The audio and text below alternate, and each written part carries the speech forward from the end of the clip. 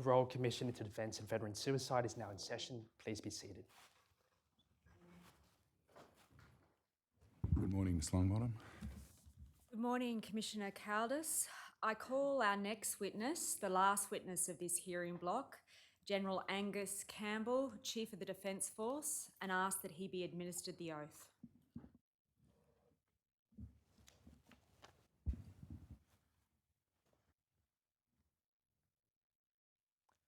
Do you swear by mighty God that the evidence you will give will be the truth, the whole truth, and nothing but the truth? I do. Thank you. Thank you.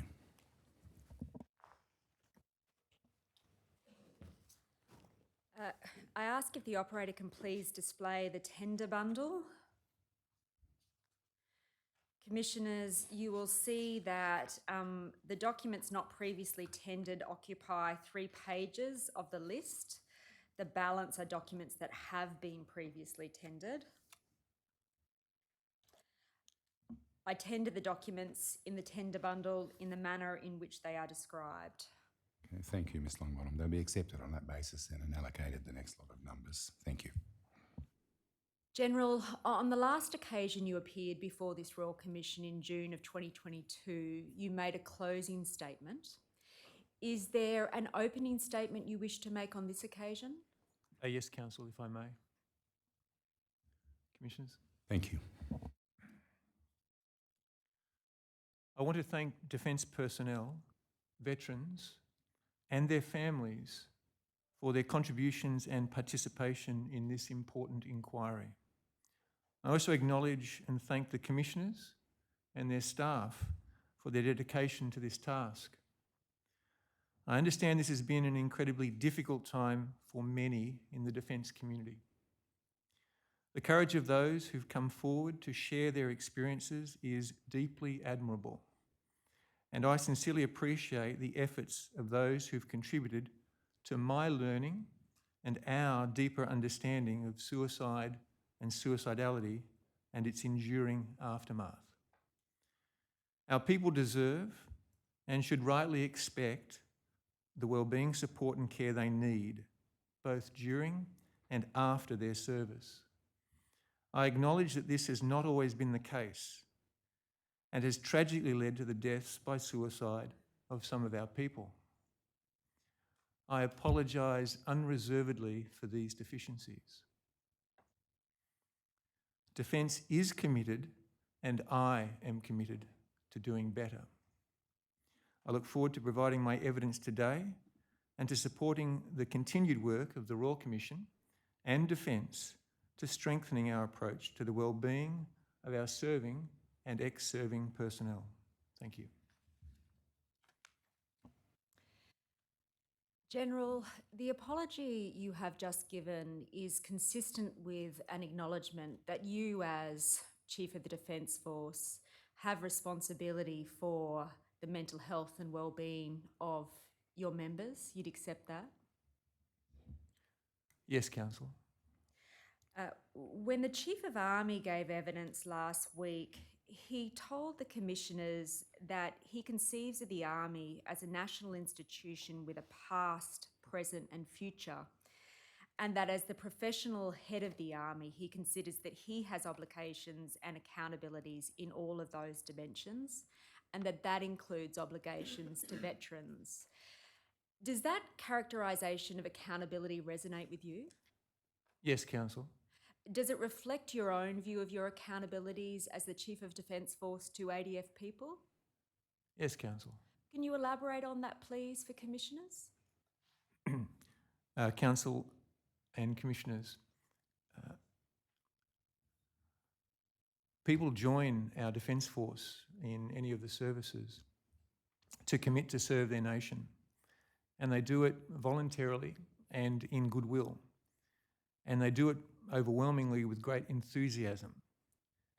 And I think that they rightly and reasonably have an expectation that their leaders will seek to ensure their care and well-being, and that when they choose to leave the Defence Force, they'll be doing so actually better able and better enabled through the positive experiences of service to be able to continue to contribute to life and society and community in any way they might choose. That has not always been the case. And it is the responsibility of leaders at all levels, but I am the Chief of the Defence Force. I am accountable for everything that happens in the Defence Force and everything that does not happen in the Defence Force. And in that circumstance, it is the reasonable expectation of anyone seeking to serve our nation that when they depart from service, they are doing so in a circumstance that enables, not diminishes, their opportunities for the future. So, General, consistent with that evidence you've just given, you would accept, would you not, that there are instances where service is not protective, but in fact causes harm to members? Yes, Council. And you would accept, would you, General, that, as we've heard over the course of the last couple of years, the prevalence of suicide and suicidality, not just amongst current members, but ex-serving members, is an adverse event for which Defence as an organisation must take accountability? Yes, Council. And you would accept, would you not, General, that as part of taking that accountability, Defence as an organisation must deeply reflect and look at whether or not there were any failures of leadership or organisational architecture that contributed to that adverse event? Yes, Council. Now, General, when you last gave evidence before this Royal Commission in June of 2022, Commissioner Brown put to you that it appeared, at least at that stage, that Defence had been very late to the party in terms of addressing the issue of suicide and suicidality amongst members and veterans. Do you recollect that aspect of your evidence? Not directly, Council, but I accept what you are saying. Let me remind you what you said on that occasion.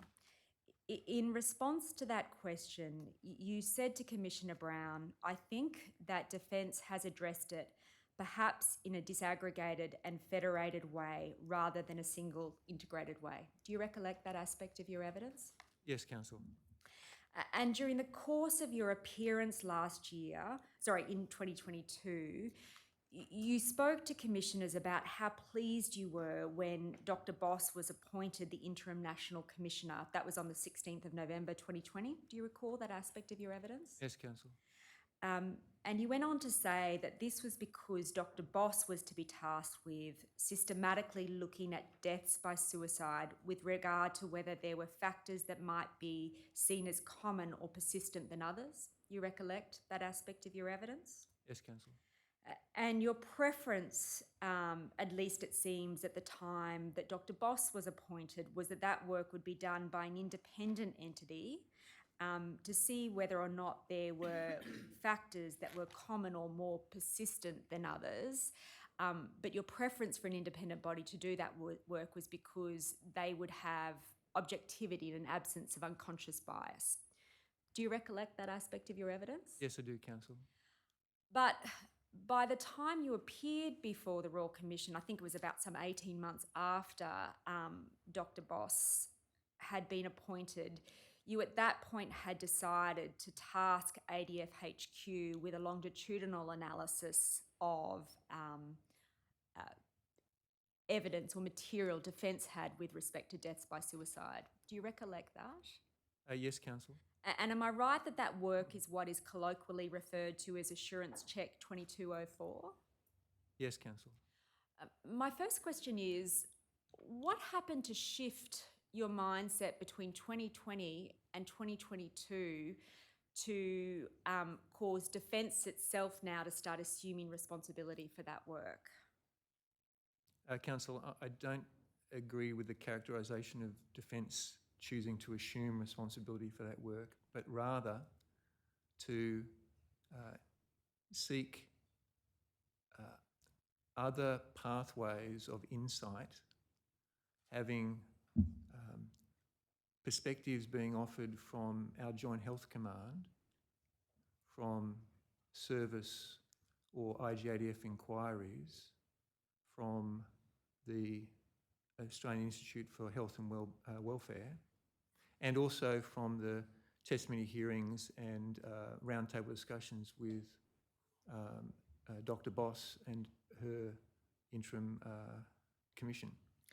And so the interest there was just to gain another perspective, looking for things that had not yet been seen. But you wouldn't cavil with a proposition, would you, General, that before that stage, and this is consistent with the evidence you gave in June 2022, that Defence had not engaged in a systematic analysis of deaths by suicide to identify where the common factors may lie? Council, I'm not sure that's correct. Certainly the work of Joint Health Command and the work of senior leaders in looking at the reports provided to us by the Inspector General were all providing longitudinal views. And your reference to 22-04 is for me about is there another angle that none of us are seeing?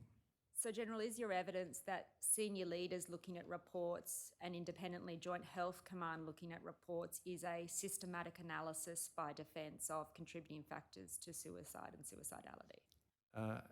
Council, I can certainly say that I was being very systematic about it. You're not an expert, though, in the issue of suicide and suicidality, are you? No, Council, but I am drawing upon from those Inspector General reports as much insight as is possible. Those accounts that you've just given of you looking at reports, Joint Health Command looking at reports, senior leaderships looking at reports, I suggest is consistent, General, with what you've referred to earlier as a disaggregated and federated approach to suicide and suicidality. You wouldn't cavil with that proposition? Council, no, I wouldn't. Could I just note, you are speaking there of an organisation that for some years has been evolving from a way to characterise it as an Army, a Navy, an Air Force, a central ADF function and a department, a disaggregated, federated arrangement into an integrated enterprise arrangement. And so that the description you have offered, which I accept, is a description you could offer across the evolution of many aspects of Defence's work and effort as we are moving from our past towards an integrated future. And is that, General, the reason you offer for why that systematic approach has not taken before? Is that really a good enough answer for why Defence hasn't systematically looked at this issue before, I suggest to you, Assurance Check 2204? Council, I think more it is a reflection that there's an institutional evolution at play, and part of that is about the consistency and quality and whole of enterprise perspective of data. Part of it is about the evolution of the legal command arrangements across the force, and part of it is the habit of our history to not be an integrated organisation. Can I suggest to you, General, that habit of not being an integrated organisation has led to Defence having, at least historically, a blind spot when it comes to the issue of suicide and suicidality? Councillor, I don't think that I'd characterise it in that fashion, rather that it could not build an enterprise picture with the quality and confidence of data that it should and does aspire to. But General, you command an organisation that takes on endeavours of an extraordinary scale and is able to execute them with precision and effectiveness. Why could that not be done before now with respect to the issue of suicide and suicidality? Part of it, Council, is that story of disaggregated federation moving to aggregated integration. Part of it is the underlying story of data visibility and connectability. Part of it is the compartmented nature of elements of our data and our approach to care. Part of it speaks to the requirements of things like the Privacy Act. And none of that I accept as satisfactory, and all of that is what we are working to move past. Could I put it this way then, General? Each of those matters that you have just raised are reasons why failings may have occurred. But consistent with the apology you've given this morning, you would accept nonetheless, would you not, that inaction on the part of Defence with respect to the issue of suicide and suicidality is an organisational failure? Yes, Councillor. And you would accept, General, would you not, that while we've heard the rhetoric that Defence's people are its most important asset, this is not the first inquiry that's exposed failings in how Defence has treated its people? Yes, Councillor. Those inquiries include, just to list a few, the 2011 AHRC report into the treatment of women at ADFA following the Skype incident. Yes, Councillor. The 213 DLA Piper review of allegations of sexual and other abuse within Defence. Yes, Councillor. The 2017 Royal Commission into institutional responses to child sexual abuse that exposed widespread abuse of younger recruits and cadets at locations including HMAS Lewin. Yes, Councillor. The 2019 Productivity Commission report dealing with the out-of-date compensation and rehabilitation system that was not working in the best interests of veterans and their family. Yes, Councillor. And you would accept, General, would you not, that until recently, and this echoes evidence we heard, including from Air Vice Marshal Courtney in this hearing block, that the priorities of Defence until at least very recently were very much focused on the nuts and bolts of the work that Defence does, the ships, the planes, and its capital infrastructure. And that at least until more recent times, there's not been a sufficient focus within Defence on people and their well-being. Would you accept that, General? I think, Council, it is insufficient, but I don't agree that there has not been a focus. And importantly, I think there has been a considerable focus in the period of my tenure across the senior leadership community of seeking to very deliberately build that single enterprise integrated view that allows us to take a significant step beyond some of the inadequacies of responses to previous reports that you have raised. And I'll come in a minute to the concept of an organisational culture of learning, but just focusing on the evidence you've just given there, you've spoken about the structural elements of Defence that have been evolving after, amongst other things, the First Principles Review. But you've also spoken about your senior leadership role as Chief of Defence Force, and I think earlier you were Chief of Army and Deputy Chief of Army. Can you give Commissioners the benefits of your insights as to the evolution of Defence's focus on particularly people and their well-being as its priority? Certainly, Commissioner.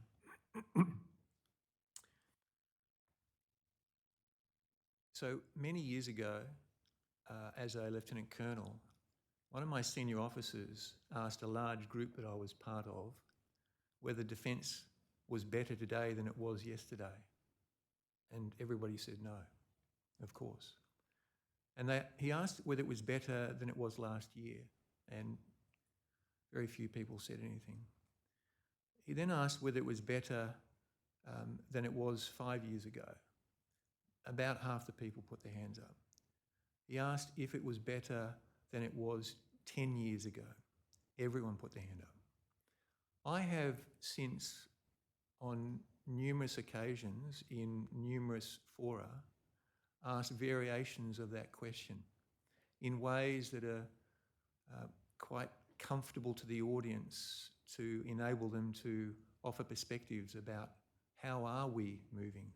We are not necessarily moving fast enough, but consistently all over the organisation there is a reflection that we are moving forward. Now, moving forward is actually about the people, not the equipment. The equipment comes and goes, and the next shiny bit of military material is replaced by another piece. But the perception of whether, as an organisation, we're moving forward is about how well and how much we are seeking to improve our performance with our people. So I don't accept that we are there yet, not in a long way. But I do believe that the organisation has consistently sought to improve from what I described, from the reports that Council has mentioned, as a very low base. And there continues to be work to be done. General, I mean, you've spoken then there about the perceptions that you've heard from members within the organisation, but you would accept, would you not, that in terms of setting the tone of Defence as an organisation, and particularly prioritising people and their well-being, that must come from the top, that must come from the senior leadership. You'd accept that? Comes from myself and the Secretary, absolutely. And General, in that vein, do you have any observations you can make to commissioners about how perhaps your own thinking or your observations of other seniors' leadership's thinking about people as their first priority has evolved during the course of your tenure? Thank you, Council. It's very clear to me that individual behaviour and the culture that enables or supports it is where we need to first focus, but also then those mechanisms of assurance that need to be strengthened. Very early in my tenure as the Chief of Defence Force, I reflected that our organisation across the board can no longer bear the multiple disaggregated expressions of values and behaviours in an organisation that seeks to operate in an integrated form and to build trust across all its components. That was a reflection that was uncomfortable amongst many people. And when I last came here to the Royal Commission, we had, in October of 20,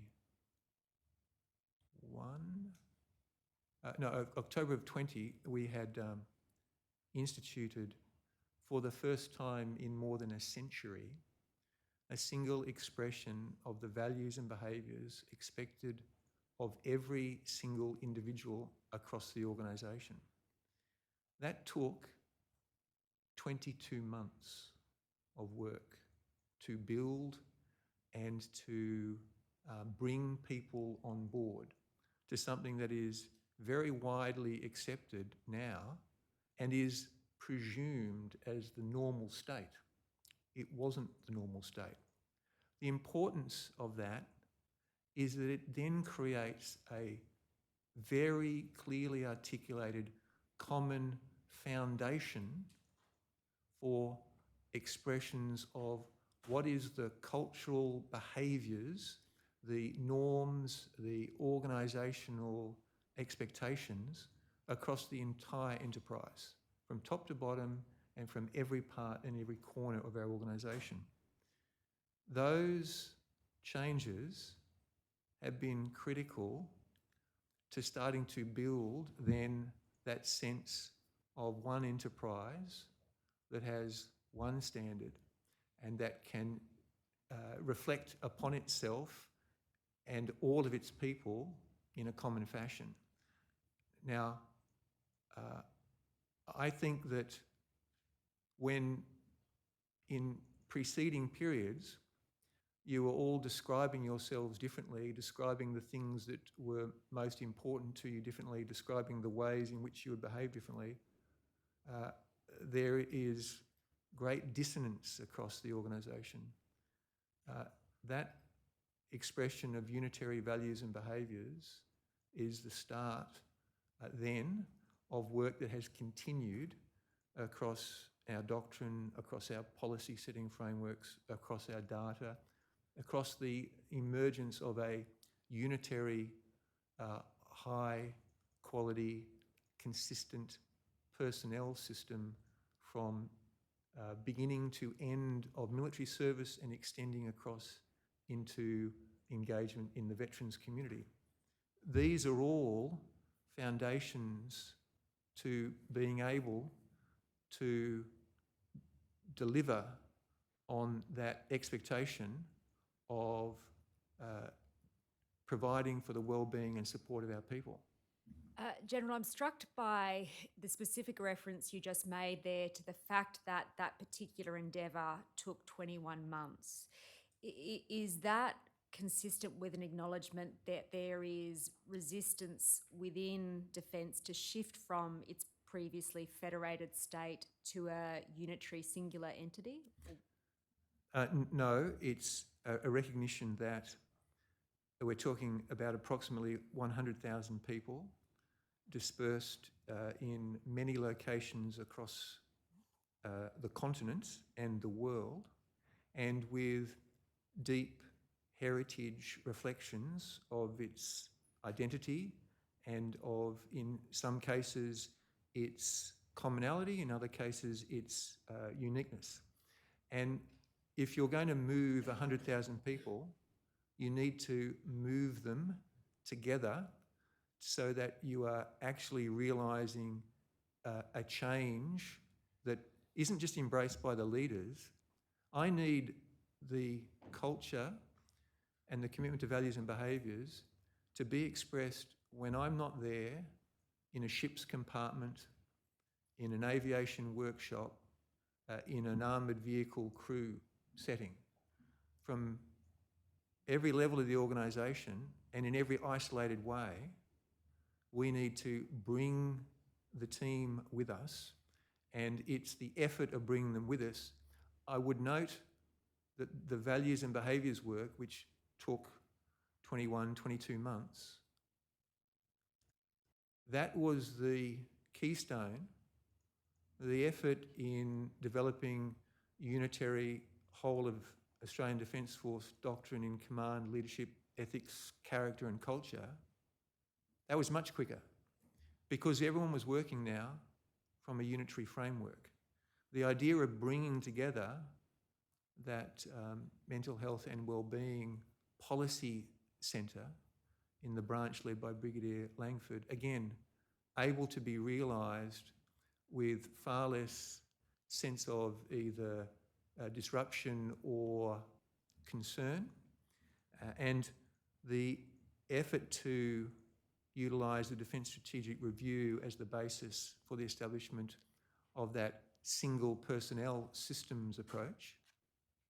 That was done again because it links to the others with alacrity. Could I just finally say, underlying all of this, the commitment to a universal database under enterprise resource planning, that we can see ourselves, that we can case manage incidents, that we have a holistic view of personnel, of finances, of material, and of systems. That's been a project that's been ongoing for some time because we are such an unusual and unique organisation.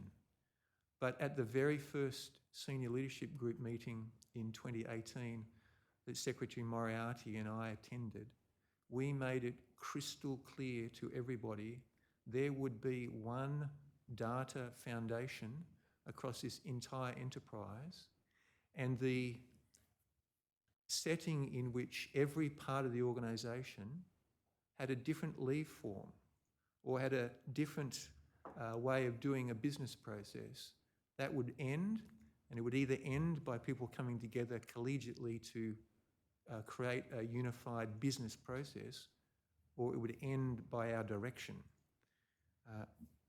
I just think that it's wrong to characterise the organisation as resistant to change.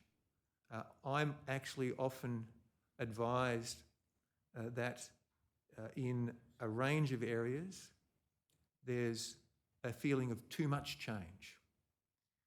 I am determined to drive change, and I think that we are driving change in the right direction for the well-being of our people.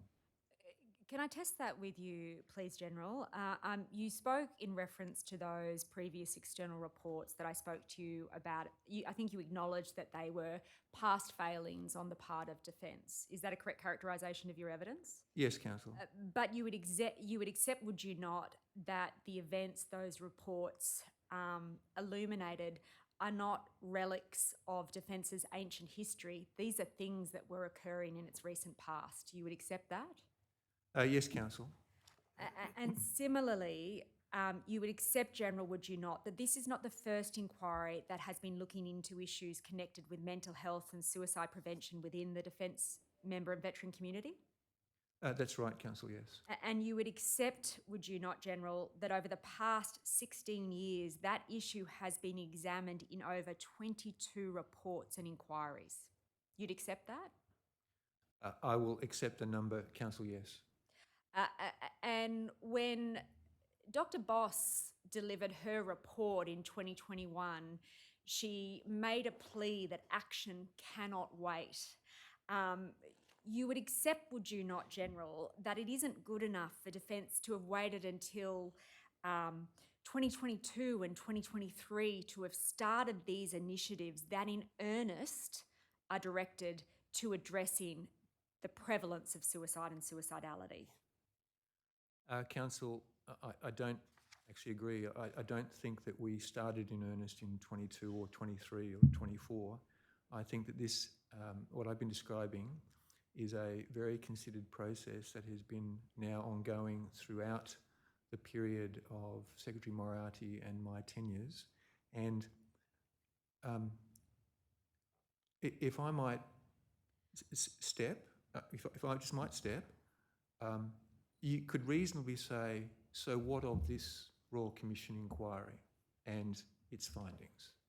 I just want to point out that this Royal Commission's findings, reported to government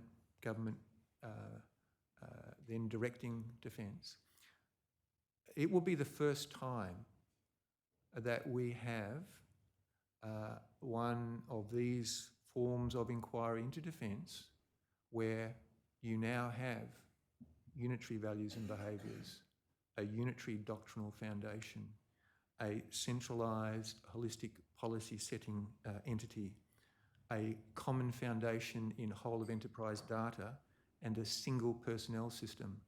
I think those 5 profoundly different realities speak to the opportunities of this Royal Commission in allowing real sustained difference to emerge, because none of those factors that I've described existed previously.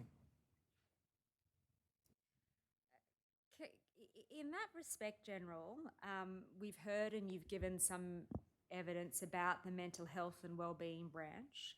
I'm right, correct me if I'm wrong about that, that this is a branch that is directed to managing mental health and wellbeing at an enterprise level, to set suicide prevention as its highest priority. to recognise that mental health and well-being is affected by multiple lifetime well-being factors beyond the mere provision of health services, to adopt a holistic and consistent approach that supports individuals, supervisors and teams amongst others. That's a correct characterisation of what that branch is directed to achieve. Yes, Council. You directed that branch be established in 2023. Why couldn't it have happened before then?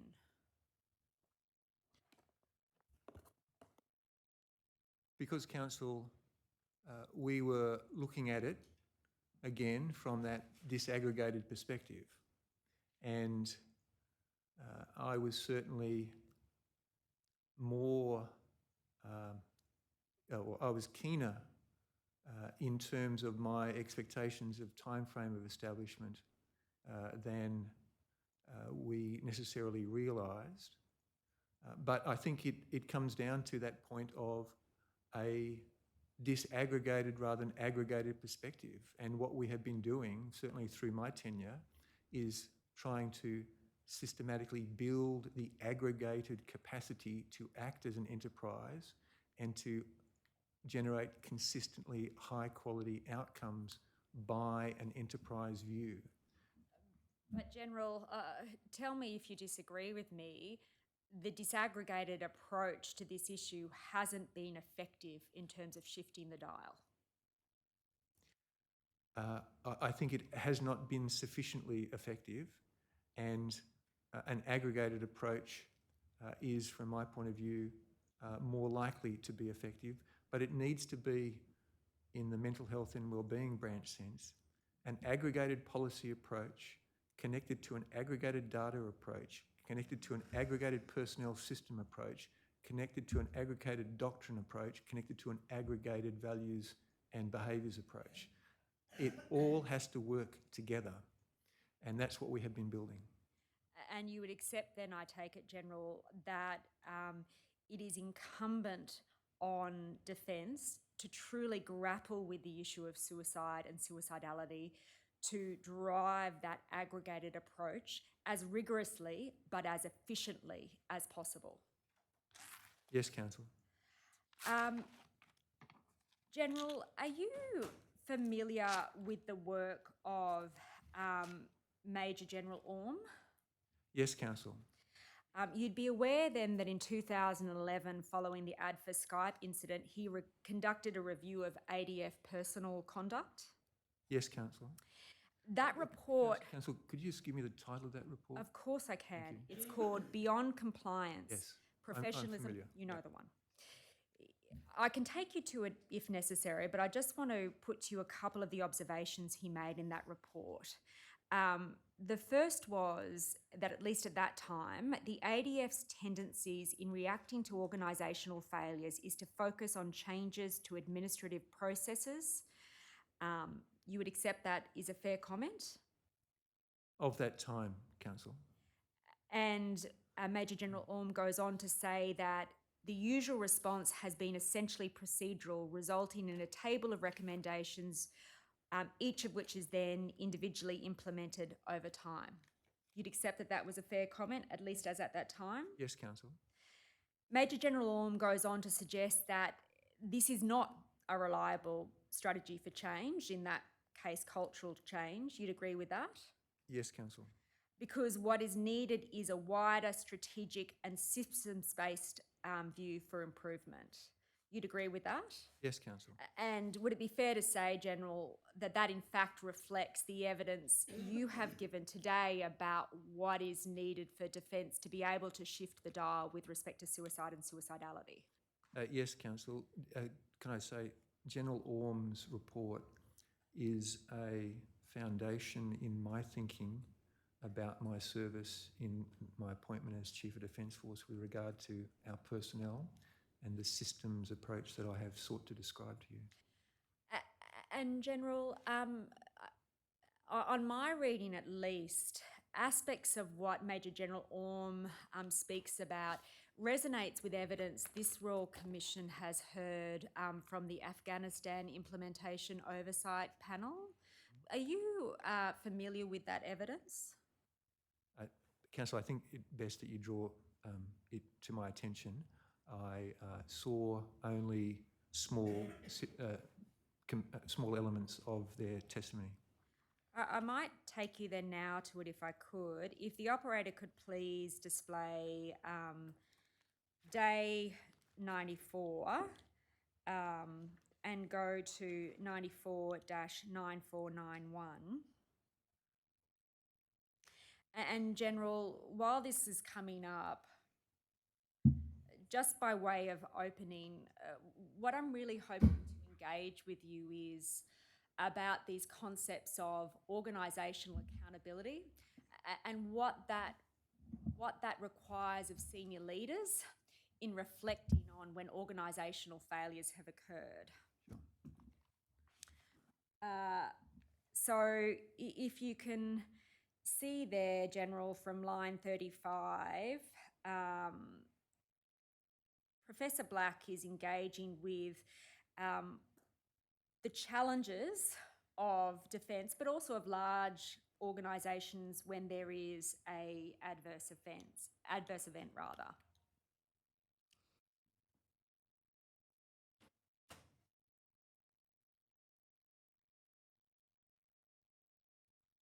Yes, Counsel. And he observes there that while Defence is a large organisation, in a number of respects, it's not different from any other organisation. You'd accept that that's a fair characterisation? Yes, Counsel, of the largest organisations, yes.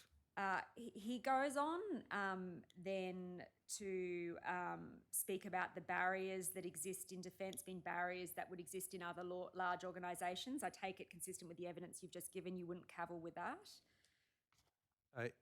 Yes, Counsel. If the operator can then please go on to 94-9493.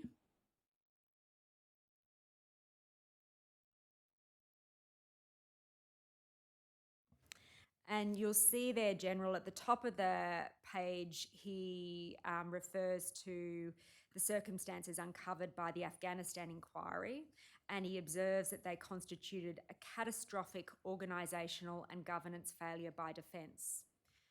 That's a fair characterisation? Yes, Counsel, I would accept it by Defence in my particular role and profession.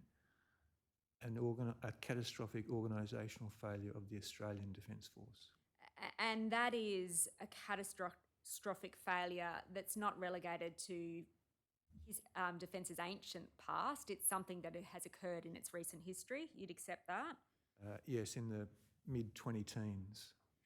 Now, if you go on then to line 30 of that page.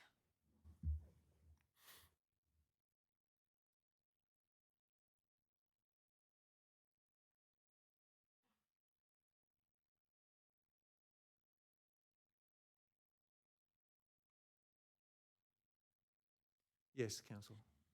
Mr. Cornell gives evidence there that the usual reaction of an organisation when there is such an adverse event is to take responsibility for what occurred, whether they knew it or not, and to do whatever is required to put matters right.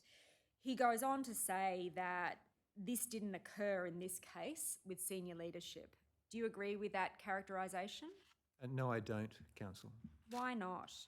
Because I think I stood up in front of our nation and took absolute responsibility and apologised to Australia, to all those defence personnel who were affected, and to those in Afghanistan who may be affected by the credible information of allegations of unlawful conduct that Justice Brereton identified. And that's really precisely the issue I wanted to talk to you about, General, because you would accept that an apology is the beginning, not the end of accountability. Yes, Counsel.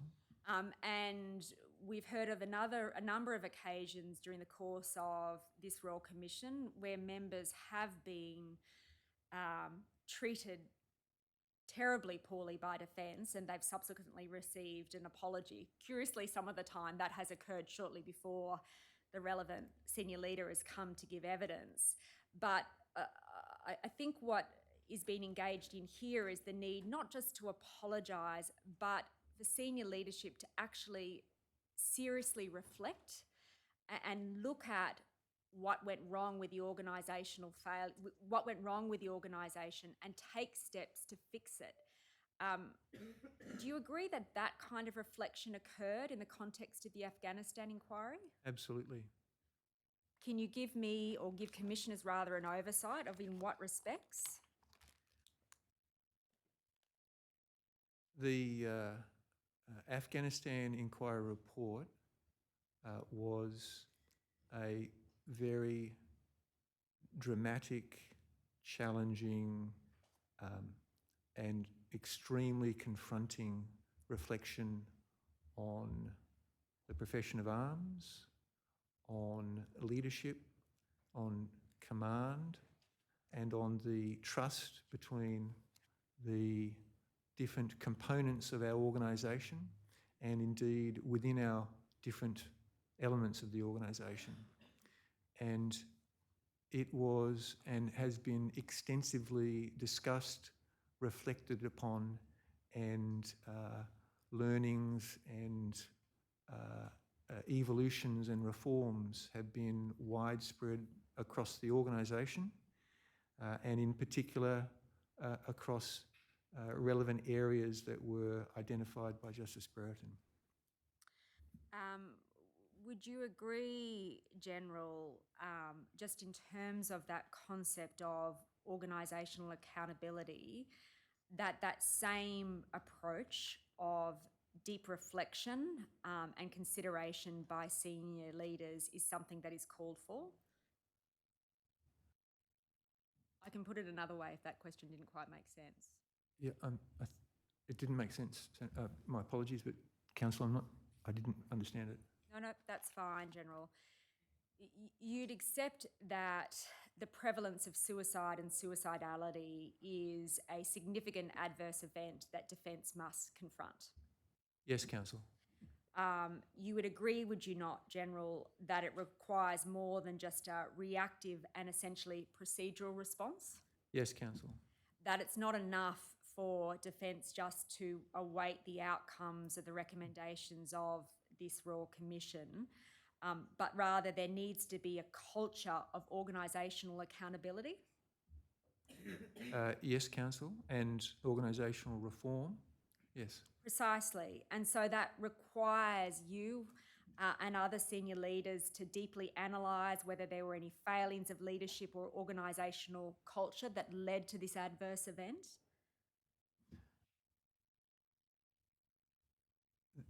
This adverse event you're speaking of suicide and suicidality? Prevalence of suicide and suicidality. Yes, Council. And that senior leadership needs to seek to learn from those failings and create organisational change where it's needed? Yes, Council. Now, you've spoken in evidence today about a number of the sort of efforts that are currently being undertaken with respect to this issue, but what assurance can you give this Royal Commission that Defence won't take an essentially procedural response to suicide and suicidality, but instead will embrace an organisational learning culture? So, Council and Commissioners, my point of raising those particularly 5 areas of organisational reform initiative is to emphasise that we are seeking to be prepared as an organisation to be able to both implement as an organisation and also, another initiative that I have not mentioned, to be able to confidently assure as an organisation, while with the expectation that we will see external assurance also being required of us. I am very, very clear across the senior leadership of our organisation, there is a desire to deal with this issue in a way that's good for our people. There is no, I see no restraint or hesitancy to wanting to deal with this. And I do think we are positioning the organisation to finally as an integrated organisation that sees itself as a whole, to be able to deal with it and to be able to demonstrate that we can assure that we have dealt with it, and not simply in a tabulated procedural box-ticking fashion, but in profound organisational change, and most importantly in that, in profound and progressing cultural change. Because to my mind, it is the manner of the experience of service by a person from all directions that is really the first protective factor that we can provide to our people. And General, I think it is evident from the evidence that you've given today that on a number of occasions you have set clear expectations and directions to those under your command to deliver that particular vision. That'd be a fair assessment? Yes, Councillor. You are shortly to end your tenure as Chief of the Defence Force. What assurance can you give commissioners that the person who assumes your role will lean into the issue in the same way that you have told us you have? Council and Commissioners, my colleagues have served in our Defence Force typically for 35 to 40 years. They have seen it evolve.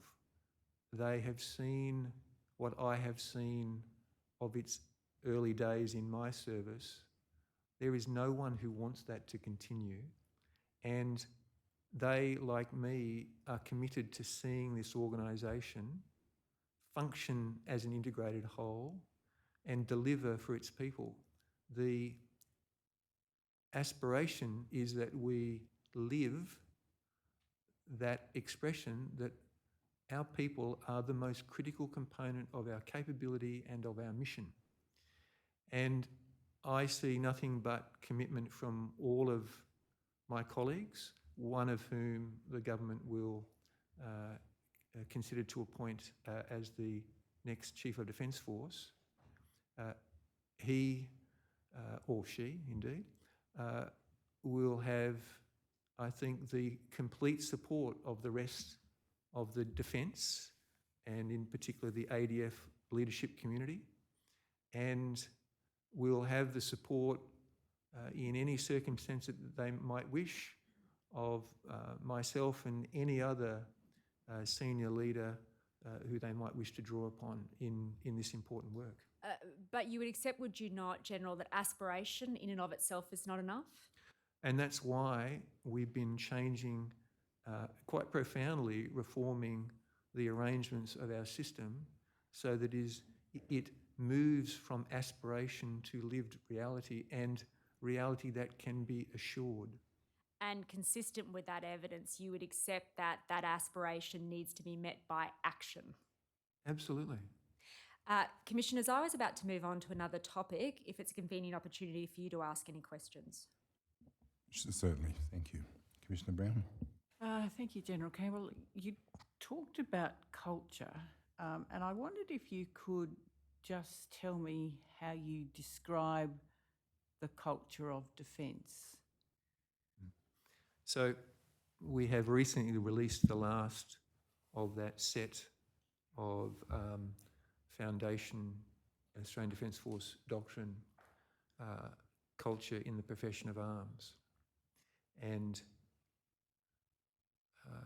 the culture that we require is one whose foundation is defence values and behaviours.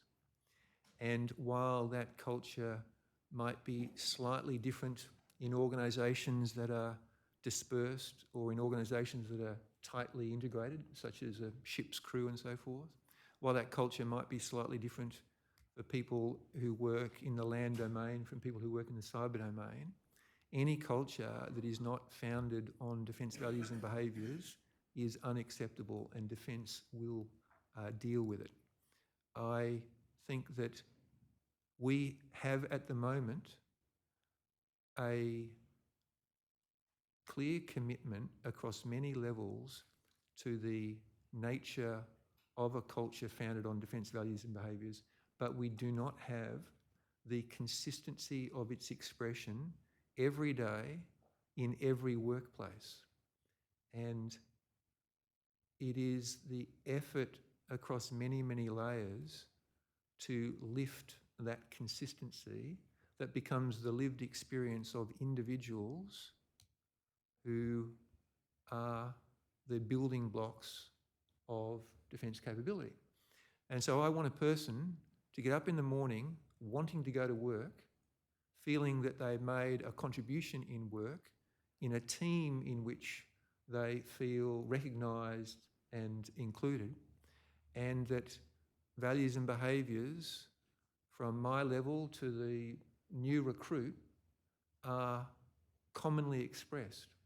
Now, that's the effort and that's the challenge of cultural reform, in that building that takes time and it most importantly takes consistency over time. But I do believe we have the foundations for the realisation of that consistency. Thank you. I mean, I think what you're saying is that culture has deep roots. Indeed. And it does take time to change.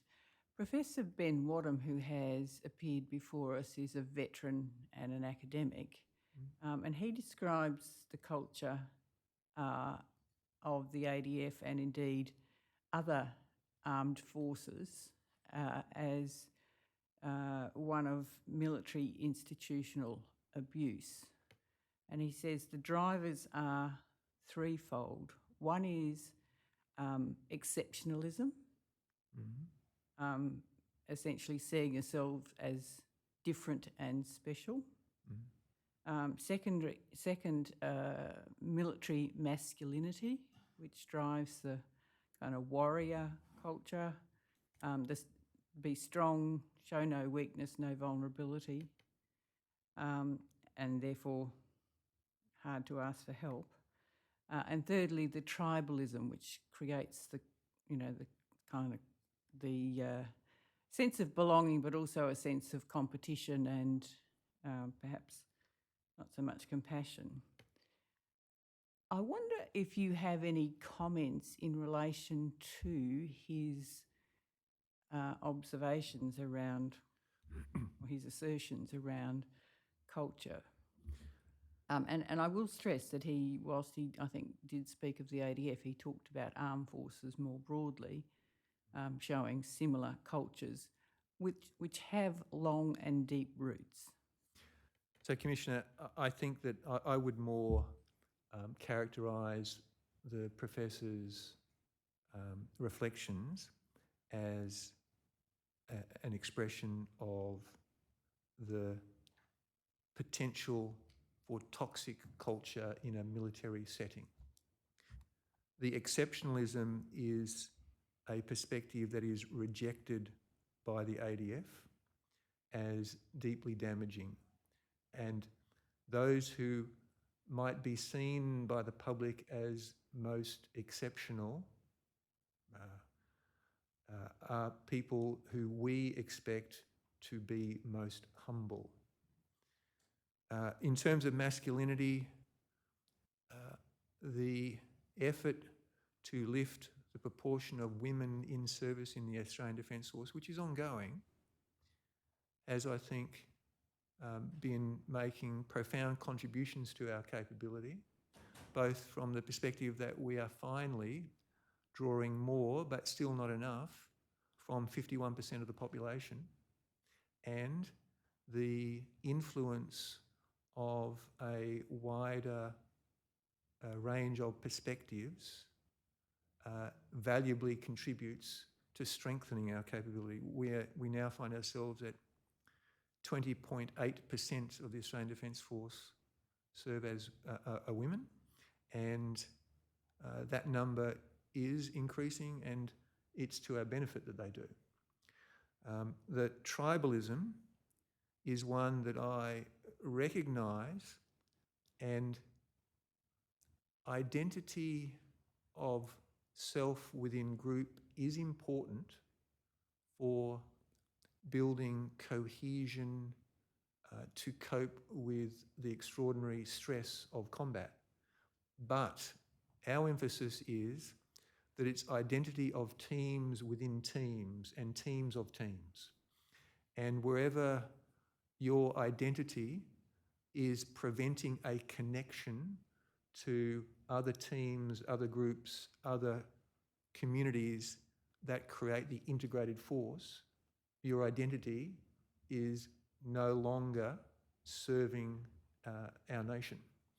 So his reflections, to me, express an extreme. They don't express the norm of ADF experience. And we are very alert to those three extremes. And indeed, as the Council has mentioned, at different occasions, we have seen each and all of those extremes. They are elements that are reflected in the sections on toxic culture in our culture doctrine. So I'm pleased to hear that you're alert to them and that you're specifically going to be targeting those as part of the pathway forward. Can I perhaps go back then, and I did ask this question of the Associate Secretary the other day, but it's probably appropriate to ask it of you as well.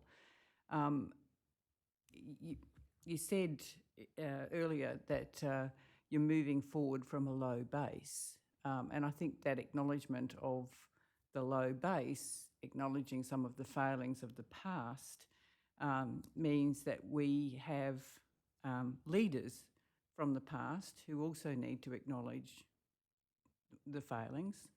Some of those past leaders are still in, they're not currently in the ADF, but they're still in positions of influence. How do you propose the ADF should engage with those former senior leaders, still people of influence, to actually bring them on board with this process of cultural change that needs to occur?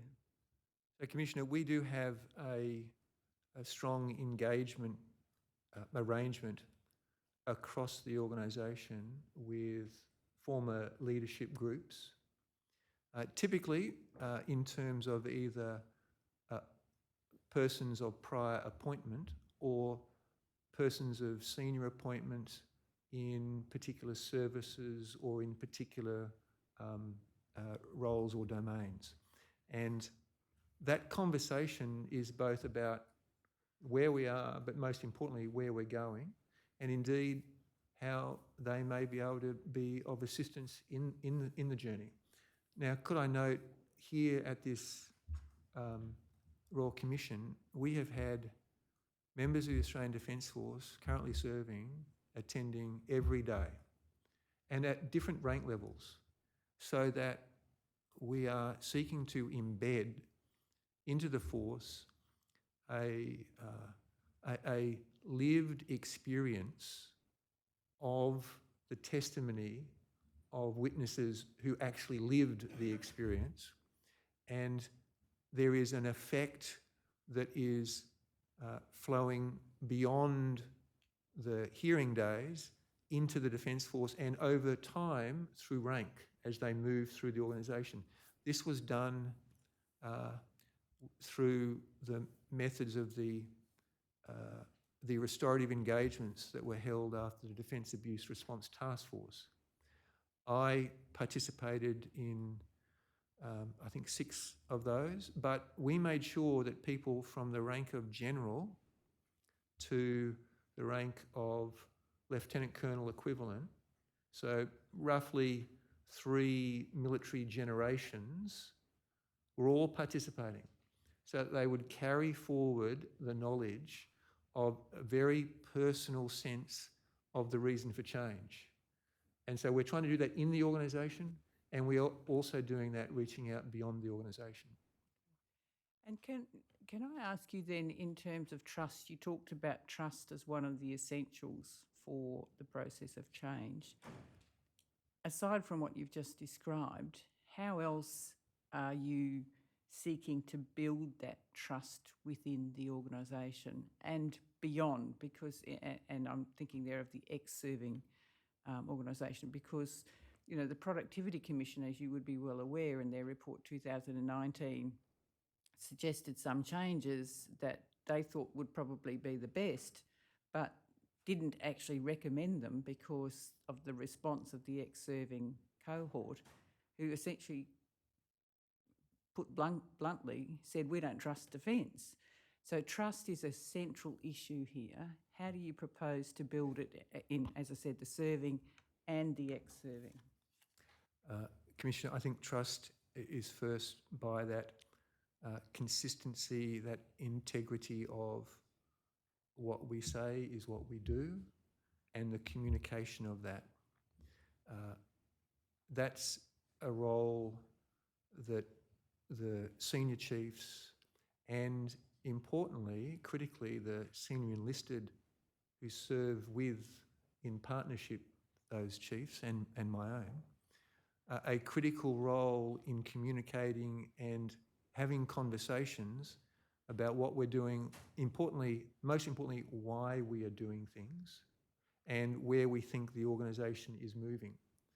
The more that you do that, the more people, even if they don't necessarily agree or they're not comfortable with it, they build an understanding of why we're moving in a particular direction. We do that, my colleague, Warrant Officer Robertson, and I do that in things like the junior non-commissioned officer leadership forums that we have been holding throughout I think they were established in about 2012 but have continued ever since, where I can assure you I get very, very robust feedback and very direct questions, which when you take the opportunity to explain the background to issues, you can see people coming on board because they're connecting between layers of the organisation. That's something that, as the Senior Enlisted Advisor to the Chief of Defence Force, Warrant Officer Robertson does every day, and it's something that I seek to do as often as I can. So trust is something you have to build and you have to maintain. In terms of the ex-service community organisations and the Productivity Commission report, my sense was that they perhaps were not trusting that defence, looking to the defence of the nation today and into the future, might be as sufficiently attentive to their needs, and that having a separated Defence Veterans, Department of Veterans Affairs was in their best interests on balance. But we do have a number of fora where we engage with ex-service organisations. A challenge in that space is there are now so many. And there are the large, well-known institutions, but then there are very small micro ESOs, and it's a kaleidoscope of both good intention but very variable capacity and reflection or appreciation of what Defence is doing, what Veterans Affairs is doing, what the whole community is doing together. Thank you, General. Just on what you said, you used the words, what we say is what we do. Yes.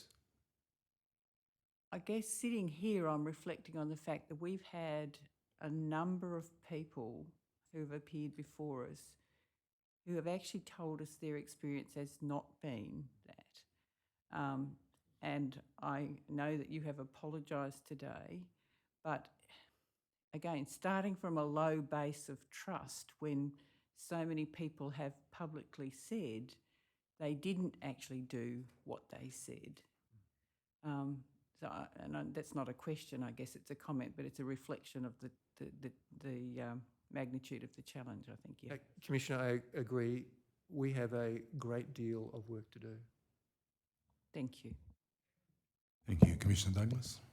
Thank you, General. Earlier on, you spoke about that 22 months the organisation spent to get a single expression of the organisation's values and behaviours. That's right, yes. Can you tell us what the expression is?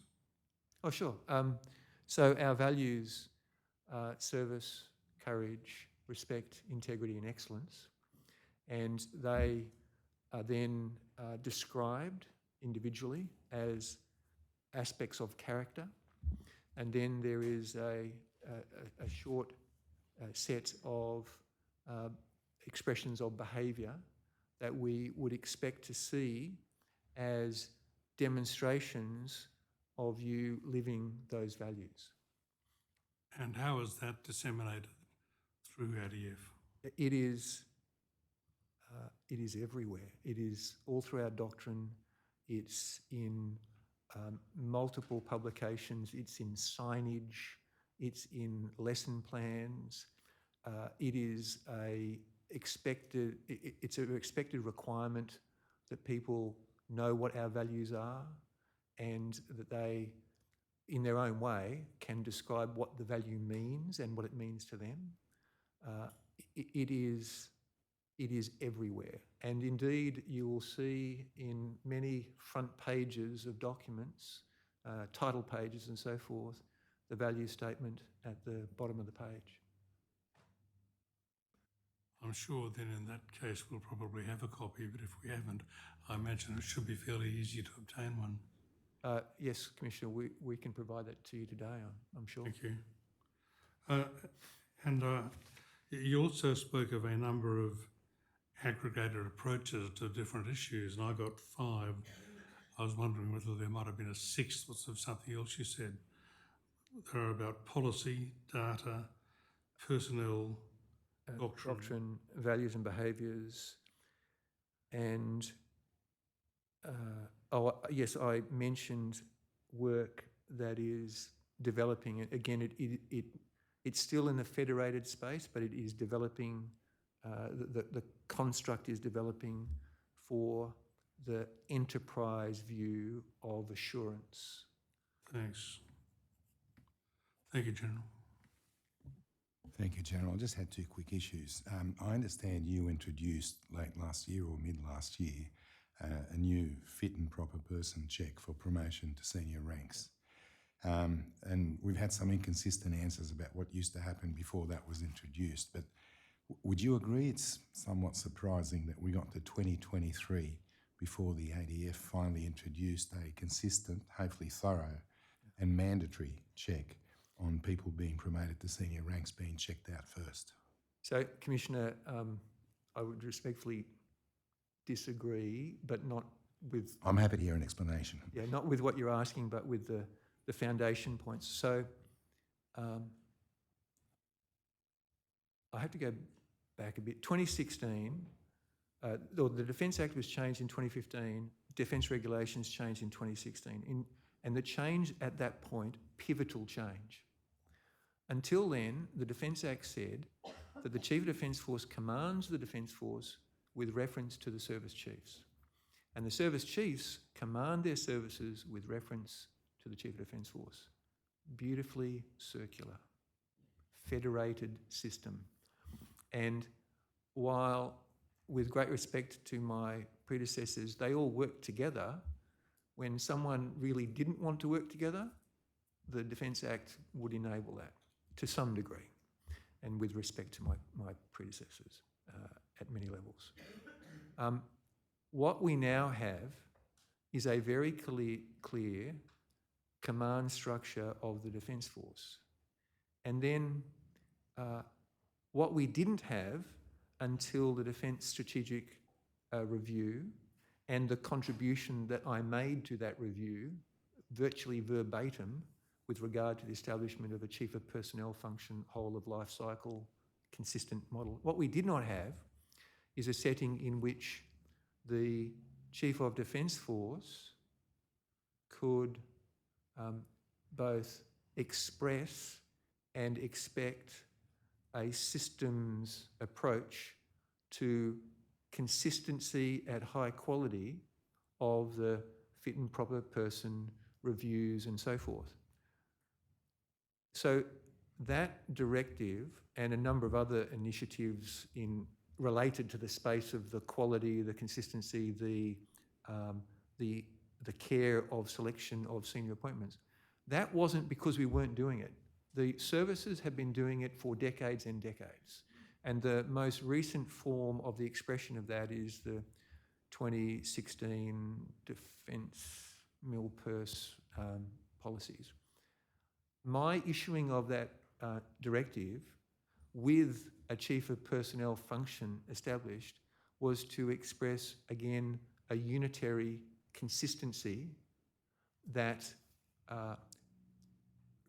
irrespective of whether it was consistent previously by the good works of the services, now there was one place expressing one model that was to be applied everywhere. So my point is, I do believe there has been absolutely fit and proper person checks. I now know that there is a singular command direction from the chair, myself, of the STAR planning meeting that meets to consider the appointment of senior officers. So this is just part of that story of building, where it is appropriate, unitary consistency across the force and across the enterprise. There are many areas which are rightly and should be maintained in a service or domain setting, and those I don't deal with. Am I right then to take away from what you've said is that it was there but perhaps wasn't as consistent and tight as you've made it last year? And I appreciate you haven't been there for the last 100 years, but... Yes, Commissioner, I think that's fair. Thank you. Council took you through earlier some of the previous inquiries that predated us, the DLA Piper review and the DART report in particular, where thousands of people came forward with what was deemed to be credible complaints, the ADFA and Skype inquiries and so on. And we've had a couple of different answers on this question, but where in the ADF, if anywhere, is the sort of corporate memory or organisational memory, the lessons learned, where is that stored, analysed and utilised down the track, if anywhere?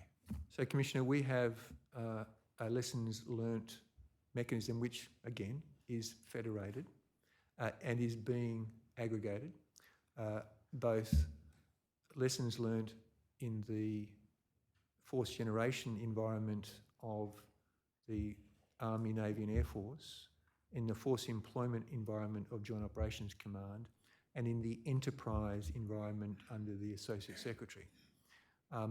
Part of the reason that we had people attending and participating at many rank levels in those restorative engagements was to create a degree of DNA lesson learning, human lesson learning, in the movement and development of our people.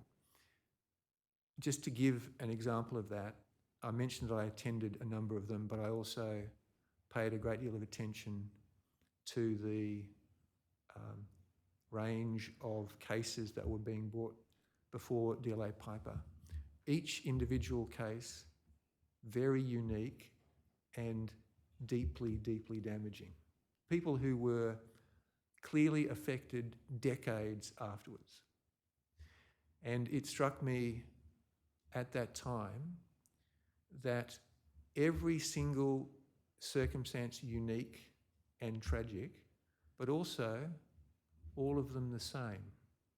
And what I mean by that is every single one of them was an expression in its unique form of an abuse of power and the disrespect of a person's humanity.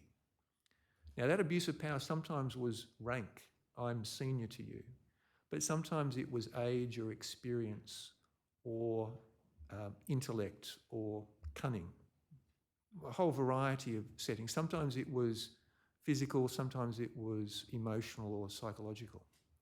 But the learnings of that are a core component of the speeches I give all around the Defence Force when we're talking about values and behaviours, culture, and understanding our power and how we must use it for good.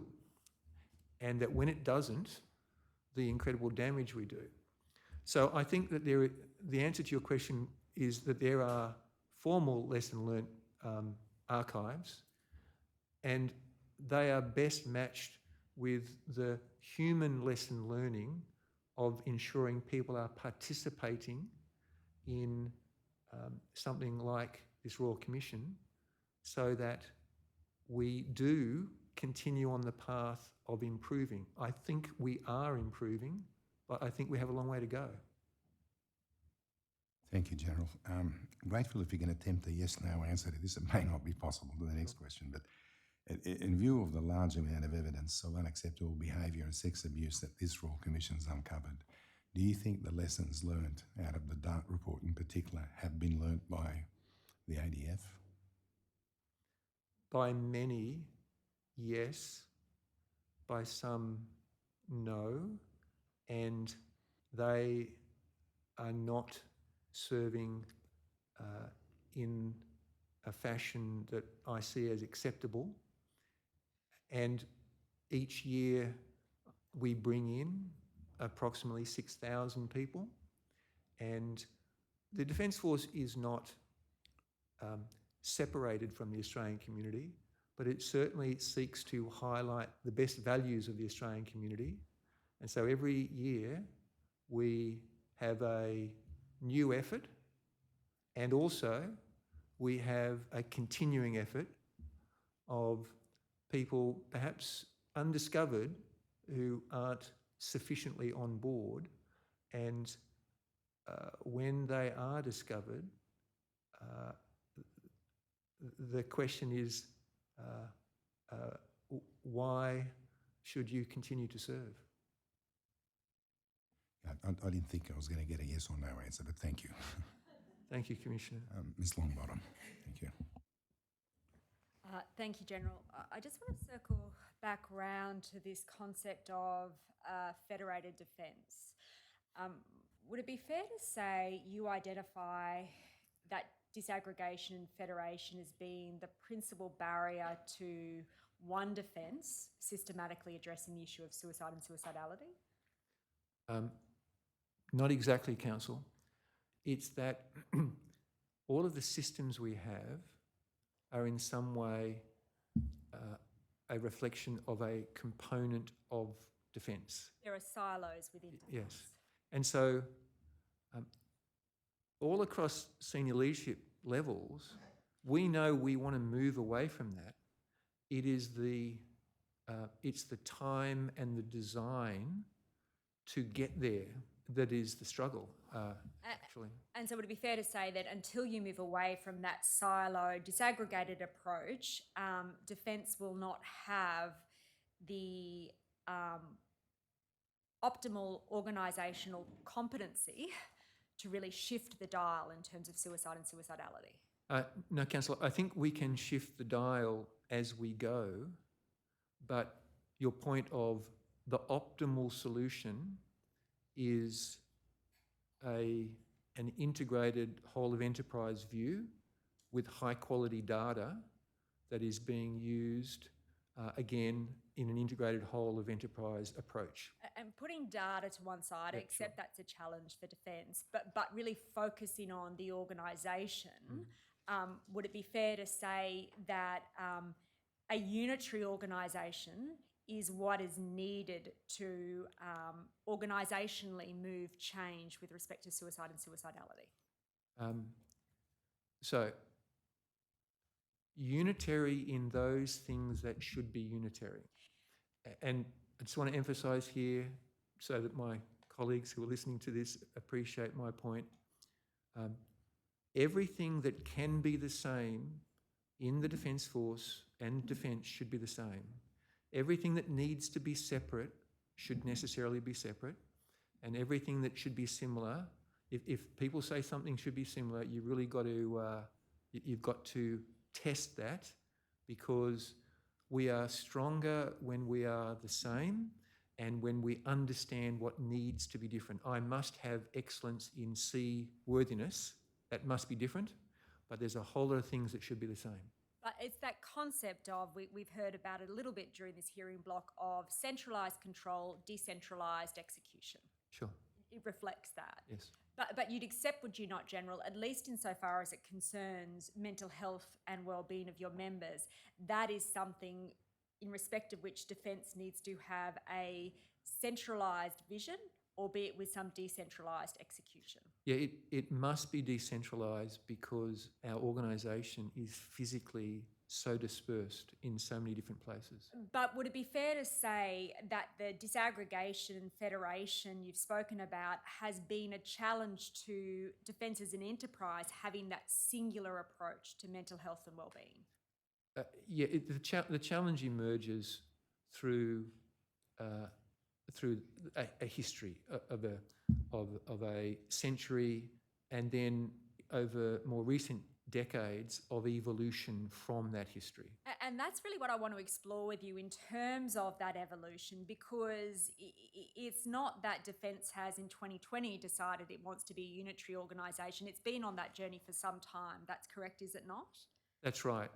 And you've spoken about a couple of milestones in that journey. I think one of them you spoke about were the amendments to the Defence Act. That occurred in about 2016. Am I right about that? That's correct, yes. And then the other principal evolution I think you've spoken about is what's emerged most recently out of the Defence Strategic Review, culminating in Joint Direction 10 of 2023. Yes, that's right, yes. So in terms then of what can be expected of Defence infrastructure to deliver a singular approach, am I right to understand the effect of your evidence to be that now we have a singular ADF personnel system, there is no barrier to Defence taking that unitary approach? I think that is correct, Council. I think the key foundation blocks for a unitary approach are now in place. But prior to then, so prior to 2023, you did not, as you say, have those foundational blocks that would enable you to do what you have to do to address Defence, veteran suicide and suicidality. That's right, Council. They were being built. There's one addition that I think is foundational, and that is that second level whole of organisation assurance function across personnel, systems and capability. And I think, you know, as you've spoken about earlier, large organisations take time to change, but you would accept that for the members and veterans and their loved ones who've lost members while Defence has been on that journey, that really is a tragedy. Yes, it is absolutely a tragedy. Now, you've spoken about the intersection between culture and mental health and well-being. Do you have any observations you could make to commissioners about cultural issues that may contribute to suicide and suicidality amongst members and veterans? So, Commissioners, wherever people do not feel that they are being included, that they are being respected, that they are being given opportunity to grow and develop, that is a cultural space in which the risk factors are rising and protective factors, sense of trust, cohesion, a sense of common purpose and so forth are diminishing. And it is, as I've said, that challenge of emphasis across the entire force that it is right culture that we seek, because any other pathway, the tragedy of suicide may be the result, may be some of the effects that we saw from the DLA Piper work in the Defence Abuse Response Task Force, many terrible outcomes, the suicide being that worst form, from culture that undermines a sense of personal well-being, personal identity, and personal value and contribution. So that's why I think culture is so critical, getting culture right. And you've spoken there about culture in the context of protective factors. It would be fair to say you would accept then, General, that culture is only a protective factor when the system is functioning well. Yes. Could I just note, Council, that when people join, they are joining with that sense of optimism, confidence, and a openness to trust. And when that is the environment they experience, very strong protective factors. When that's not, and the first thing that collapses then is, I think, trust, then serious risk factors can emerge. And in that respect, General, you would accept that poor culture is and continues to be a significant challenge for Defence. It is a challenge, and the challenge of it is that it can be expressed in the smallest groupings or in much larger settings. So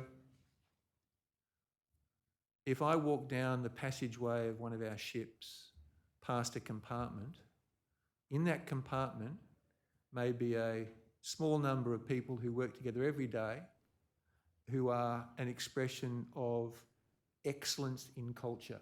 And from excellence in culture, excellence in team capability and performance. But in that compartment, or in that armoured vehicle, or in some other work setting, it might be the reverse. And I don't just have to get the big culture spaces right. I and the layers of people between me and those compartments, got to get all of them right. And that's where I think it's useful to refer to the idea of microcultures, which may be exemplary or toxic, and more general cultures. The more people involved in a cultural setting, the more likely that its weaknesses are going to be identified and declared. The smaller the spaces, the more potential there is for misuse of power in circumstances which are negative. Accepting that to be the case, you wouldn't suggest that is a justification for poor culture or unacceptable behaviour? God, no. And as we know, unacceptable behaviour has in particular been a persistent issue for Defence over a number of years. You'd accept that? Yes, Councillor. Data we have received indicates that above 25% of members report experiences of unacceptable behaviour, and that's largely stayed static since at least 2018 to 2022. You'd accept that? Yes, Councillor. And you'd accept, would you not, that unacceptable behaviour is a psychosocial risk factor? Yes, Councillor. And that it is something that may cause suicide and suicidality amongst members. You'd accept that? Yes, Councillor. Could I note dealing with unacceptable behaviour can be then a protective factor. Undealt with unacceptable behaviour, definitely I accept as a risk factor. Well, can I suggest to you in that respect, General, that the data suggests that those who have reported experiences of unacceptable behaviour are at a much higher, they are in a high to very high psychosocial risk climate as compared to other members of Defence.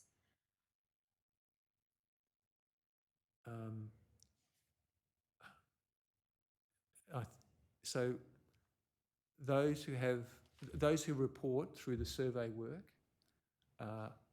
yes, I accept that, Council, but I'm not sure that that is exactly right in terms of those who have reported it as opposed to an anonymous survey mechanism, but into a system for it to be dealt with. So you're talking about a subset of people who've reported unacceptable behaviour and may have had it resolved to their satisfaction. I'm just making a distinction between the survey data is absolutely an indicator of psychosocial risk factors. The reporting and the confidence in dealing with unacceptable behaviour is a protective factor. Well, I want to focus particularly, if I can, on that particular link between unacceptable behaviour and psychosocial risk, particularly people who experience unacceptable behaviour reporting a higher level of psychosocial risk. Given you accept that the dial hasn't shifted in terms of this issue, what are you doing to address it, and what more do you need to do? Well, Council, it is a constant effort at encouraging reporting of unacceptable behaviour and the effort to demonstrate that that reporting does have consequences, and to see the variety of pathways of reporting being as widely known as possible to encourage people who might otherwise be hesitant if they thought they have only one or two choices in ways to report concerns of behaviour. And so I take it you see reporting as being the principal mechanism by which you reduce the prevalence of unacceptable behaviour within defence. So it's a combination of the efforts that we've discussed in terms of building right culture should mitigate or diminish instances of unacceptable behaviour, and confidence in the variety of pathways, one hopefully best suited to the individual circumstance, to report when unacceptable behaviour does occur. But you would accept, would you not, General, if the rates of unacceptable behaviour are a measure, those strategies have not been effective to date in really shifting the dial? Yes, Council. And so what can Defence do better to achieve that outcome? Well, one of the things that we are doing is seeking to better communicate to the relevant parties, to the degree that it is appropriate, what has occurred through the resolution of concerns for unacceptable behaviour, so that better informs and we hope gives confidence to people who might find themselves in a similar circumstance, that they can be confident that if they report, action is taken. That's really a reactive I understand. measure. Yep. What are you doing proactively? And I think the key element here is to be laser-like focused on right values, right behaviour and culture.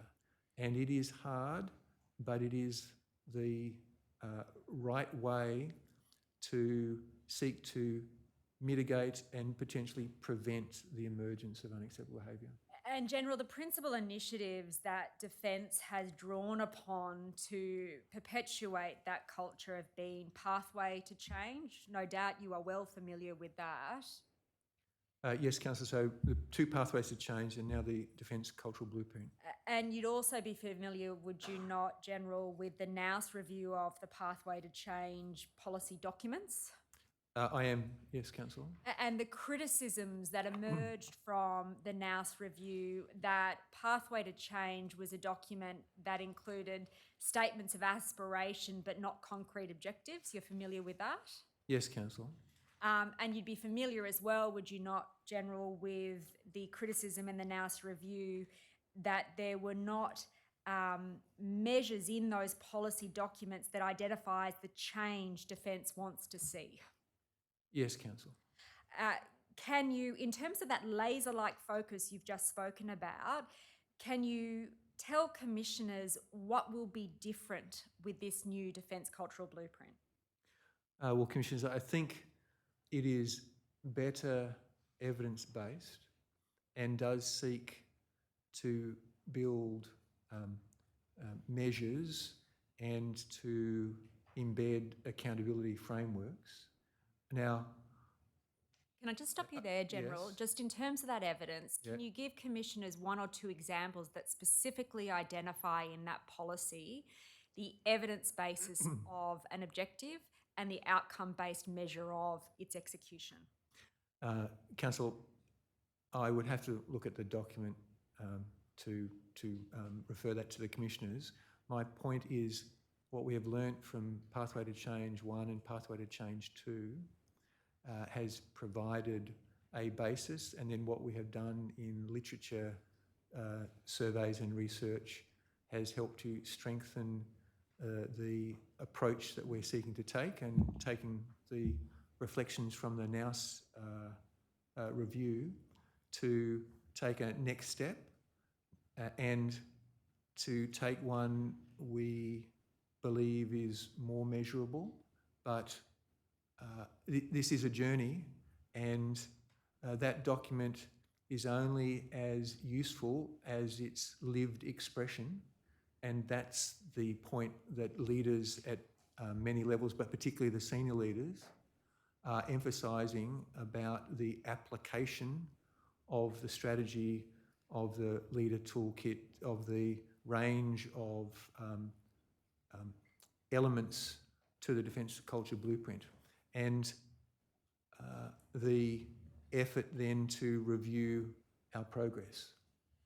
I might ask you, General, if you can, over the adjournment, to refresh yourself about the Cultural Blueprint and give commissioners some specific examples.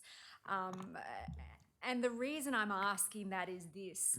We've heard from you and other senior leaders within Defence statements of generalisation about Defence is doing a lot, but it needs to do more. Defence is on a journey. What the course of the last 3 years has really embedded, I think, in this commission is the need for concrete action now. And so in that vein, I would ask if over the adjournment you could identify some specific examples of what you've just spoken about in that blueprint. Sure. Now, I might move then, if I could, General, to a further exploration of the factors within service that may contribute to suicide and suicidality of serving and ex-serving members. Now, this was a topic about which you gave evidence in your statement to the Royal Commission dated the 7th of June 2022. I might just ask the operator if they could please turn that document up. It's DEF.9.001.0344.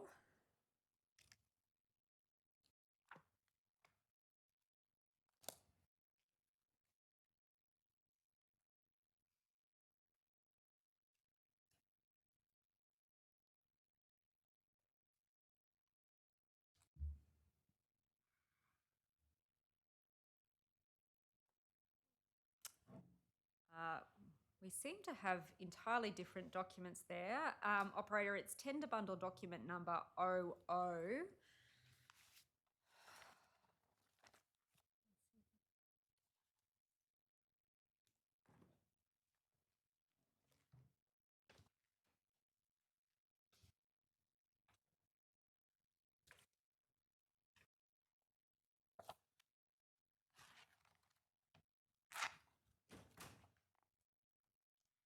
It's DEF.9.001.0344_R. My apologies.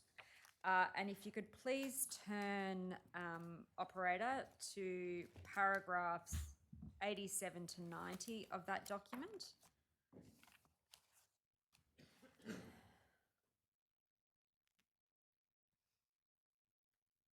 I'll give you a moment to refresh that aspect of your evidence, General.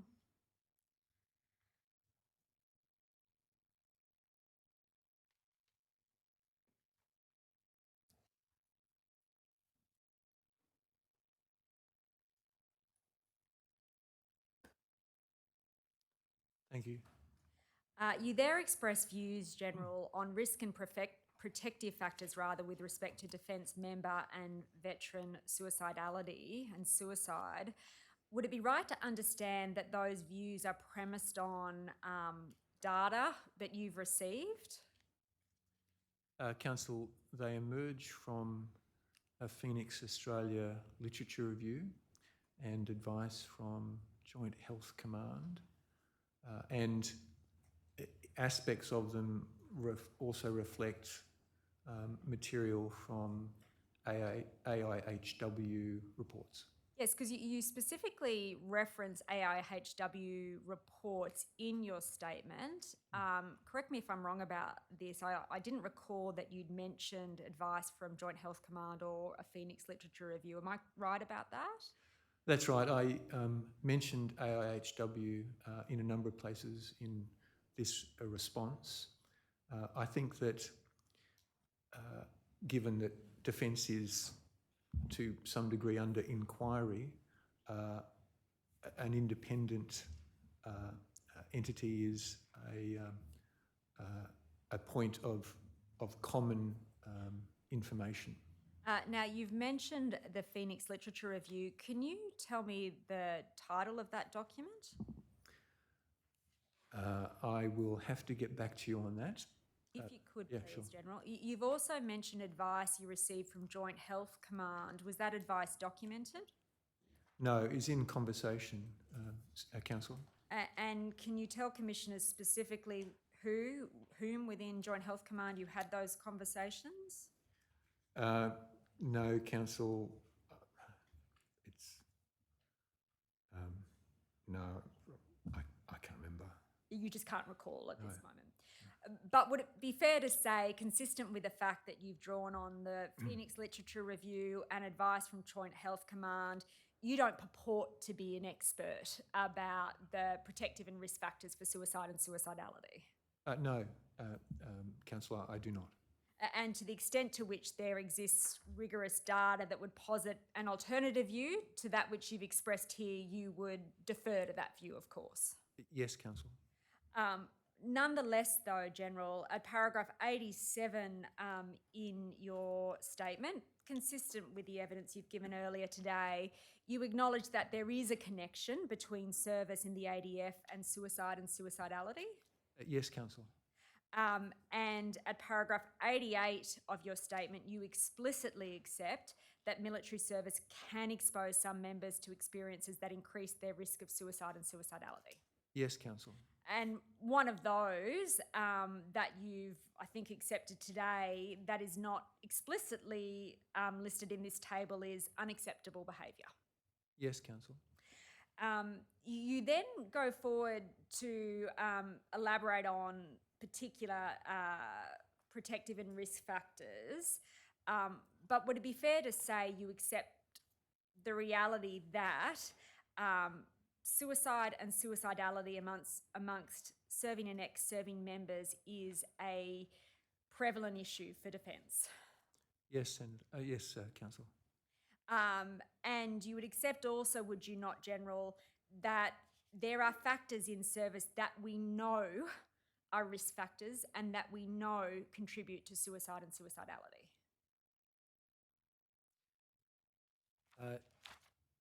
Council, I think there can be factors in service rather than there are, and my point in distinction here is, as we discussed previously, when culture is right, I would suggest, as a non-expert, that protective factors predominate.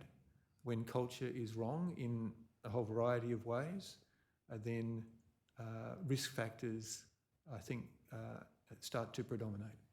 Well, General, can I suggest to you your statement goes further than that? I mean, it identifies, if you look at 90F and 90G, They are two factors in service that you identify as a risk factor for suicide and suicidality. That's correct, Council. Yes, yep, So I accept that. you don't cavil with a proposition No, that I there don't. are factors that we know. Yes. And if I could just expand upon that, you've accepted that F and G are factors that are intrinsic in service, but can I suggest as well, K also falls into that category, transition out of full-time service within 3 years? Yes. They are factors that are directly connected to service. They are, Council. But can I suggest to you, General, that there are other factors that you identify in paragraph 90 that have a indirect but nonetheless present nexus with service? And if it would assist, I can take you through a couple of them. No, I agree, Council, there are, yes. So, for example, if we could start with subparagraph C, stigma and a reluctance to seek health. This commission has heard a substantial amount of evidence about a real stigma associated with help seeking, particularly around mental illness. You would agree that's an issue for Defence? Yes, Council, I would also acknowledge I think it's an issue for everybody.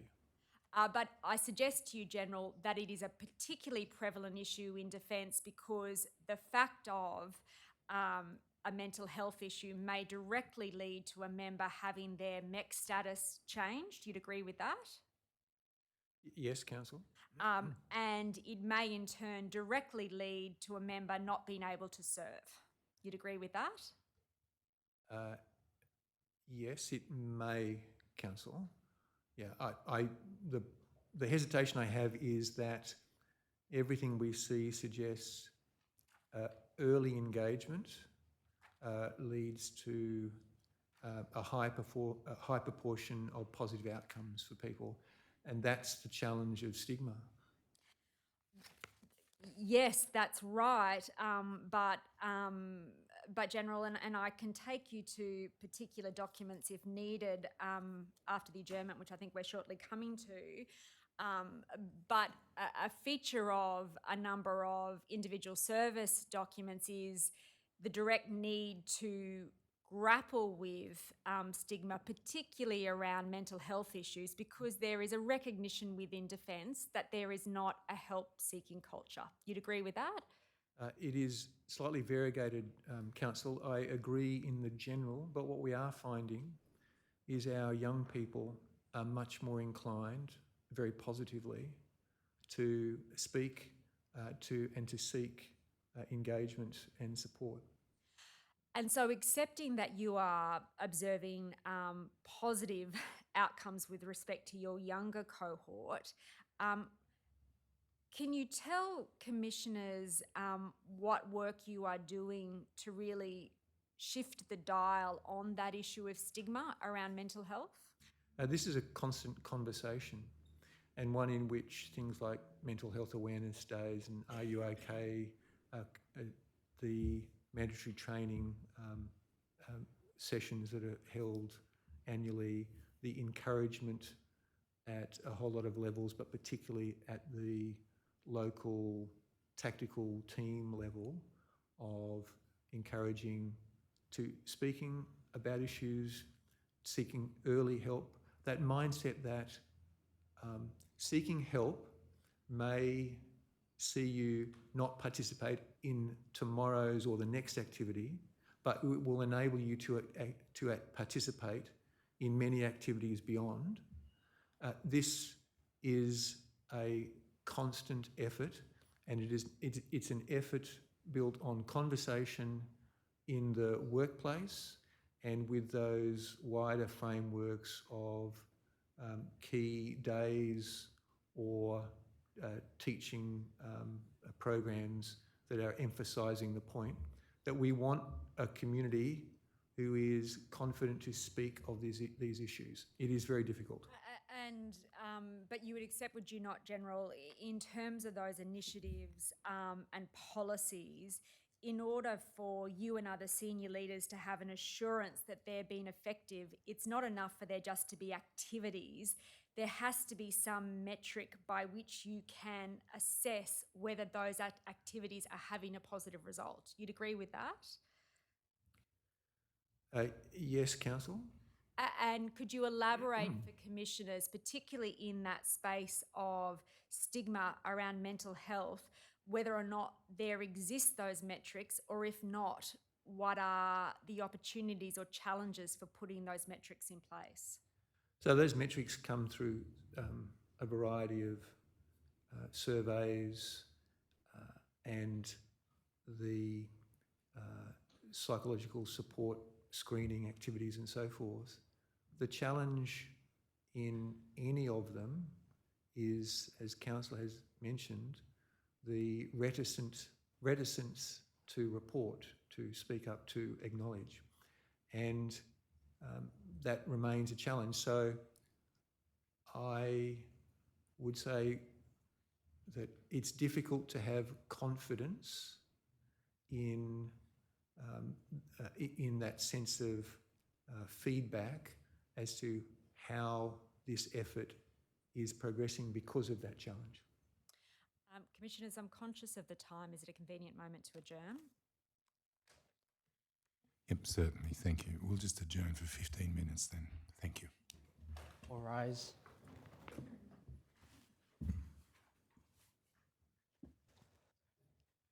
The Royal Commission will now adjourn for 15 minutes.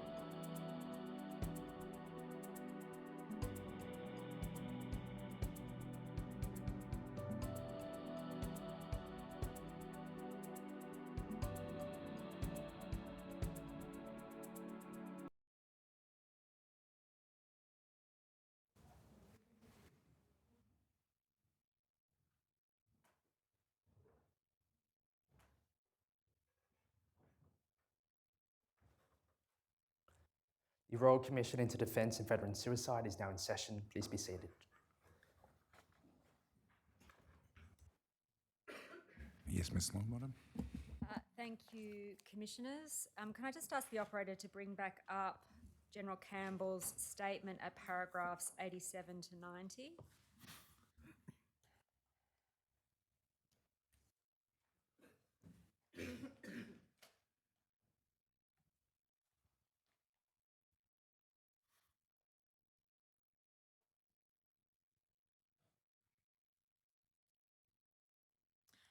I'll give the document reference. Thank you.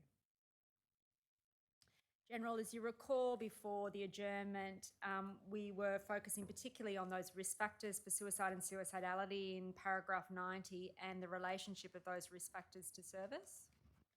Yes, Council. General, I suggest another risk factor for suicide and suicidality that's not at least explicitly mentioned in paragraph 90 is sexual misconduct. Yes, Council.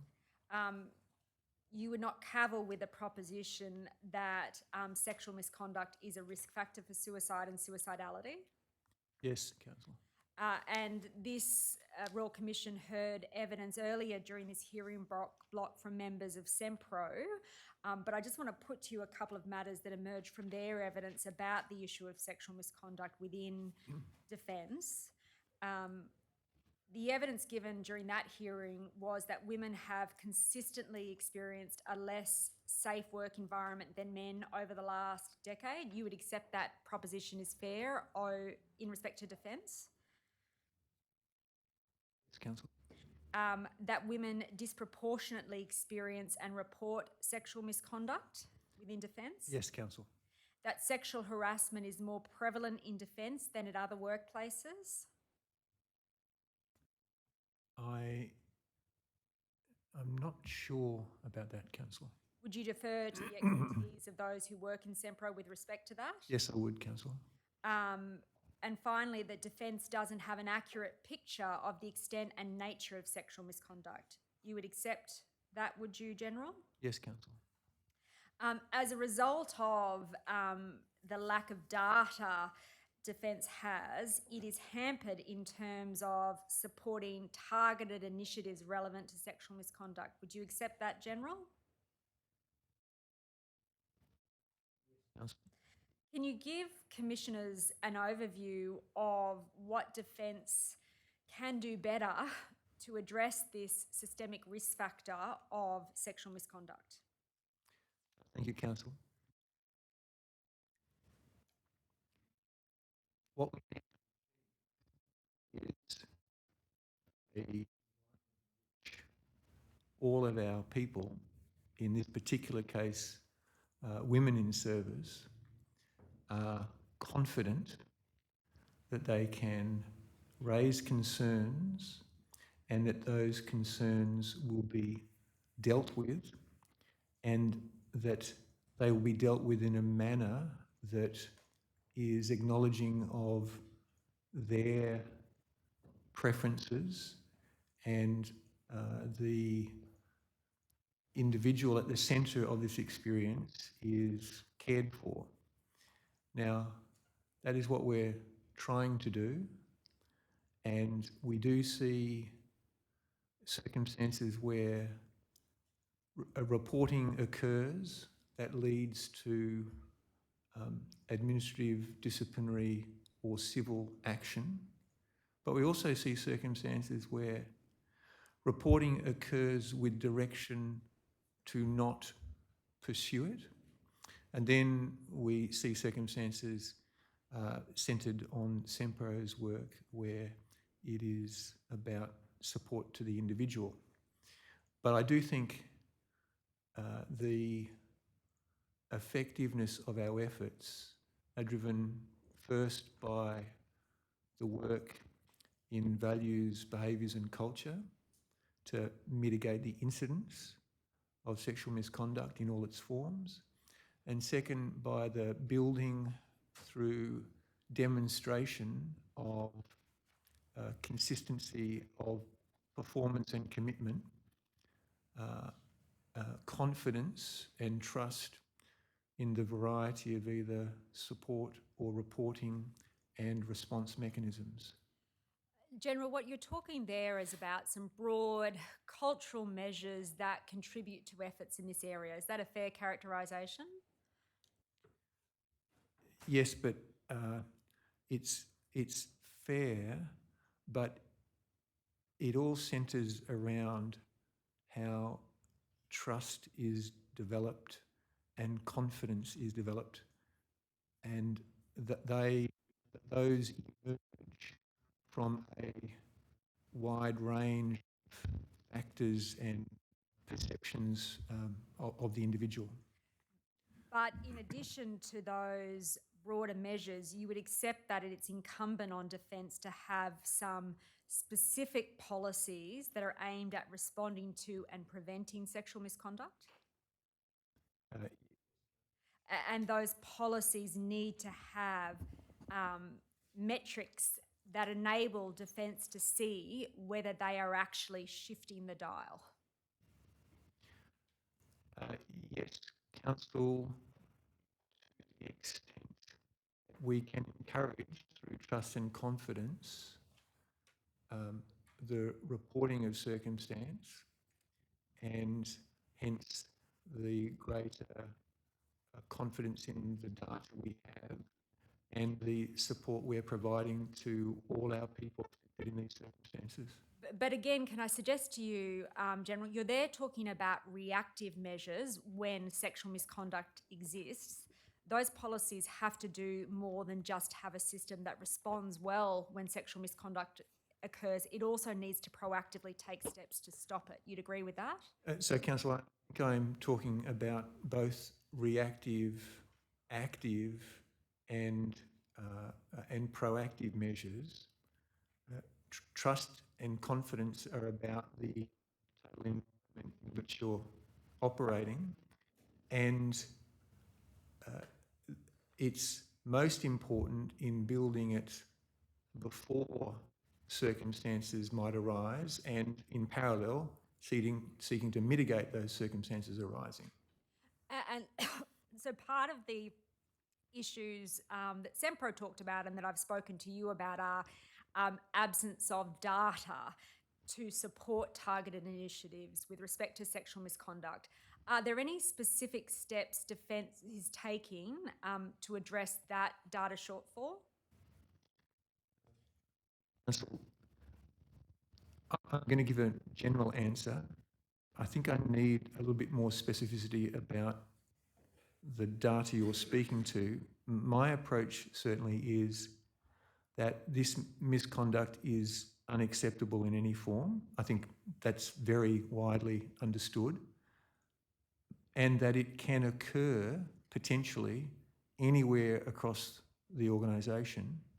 And so we have to be effective across the entire organisation, and with confidence and trust, we will see greater levels of data being made available, and that data can then potentially enable targeting in areas that may be of needing particular attention. Let me put the question to you this way then, General. Do the data sources that give you the information you've just described presently exist within Defence?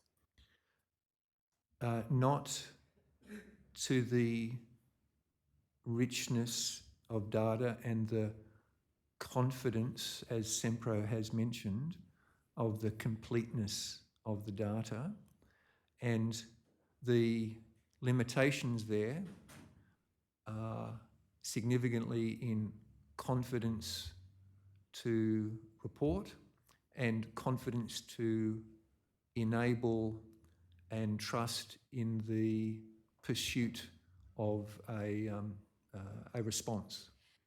And in terms of the data gap you presently have, are there any actions Defence is taking to address that gap? So the the work of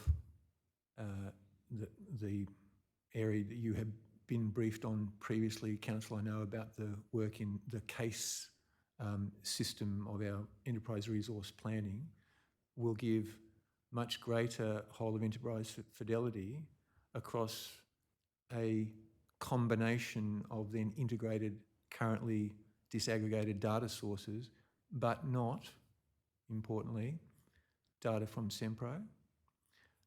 That won't be part of that data mix, so there will always need to be some degree of de-identified, aggregated sense of what Sempro is seeing, and also what the case data management system is seeing.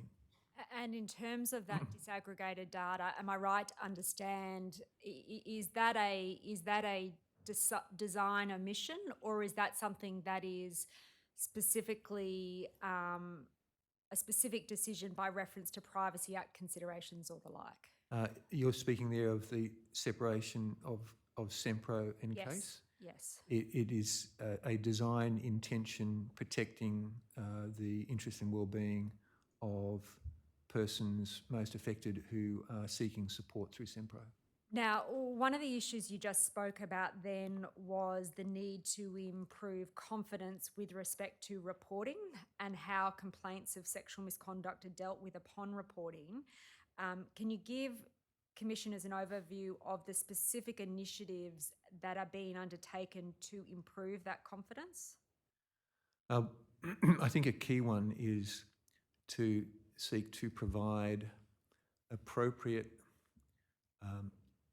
and layered forms of response to both the person who has experienced the misconduct, the person who may be the respondent in circumstances of a case of misconduct, and any witnesses who may have been of assistance, so that people know something has been done, but people know that level of knowledge appropriate to their particular circumstance, and that more widely across our organisation, people are conscious that reporting through a number of pathways can lead to pathways of preferred action, and there is a mechanism of feedback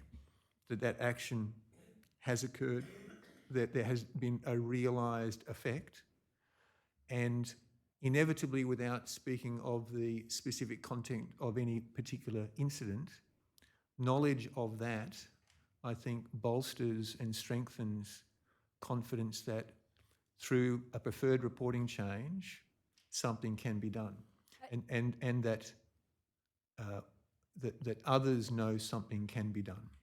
General, that's a statement of the outcome you want to achieve. My question is the actions Defence is taking to ensure you get to that outcome.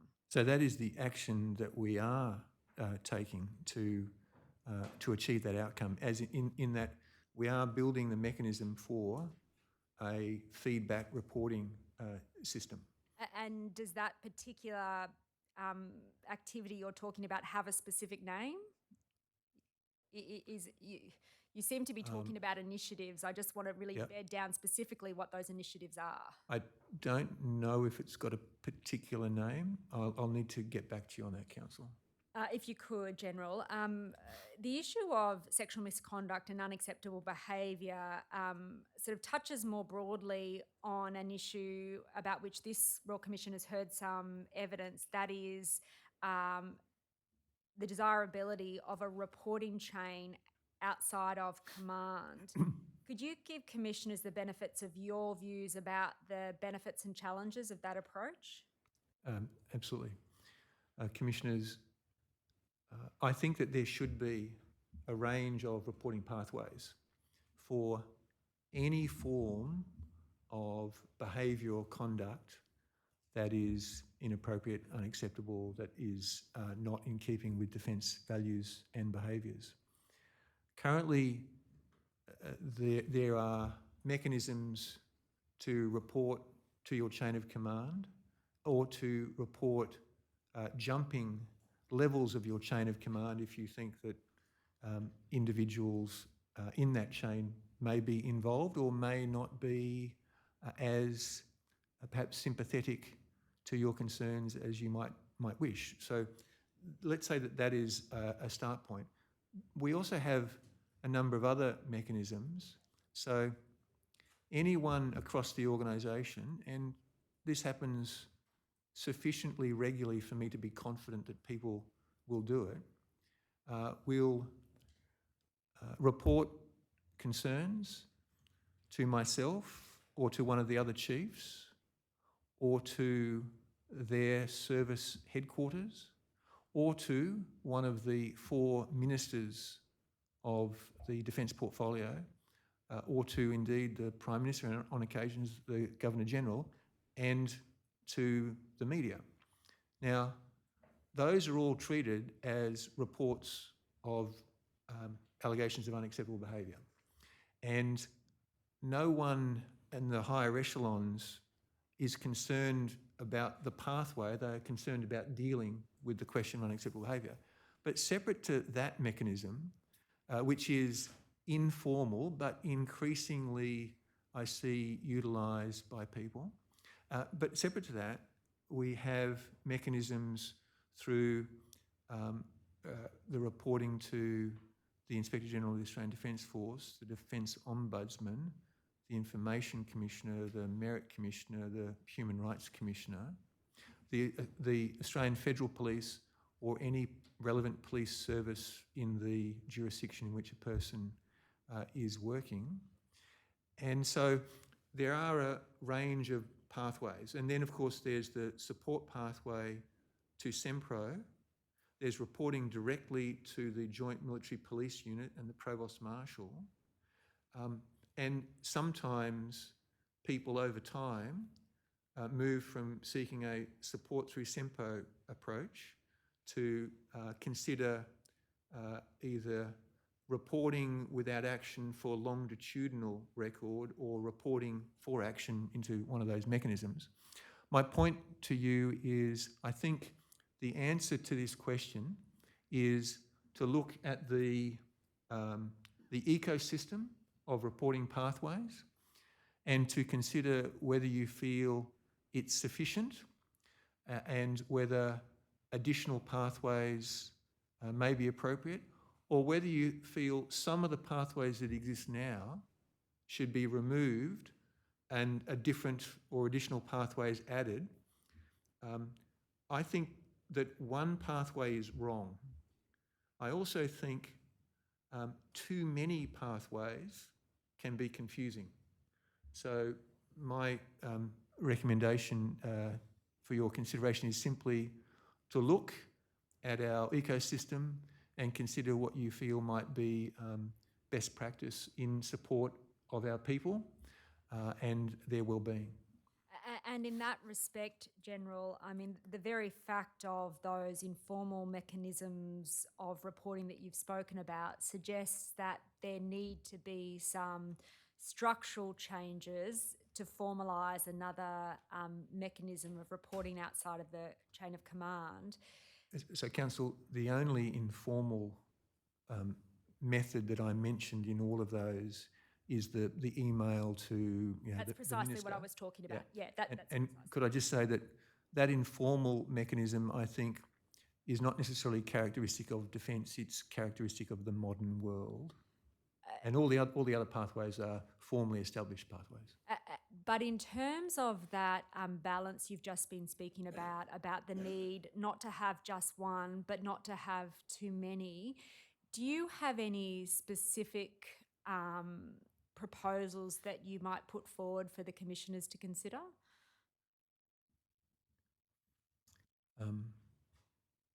I think in part this also links to the Commission's consideration of what oversight or enduring mechanisms. And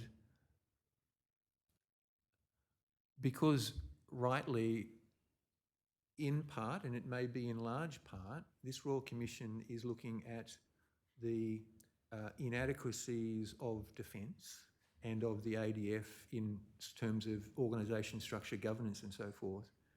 I have been disinclined to wish to offer you this is what I would recommend you do, because I think from a first principles perspective, perhaps it's not me that you should be asking. I am the interested party here. But I think the outcome should be a clearly known multimodal mechanism for reporting, and that it should enable persons in a variety of circumstances to feel they have a pathway. General, can I just take you back to the evidence you gave about those informal mechanisms? I think the evidence you gave was that that happens sufficiently regularly for me to be confident that people do it. Can you give commissioners a sense of what you mean by sufficiently regularly? This is that email model. Yes. Yeah, I think possibly either to me or me in a chain, and usually it's in a chain, I think maybe once every couple of months. Yeah. And is that directly to you or is that directly to you? It's usually to a group of people. Okay. Now, I note that that is perhaps in parallel to speaking to the Ombudsman, the Provost Marshal, the Inspector General, to a service headquarters, or it's instead of. So I'm not immediately convinced we don't have enough pathways. It's the question of is the Royal Commission comfortable that we have the right pathways, is I think the question to answer. General, if I can move to another of aspects of service that is at least not explicitly mentioned in paragraph 90 but leads to involuntary separation, that is the military justice system. General, your Vice Chief of Defence Force gave evidence about this, but I want to put a couple of propositions to you to see if you agree. You would accept that exposure to the military justice system may cause psychological harm and negatively impact a member's mental health? It may, Council. I think that's starting with the possibility that some form of inappropriate conduct is alleged, and then the experience of moving through that system. And my question is not specifically, well, it's not solely confined to unacceptable behaviour. It extends to other aspects of that military justice system, including most notably involuntary termination under Section 24(1)(c) because a member's retention is not in the best interests of the Defence Force. That's another aspect of that military justice system. Yeah, so that's part of the administrative element, and then we have the disciplinary element. And you would accept then that within the military and the disciplinary aspects of that system, there are multiple parts that may negatively impact a member's health and well-being. Council, yes. The addition I'd like to make is that I think a person finding themselves within any of Australia's justice systems may find that a challenging issue for mental health and well-being. And then there will be unique aspects that might be related to military service in a justice system. It's axiomatic that a system of that type may lead to a heightened level of psychosocial risk. Is that really your point? Yes, it is. But therefore it follows from that it's also incumbent that there are measures within that system so that its operators can be assured that those risks are being aptly managed. Do you agree with that? Yes, Council. And an aspect of what we have heard evidence about in that respect is really the absence of an adequate second level of assurance system within defence. Now, part of the solution to that is CASE, but part of the solution to that as well is having a distinct capability that has oversight of the system as a whole. Are you familiar with what I'm talking about there? Yes, I am, Council, and you're quite right to point out CASE is a material tool. It is absolutely not an assurance system, and you are also right to point out that we are currently weak at the second level of organisational assurance, not just in regard to the military justice system, but across a range of functions in our organisation. It is, again, a heritage, not one to be put up with, but a heritage of a federated system. Well, can I say to you, case, and we've heard a lot of evidence about how long cases taken to come into operation. But is it really an acceptable answer to say that that capability home is solely attributable to the federated system? Couldn't Defence have acted more quickly? Perhaps we could have a council. Now, can I ask you specifically about the issue around Section 24(1)(c) and involuntary terminations? We've spoken to a number of other witnesses about safety nets around that particular system to ensure that that extraordinary power is exercised aptly.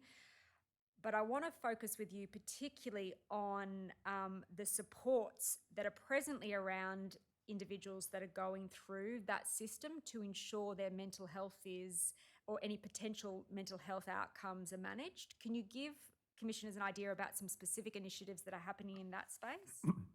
Thanks, Council.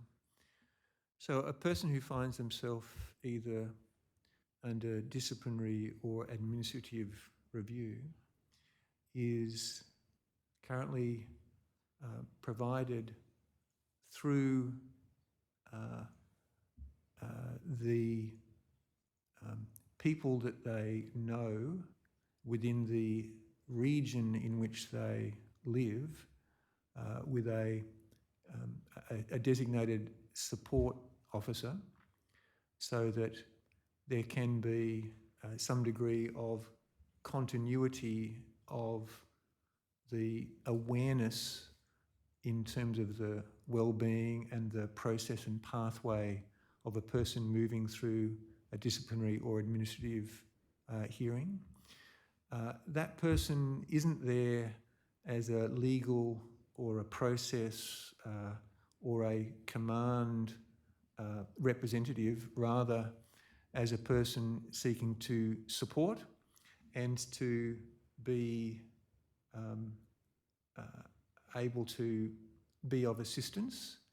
There's also the welfare board mechanisms to seek to assist in confidently providing a more general institutional assistance to people in a range of circumstances, one of which may include a disciplinary or administrative pathway, where the multiple dimensions of a person's service or expression of well-being is able to be acknowledged.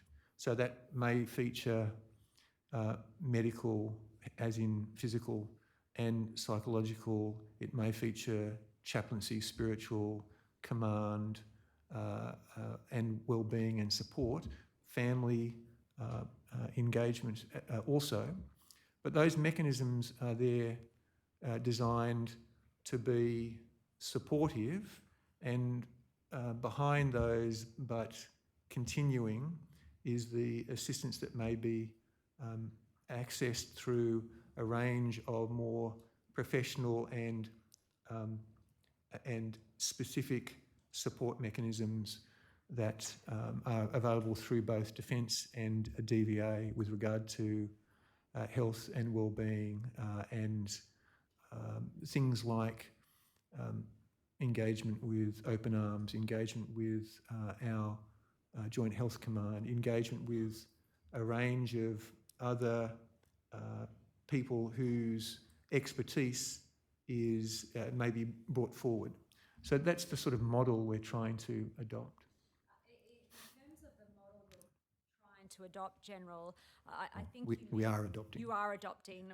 My question really is, when was that model put in place? That model has been in existence for some time now. I'm not sure the date of it, but certainly the idea of support of multidisciplinary welfare and of the more professionalised access services, that has been with us for some time. I thought you'd mentioned some specific new initiatives, particularly around the 24(1)(c) termination space. Did I misunderstand your evidence there? So, Councillor, I was describing the model of support that we have, which it will focus the nature of interests or concerns to the particular circumstances of an individual's setting. But the very fact that involuntary separation is one of the risk factors you identify suggests, would it not, General, that that system is not working as well as it should? No, it would. I think, Councillor, it would suggest that that system, that sort of wraparound model, looks more towards the pressures and tensions of a potential involuntary separation pathway in those circumstances, where it might look to the pressures and tensions of a punitive outcome in a disciplinary hearing, or to the uncertainties of a physical medical setting. So I think it's the same idea, but it is directed differently to the potential causes of concern and risk. And are there any specific, more recent evolutions of that model that you want to draw Commissioner's attention to beyond what you already have, and if so, the date of them? No, Council. Now, General, when you were talking about second level organisational assurance, you said we're currently weak at a number of levels, not just in regard to the military justice system. Can you identify the other functions in your organisation relevant to mental health and wellbeing across which your second level assurance is currently weak?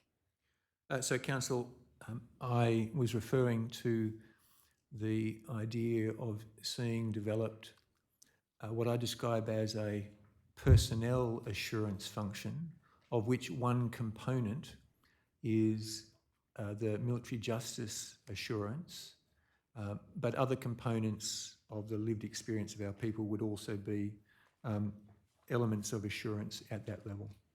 And in terms of those specific elements of assurance, is that work that will now be vested in either Lieutenant General Fox or Deputy Secretary Defence people under the ADF personnel system? Can you just give us some specificity where those levels of assurance will now lie?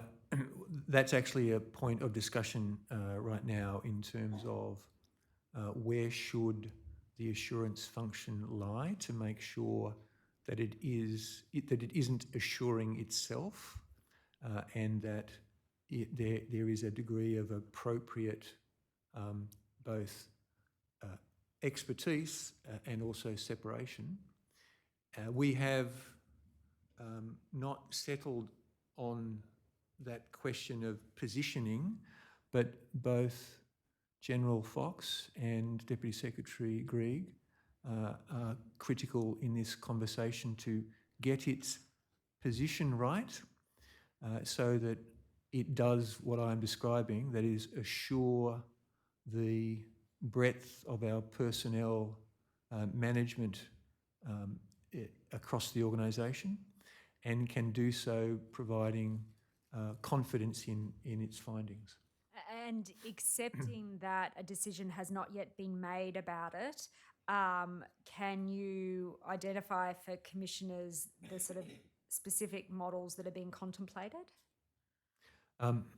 We have a pretty good model being worked on in the development of a military justice assurance construct at the organisational level.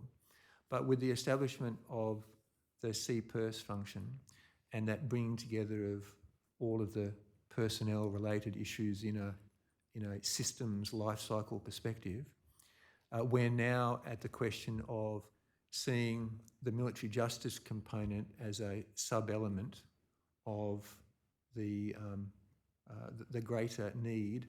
And Council, it is too early yet for me to offer models. Well, if I could shift then, please, General, to relationship stress. You rightly identify in paragraph 90D relationship stress being a risk factor for suicide and suicidality. And would I be right to say that resonates in part the results that came out of Assurance Check 2204, identifying that as being a prevalent factor in deaths of members by suicide? Yes, that's correct, Council. I want to explore with you, General, the extent to which that relationship stress is or can be connected to service. Would you agree, General, that service can put pressure on families and, by consequence, contribute to relationship stress? Yes, Council. And I want to take you to particular evidence that this Royal Commission heard in hearing block 9 from the Commander of SASR about those stresses to get your views. I might just read the evidence to you if I could, General. And Council, do you have the name of the officer we're talking about? I don't think I can because it's that's the okay. Commander of SASR. So Yep, sure. I can't give you his name, General. But I will tell you the evidence that he gave. He said, in terms of the stresses you see exist on members, I think you spoke about the stress on family of having to be posted to a number of different locations. And that's something, sorry, this is my question rather, sorry. I asked him to expand upon the stress on being posted to a number of locations. And he said, my view right now is we don't have so much of a posting cycle, but a promotion cycle. Do you have your own perspective on that? Councillor, I'm not quite sure what he means by that last phrase, but let me speak to the issue. Let me give you the rest of his evidence he says about that to help. He says, we try to push throughout in order to get the next group of people to promote through. So there is a rush to gain experience to get to the promotion level. That requires us, that's why command appointments are 2 years, so we can throughput rather than actually focusing on organisational outcomes. Thank you. So I have a different view, and I'm very confident of the first point I'm going to offer. Command appointments are typically 2 years in duration at the mid-career periods, sometimes 3 years. For our seagoing commands in the Navy, 2 years, but sometimes 18 months.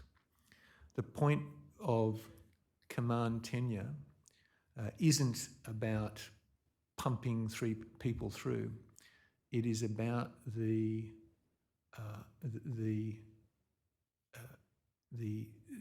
stress, the effort, the collective fatigue that builds over a period of tactical command. And while we do, as I say, have circumstances where it may on occasions be 3 years, they are on circumstantial occasions, we have found far more consistently that in terms of effectiveness of command and well-being of people in command appointments and the well-being of their command, that 2 years is the sweet spot. Now, I'm very conscious that that produces an effect in terms of the need to move, and here we're talking particularly of officers, need to move people into and then out from command at that level in our organisation, sort of mid-career level, at a tempo of about 2 years. More senior appointments, that tempo is more often 3 years and sometimes longer, and the chiefs typically are 4 years, so that you can generate a scale of institutional effect in that time and be able to demonstrate it. What more broadly your question raises is the challenge of recognising that in many circumstances we have, like the wider Australian community, dual income families. Can I just stop you there? Yeah. I will give you an Okay, sure. opportunity to come to that, but there's some things that you've just spoken about that Yep. I need to unpack. Sure. In terms of that tempo, you've spoken about being greater at middle level seniority than higher level seniority.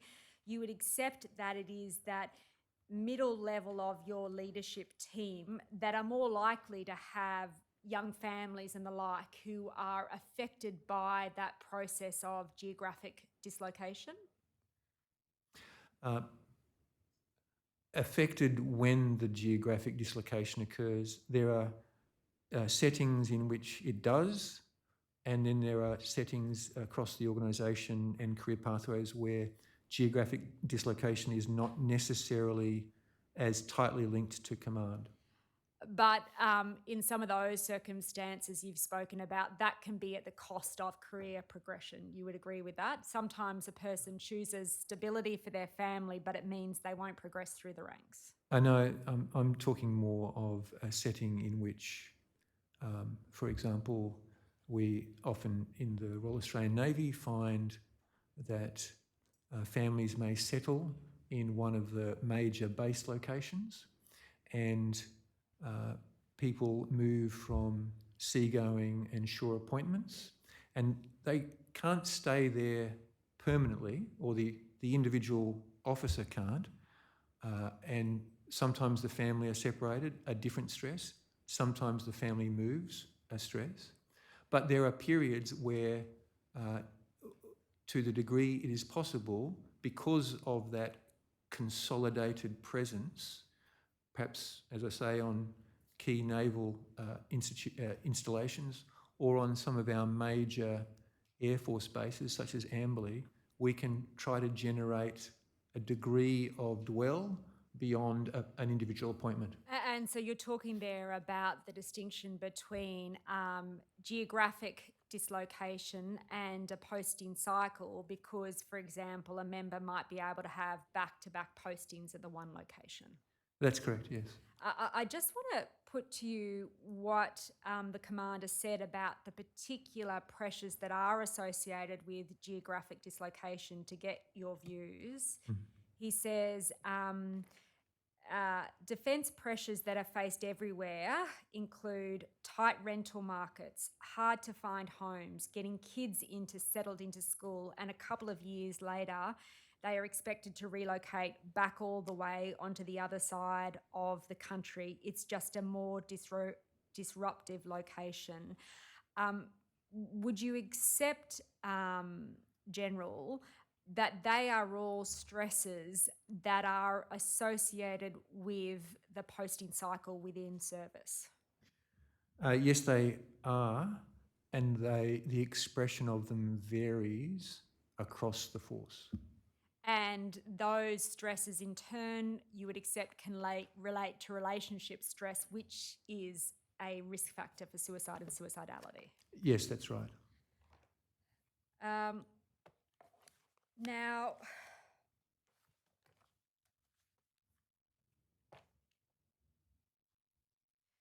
and I might just get you to sort of explicitly link, you would agree then that in terms of those risk factors, financial strain and housing instability, that is something that might be linked to the posting cycle within Defence? Financial strain in terms of the question of a partner employment? Exactly. Yes. Yeah. And housing strain,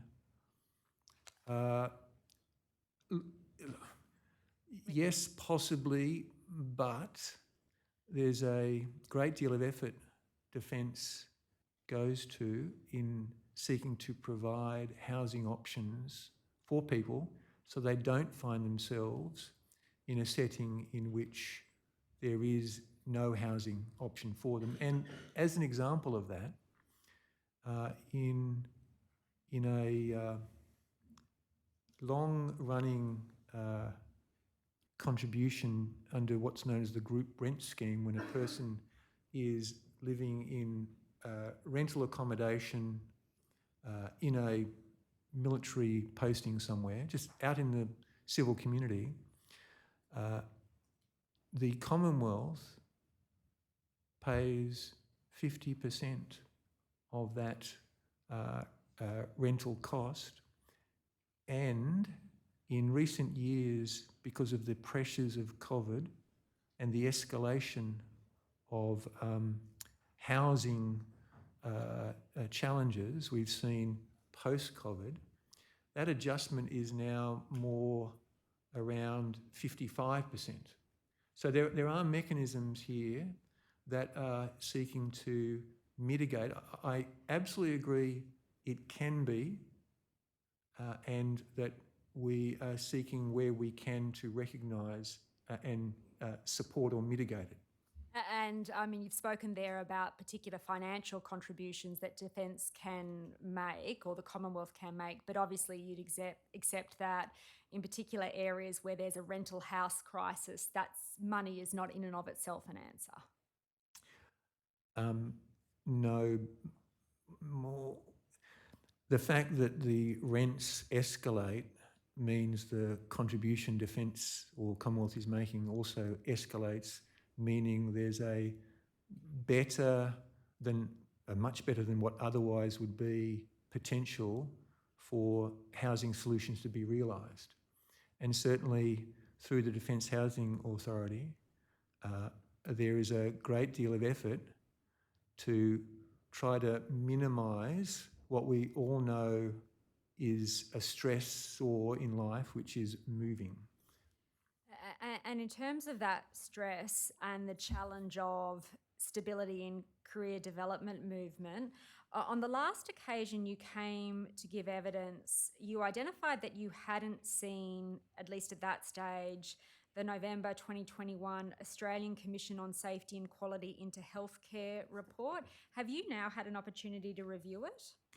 I have had a look at it, Council. I would say I've had a look at a range of documents, so I would need some direction here. My question really is, are there any learnings you've taken away from that report that might be factored into how Defence develops its mental health and wellbeing strategies?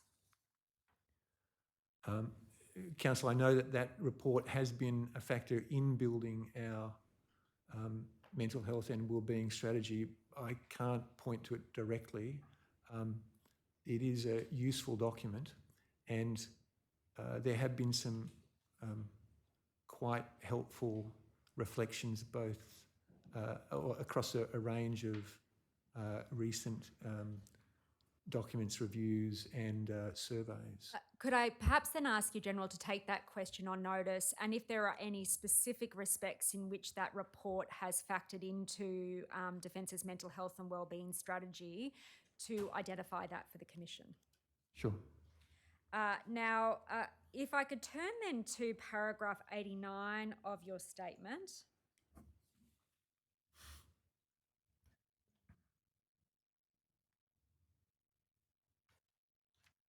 Sorry, before I do that, there's just one last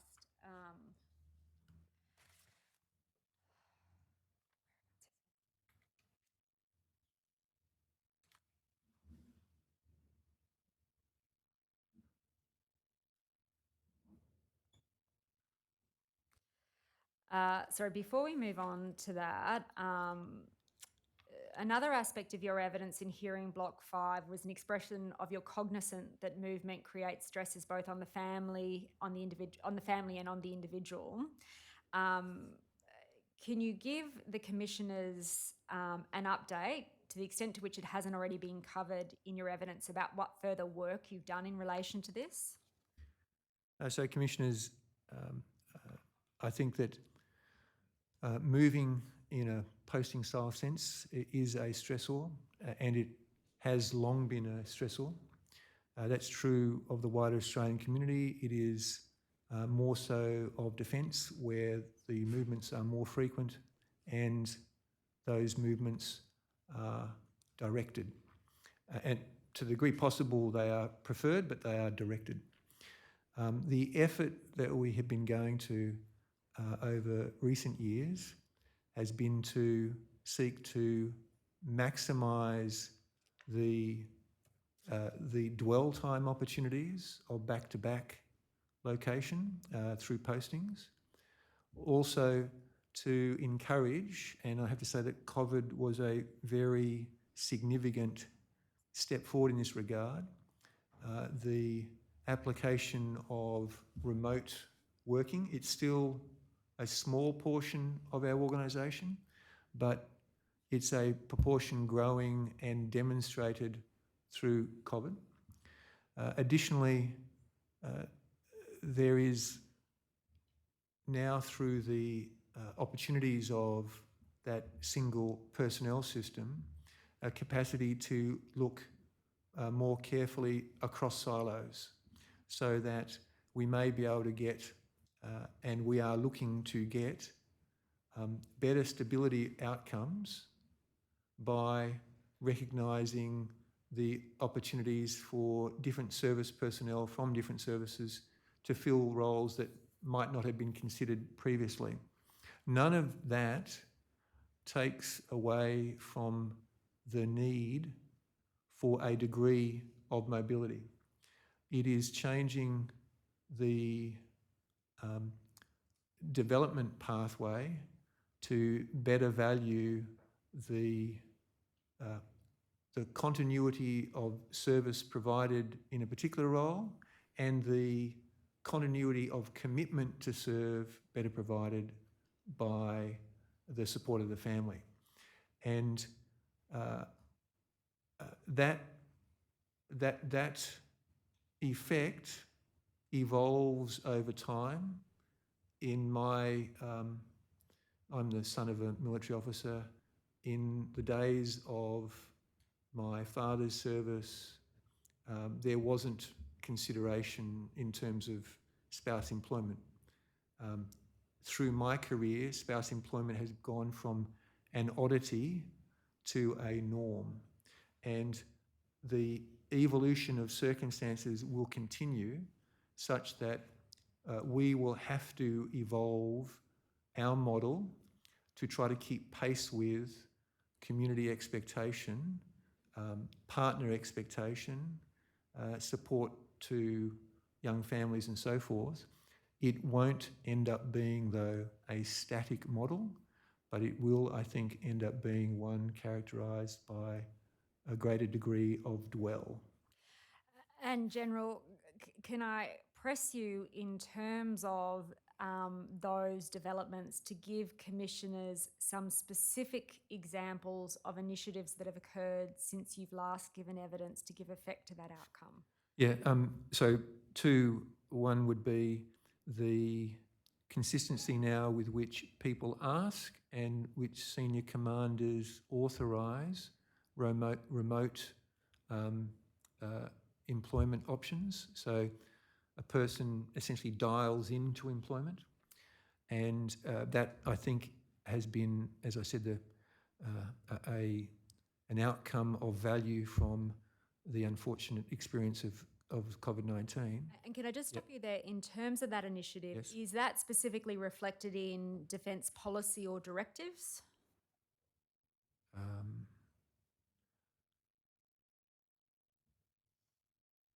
In defence policy, there is certainly a recognition of remote employment options, and not that I know, not in directives that I'm conscious of at the moment. So it's something that sort of remains an exercise of discretion?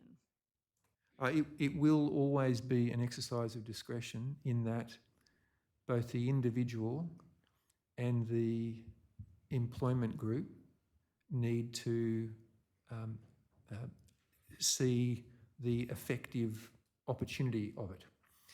And I was going to add another variation which has its own challenges, and I have lived through this myself, and that is the much more extensive use of circumstances where support to family is provided in a location, but the service member moves elsewhere to undertake service, so that family stability is realised, but the separation of the member from the family is part of that. So a different stressor emerges and a different need in terms of being able to support the return reunion opportunities for that person. So they are two examples that have been, when I did it a few years ago now, when I did it, it was unique. It was regarded as somewhere between unusual and very odd. Now it is quite normal, and it has been emphasised again through the combination of our experience of COVID and through the expanding both expectation but also now economic need of dual partner employment. And in terms of that second initiative you've just spoken about, are you talking there about unaccompanied postings? Yes. And would it be fair to say, General, and I think you've recognised this, that while such postings may alleviate one stress, they can create another? Yes, that's right. Yes. Now, if I can move then to your statement at paragraph 89.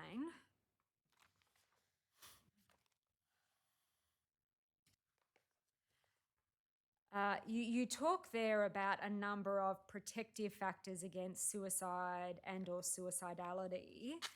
Can I just get you to explain to me what you mean by voluntary separation from the ADF as being a protective factor against suicidality? Sure. As I understand it, I'm not an expert either in statistics or in their interpretation, but as I understand it from the work of the AIHW, that component of the currently serving Australian Defence Force that leaves voluntarily through a choice of their time to separate, moves from a setting in which those people are characterised as having a lower than background national averages of suicide and suicidality to over a period of time, a normalised national average of suicide and suicidality. So what I'm saying there is that sense of agency is a protective factor. Agency both to choose to continue to serve and agency to choose when to separate from service. So it's a continuing in service and it's a separation from service issue. But I think as you've agreed, there's a degree of speculation on your part about that because you don't purport to be an expert in the area. No, but the AIHW reports seem to indicate the two data points I offered. So that's how I have been interpreting that, and I recognise that the inverse, involuntary separation, the data points are much more concerning. And I guess that really resonates then with other aspects that you've identified here in paragraph 89 that are related directly or indirectly to service, particularly subparagraph B, so recruiting and train to be fit and resilient. Subparagraph C, access to healthcare. Subparagraph D, strong sense of purpose, meaning and identity. Subparagraph E, secure income, employment and housing. And subparagraph A, particularly adequate levels of social support, high unit morale, and fewer negative interactions with others. Yes, and in combination, they are describing those protective factors that I would expect emerge from that culture based on our values and behaviours that we seek, indeed that we demand, and that I think produces those things. And that comes precisely to my point, General, and that is that those service-related factors are only protective when the ADF is a well-functioning system in that respect. Yes, I agree with that. So the protective factors can grow, the risk factors can mitigate, or the reverse. The protective factors can be eroded, the risk factors can rise. And so, just to give one example, a protective factor that's identified there is access to healthcare. But you wouldn't cavil with a proposition, would you, General, that access to healthcare is a challenge for defence members and their families? Council, we are seeking to have health care at or above community standards. So I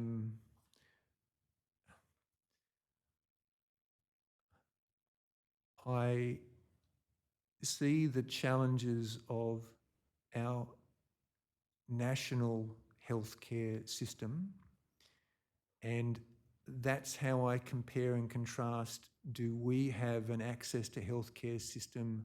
How do we compare? If you're asking me, is access to healthcare in all its forms perfect and immediate? No. Is access to healthcare at or slightly above community norms? I think it mostly is, and certainly that's the target of our healthcare system's model. Well, can I take you then in that respect, General, to the evidence Professor Sandy McFarlane gave this Royal Commission to give you an opportunity to respond? The first matter Professor McFarlane told this Royal Commission is that insofar as it concerns the accessibility of care, there are significant delays often. Do you agree with that proposition? I agree with that proposition. I would suggest it would be more useful if it could be correlated with the degree or otherwise of delays in the national healthcare system.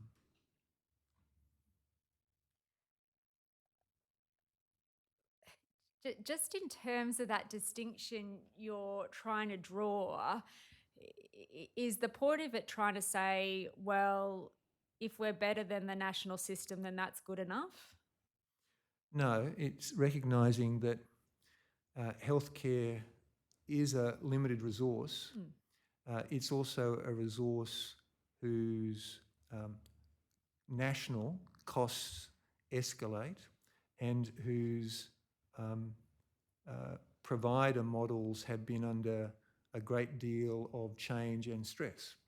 So the question really at play is, I want the best healthcare I can get for members of the ADF and indeed ongoing for veterans who need healthcare. That's what I want. And then the question is, what is it reasonable that can be realised in a total national resource that ultimately is limited? So you're talking there about the challenges that intrinsically exist within the national healthcare in terms of giving your members accessibility. Yes. The second matter about which Professor McFarlane gave evidence was the quality of the practitioners. Now, he goes on to say there are some extremely good practitioners, but I certainly know that because of the fee structure of the contracted services, many senior and highly experienced clinicians who are very devoted to defence have had to opt out of the system simply because there is inadequate remuneration. Can you please comment on that evidence? Council, I'm just not. I don't think I'm competent to comment on that. Okay, so you would defer to Professor McFarlane's evidence about that? Well, I accept it as his professional view, acknowledging there's a degree of anecdote to it, but I accept it is, and he's an esteemed professional. And I just want to also take you in that respect, General, to some evidence that the Chief of Army gave last week about specific challenges on the adequacy of healthcare in the Army space because of the disparate and regional and remote number of places in which those members are stationed. The Chief of Army identified that the Army is in 157 locations across the length and breadth of this country and 41 training areas, as well as the people we have offshore. And in that respect, I put to the Chief of Army, and he accepted that inadequate healthcare may be a contributing, I withdraw that. Just in terms of the regional and remote locations in which Army members in particular are stationed, would you accept that that presents a particular challenge in terms of the delivery of adequate healthcare? Yes, wherever we find circumstances of what I describe as regional and remote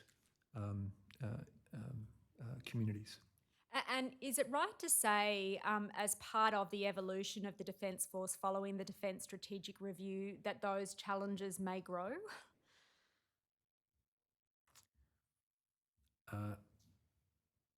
I don't actually think so, Council. I think that there will be a repositioning of some, and not a large, but there will be a repositioning of some, but to current major northern urban centres. So by that I mean places like Darwin or Townsville. So I don't think that is a right characterisation from the Defence Review. Now, another factor you identify in subparagraph D is a strong sense of purpose, meaning and identity. I might just ask the operator to please display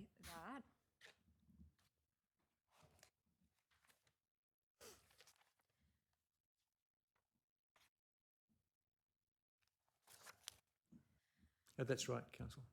Would you accept, General, that in terms of that factor, service may also result in the diminishing of a sense of purpose, meaning and identity, specifically through, in the first place, moral injury? Yeah, so this I think is a critical point, Council, that where that sense of purpose, meaning, identity is strong, that as a cascading effect in protective factors. Where that is eroded, undermined or collapsed because of behaviours experienced, wrong cultures and so forth, that is extremely damaging and pushes people, not pushes people, but erodes the protective factors dramatically and escalates the risk factors. And I just want to explore with you some of that issue of the loss of a sense of a purpose and identity through the prism of some evidence this Royal Commission has heard.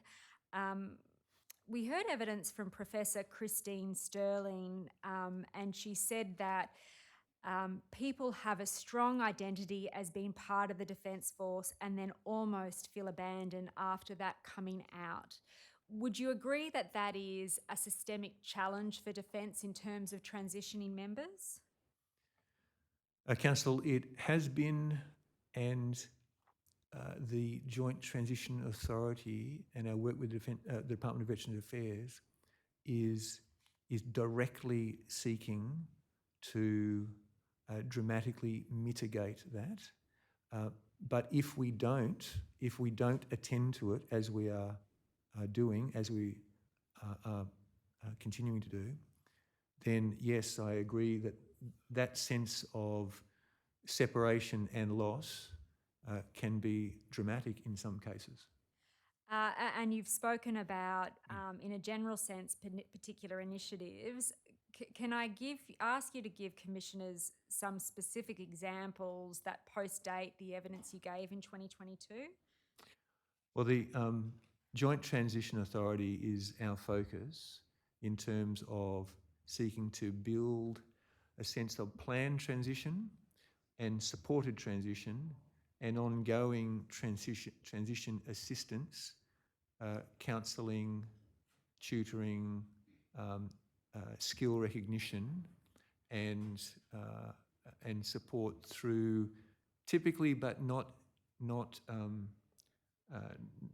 exclusively, through the following 2 years after departing from the Defence Force, and progressively in that time with a weighting moving towards the assistance of Veterans Affairs. And across the breadth of that experience,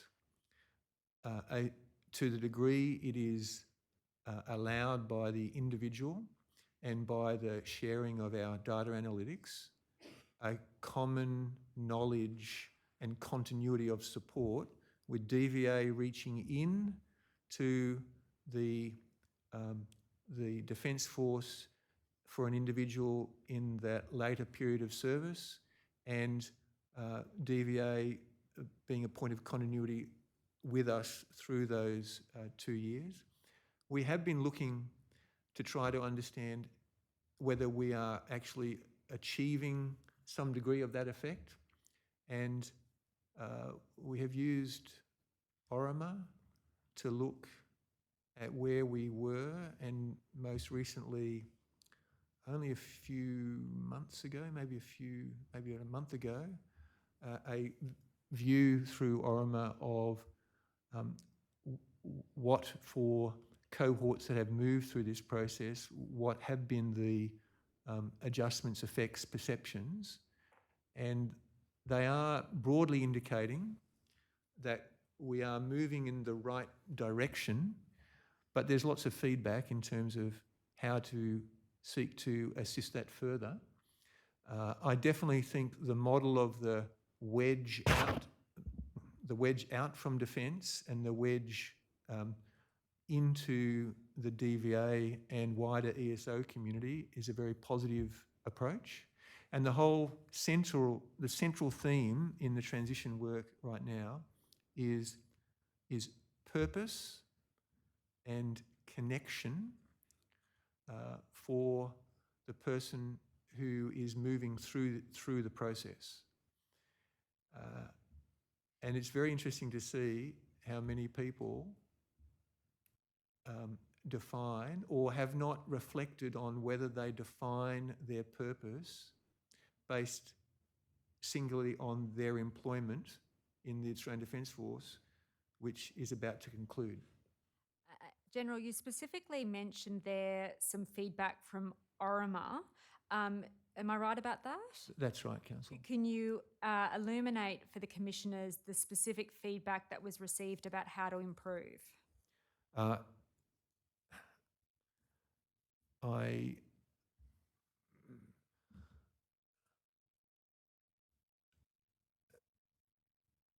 There was a sense of the idea of continuity of DVA was a good thing. The better understanding earlier through their career of pathways was something that would be appreciated. The quality of the transition officer, the particular match of counsellor, mentor to individuals or to groups moving through was another theme of interest. So very much that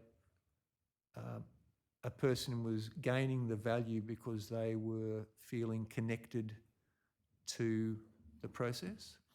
And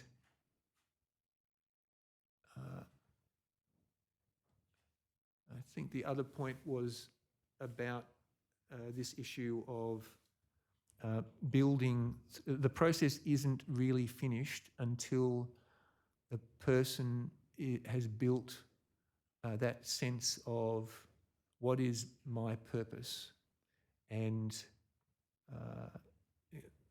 that's what I can recall drawing from it. It's only relatively recently been released by Orima, and it was seen as a really useful indicator of how both the things to reinforce and the things to strengthen. Can I shift then to the topic of moral injury? This Royal Commission has heard a lot of evidence about moral injury, both in the context of the Defence Force's engagement in Afghanistan, but also as part of its engagement with respect to matters such as Operation Resolute and Operation Sovereign Borders, I think the latter of which you had some involvement with. You would accept, would you not, that there are, by reason of those engagements, substantive cohorts within Defence that may be affected by moral injury? Councillor, I think there are some who may be affected by moral injury. I would note also that I completely support the concept of moral injury.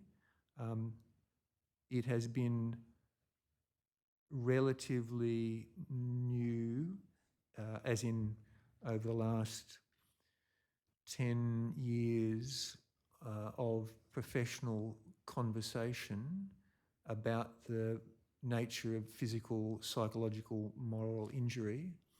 And so I could not give you a reasonable number or a particular cohort because of the manner in which it may affect one but not another. But yes, we will have people who both are serving or people who have served with moral injury. And so am I right to understand the effect of the evidence you've just given is that Defence's understanding of the issue of moral injury is evolving, but you don't dispute the fact that it is present? That's correct. And in terms of its presence, it's something you would accept that may not just affect more recent veterans, but also earlier cohorts, and I'm thinking particularly those who have served in the Vietnam War. Yes, Council, in that regard, I think the potential moral injury emerged most often in the perception of the community's rejection of service after they returned from Vietnam. Okay, so accepting that to be the case, can we just focus then on those aspects of moral injury that are particularly connected to the nature of service? And I'm talking there about instances connected with the war in Afghanistan, but then also separately Australia's engagement in the context of Operation Sovereign Borders, Operation Resolute, and even some of its peacekeeping missions in Timor-Leste. Can you give commissioners some specific insights into what Defence is doing to grapple with the issue of moral injury? So, Commissioners, as I noted earlier, it is a relatively recent concept, certainly within Defence and ADF thinking. I'm talking over now relatively 10 to 15 years.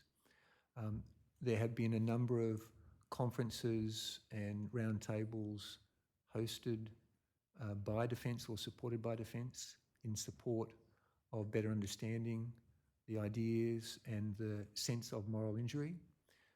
Also, the challenge of understanding it or of recognising it, and the need to, in certain circumstances, anticipate it through the provision of access to psychological health support, but more generally to a supportive and open culture that allows people's concerns about their experiences to be expressed. And you've mentioned a number of settings. I think moral injury can also arise in circumstances where events occur that see that idea of a shared purpose, meaning identity, collapse and is replaced by a sense of isolation and trauma, and in whether it's operational or in those settings of unacceptable behaviour and culture, it is recognised, it's very damaging, and it can be enduring. General, just in terms of the level of action with defence in that regard, can I point out to you the first witness who gave evidence before this Royal Commission, Dr. Nikki Jamieson? She spoke particularly about moral injury, and she identified fundamentally it's about accountability and transparency across the defence and veteran system. She goes on to say, well, you will keep on hearing this time and time again about maladministration and how things are being swept under the rug and people not being made accountable for their actions. She's there talking about her own experiences, particularly connected with that of her son, but she is an expert within your organisation who you have the means to access and take some specific action in this space. Why haven't you taken more action to date? Oh, Councillor, I don't think that that's a fair characterisation that we haven't taken action. And I agree with her point in that non-operational sense of the way that the organisation's response or the behaviours and culture can generate moral injury and the dramatic effects it may have. I think the work through our efforts at restorative engagement and bringing that in as an established mechanism of recognising, respecting and seeking to acknowledge past failings, I think that is one of the mechanisms of being of assistance. And it may be in moral injury, it may be in a range of other aspects, but I think it's a really important initiative which we've drawn from the work through the Defence Reparations Scheme and now brought into Defence as an enduring defence restorative process. So I don't agree that we've just not done anything about moral injury. So restorative engagement is one initiative, but as you say, it sort of predates, it's a long-standing practice within defence in various forms. Are there any other specific initiatives to which you'd like to draw the Commission's attention? So it's not a long-standing practice as an enduring arrangement. We have done restorative engagements for specific purposes, whether it was the Defence Abuse Response Task Force outcomes or the Defence Reparations Scheme. It is now an embedded process that is now used as a standing norm, but that's only occurred in the last couple of years. That's probably the only point I would raise with regard to moral injury. Are there any other specific initiatives? Not that immediately come to mind, no. Just in the context of restorative engagement, you're familiar with the evidence this Commission has heard about Dr. Coleman? Yes, Council. And you are aware that Dr. Coleman participated in a restorative engagement process with the Chief of the Air Force? I believe, Council, that as it turned out, she requested a letter rather than a restorative engagement. And did you have any involvement in at least the offer of that restorative engagement process? Yes, I did. Could you please elaborate for commissioners what your involvement was and why? Dr. Coleman wrote to me and to a number of people, but she wrote to me via email asking that I look to the issue of concerns she raised with regards to testimony that the Chief of Air Force had given at Senate Estimates.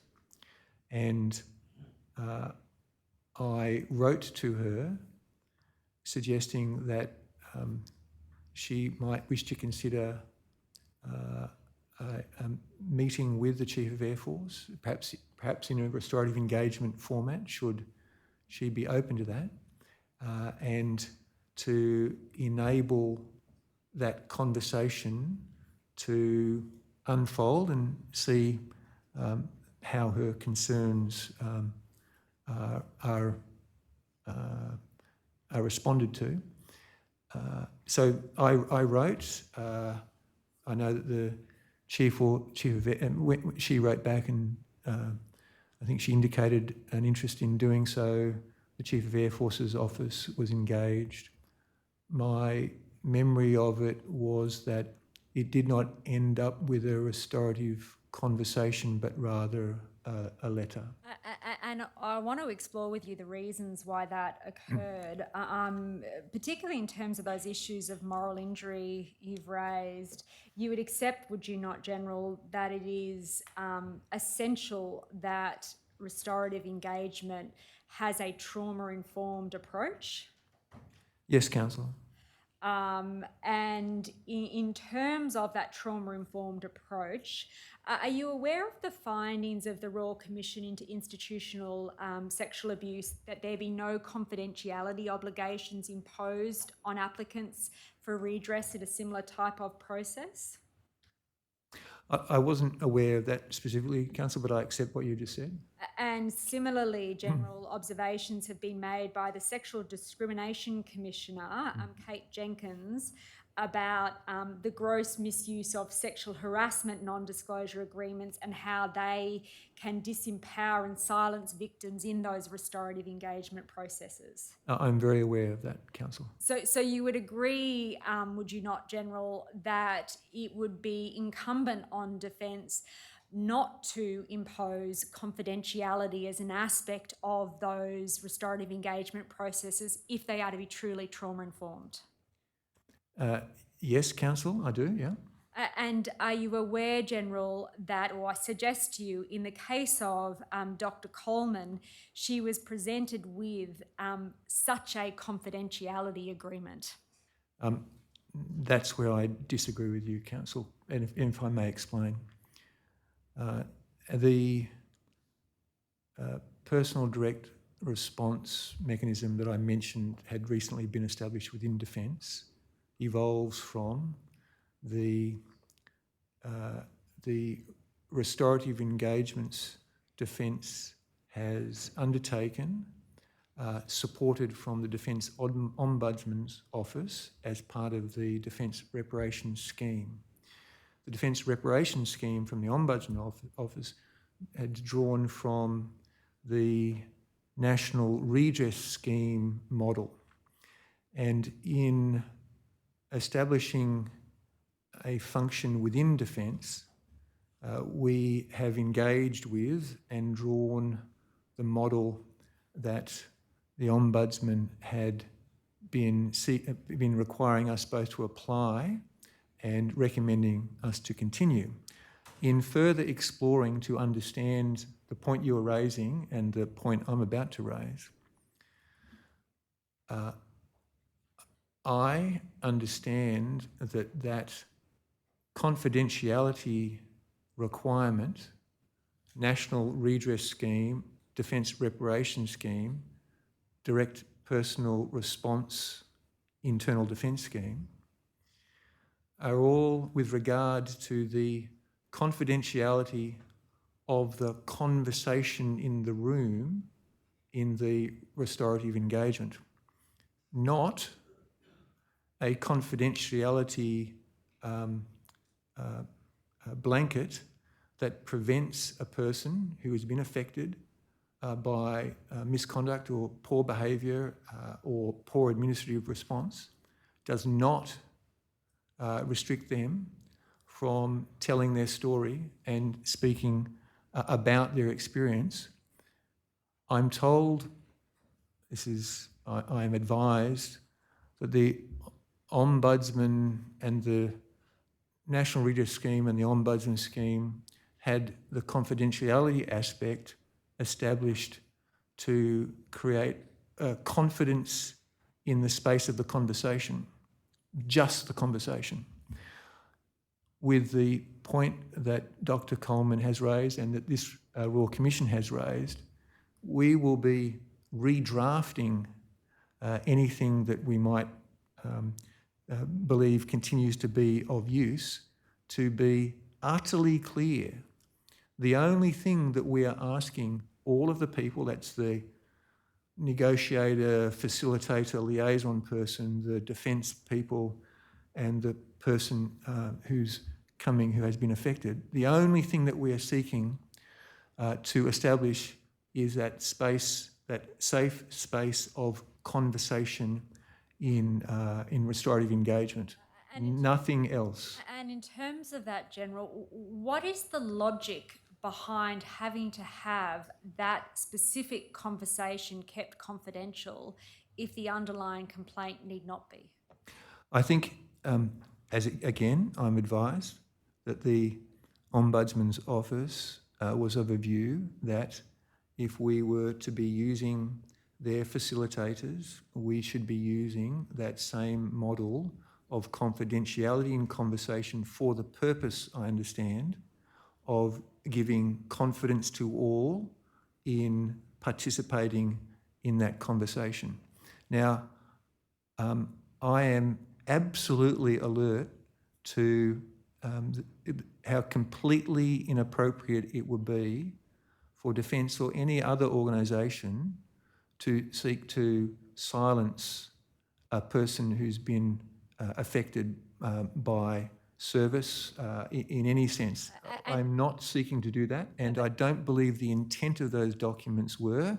And now that it has been raised, we will reconsider whether any document, and if a document, what form of document, and to the degree to which we believe it is at all needed.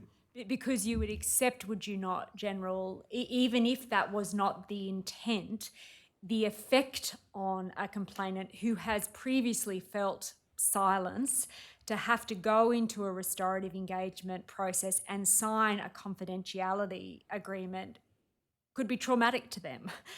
So, Council, there's a yes but, and the yes but is perhaps Defence have naively followed the models of two, what I describe as far more expert bodies in the National Redress Scheme model and the Defence Ombudsman Defence Reparation Scheme model.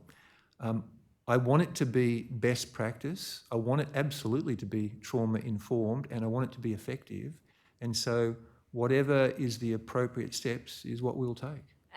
And in that respect, I think you've just acknowledged it's incumbent on Defence itself to take ownership of this issue. And can I suggest, General, in terms of that balancing exercise of confidentiality, where a confidentiality agreement would impose trauma, it absolutely should not be used?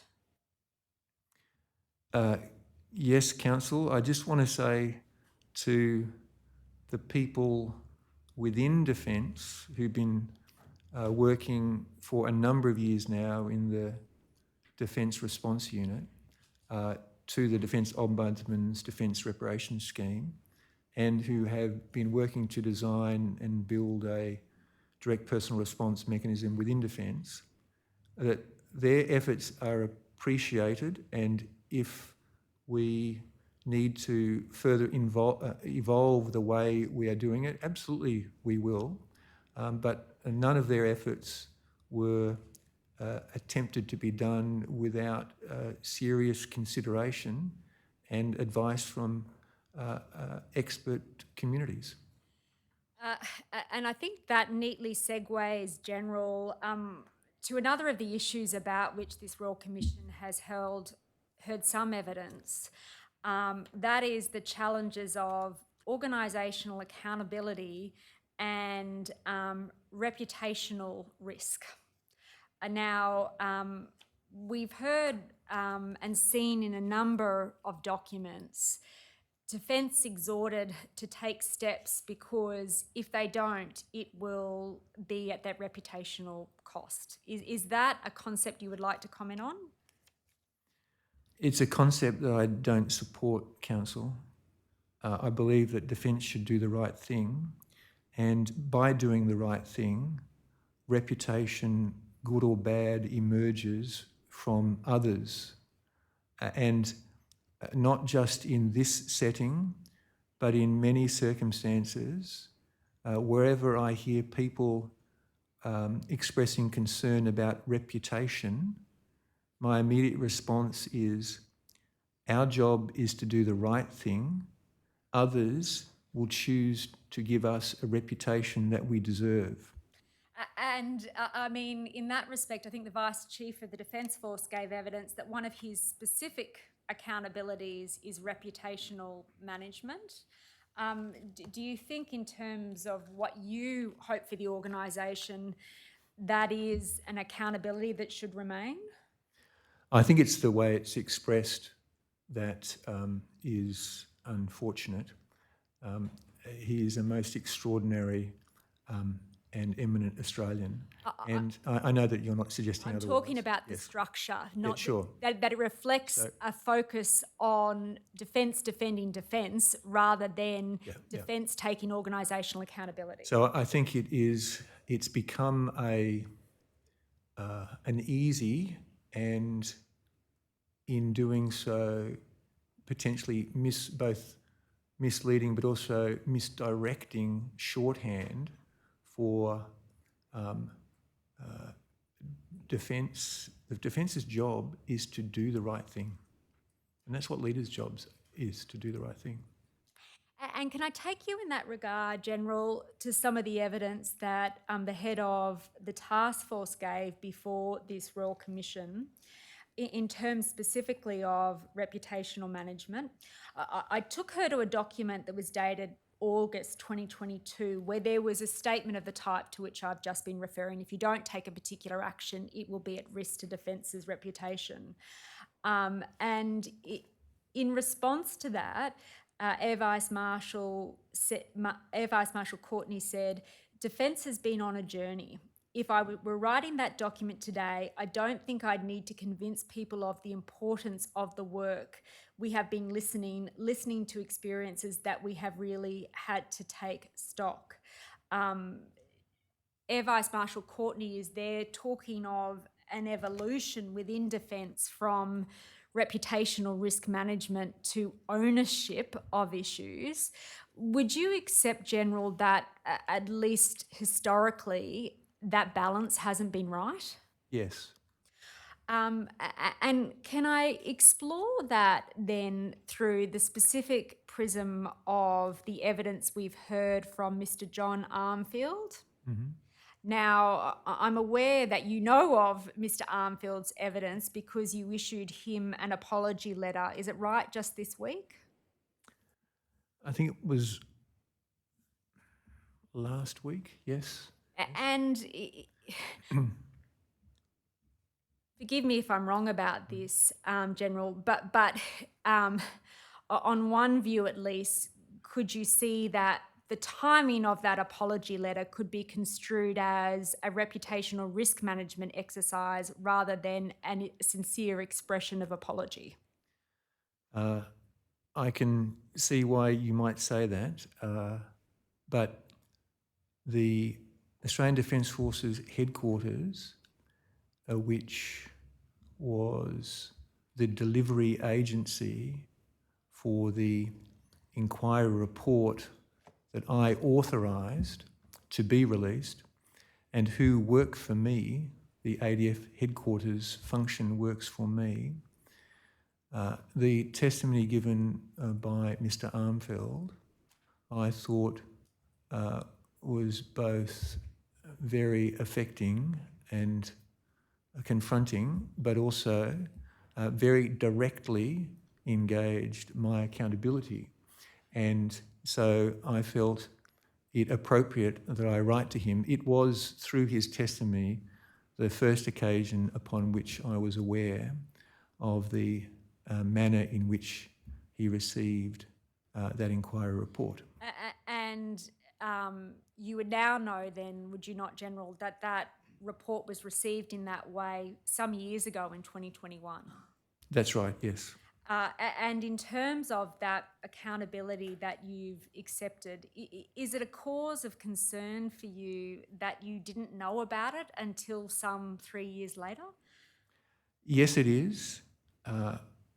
And it is an issue I'm seeking to understand, to address. And would that reflect then, General, I mean, I think you've accepted this at the beginning of the day, an apology is but the start, not the end of accountability. That's right. One part of the question of why is it that I'm advised through his testimony 3 years later, whether there is a deliberate pathway of the information as it goes through our processes of redress or Inspector General inquiry that eventually get to me but don't get to me directly. I am following up on that question. But yes, you're right. And so consistent with the evidence you've just given, this at least was a blind spot for you until recently. I was unaware of it until his testimony.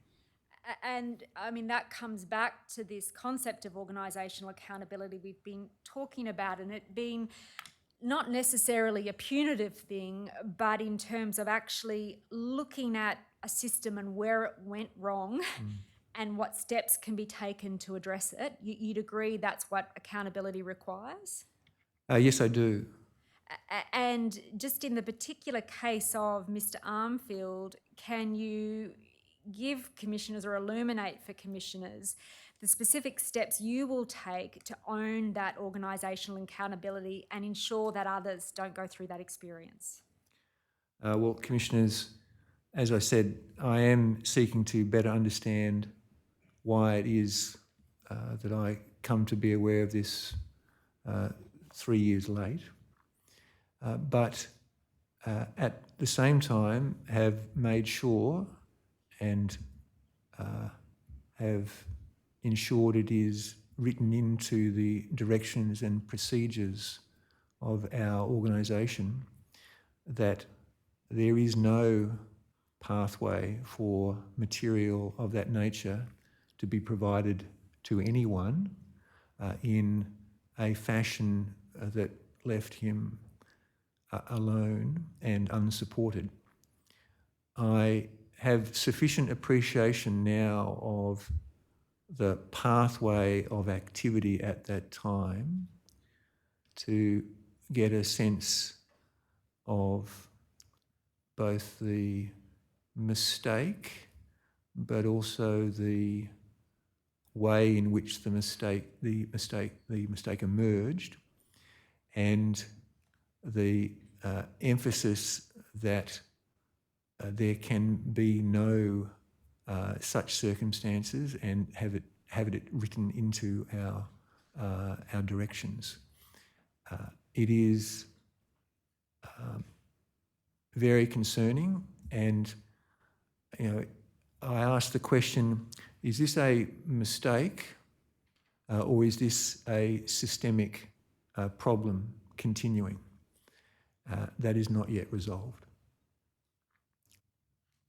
Now, Commissioners, I'm conscious of the time. We're in your hands as to whether or not you'd like to ask some questions now or adjourn. We probably haven't got much time for all three of us, but I did want to just lead with one question, and then I think we started at 50 minutes past, so we can break at 50 minutes past, because with the 2-hour time limit for the transcription. Thank you, Commissioner. General, just in relation to Dr. Coleman's matter, I think you'd agree it was an egregious case. Yes, I do. And I think you'd probably also agree that it's not a historic matter, it literally finished last year. That's correct. Well, with all that in mind, and while the Royal Commission's sitting while it was occurring, if we're talking about accountability and responsibility, apart from the person accused of the wrongdoing, were there any other consequences for anybody else involved in the case that you're aware of? I don't think there is, but I'm happy to hear your thoughts. Yes, but not isolated to this case, as in consequences that emerged with regard to a combination of circumstances. Perhaps you can just clarify that for me. I'm not sure what that means. With regard to the arrangements and appointments within the chaplaincy branch of the Royal Australian Air Force, there have been a series of steps over now a number of years, as in recent years during my tenure, in terms of seeking to strengthen and assure its performance and the accountability of its leadership. I appreciate that's a reform effort, but were there actually any consequences, punishment, if I can put it bluntly, for anyone else involved in this matter? I'll have to check about it, whether it is specifically to this matter, but yes, in terms of a series of matters. I'd really appreciate it if you could take it on notice perhaps and get back to us. Sure. Thank you. Just one other point on that. With hindsight, and hindsight's a wonderful thing, would you agree that it was a mistake to put any sort of non-disclosure agreement on Dr. Coleman before the process of the meeting was begun? Yes, I'm just conscious of the persons engaged weren't seeking or appreciating, and that's part of the problem, that this was or was potentially traumatic for Dr. Coleman. Thank you. One other question, and then we'll probably squeeze out a few more before we break for lunch from the other commissioners. In relation to the Armfield matter, similarly, are there any consequences coming, or are you aware of any consequences that have already taken place for anybody involved in that matter? Not at this stage, and part of this will be subject to my better understanding of both the circumstances, which I believe I do understand, and the question of the degree to the question of my awareness of it. I'm sure you can appreciate, General, the fact that these two cases occurred essentially while the Royal Commission was sitting is of some concern. I'll leave it at there. I won't labour the point. Commissioner Brown? Yes, I can, Commissioner. Yep, thank you. My questions probably go beyond the time we've got available, but I'll get started.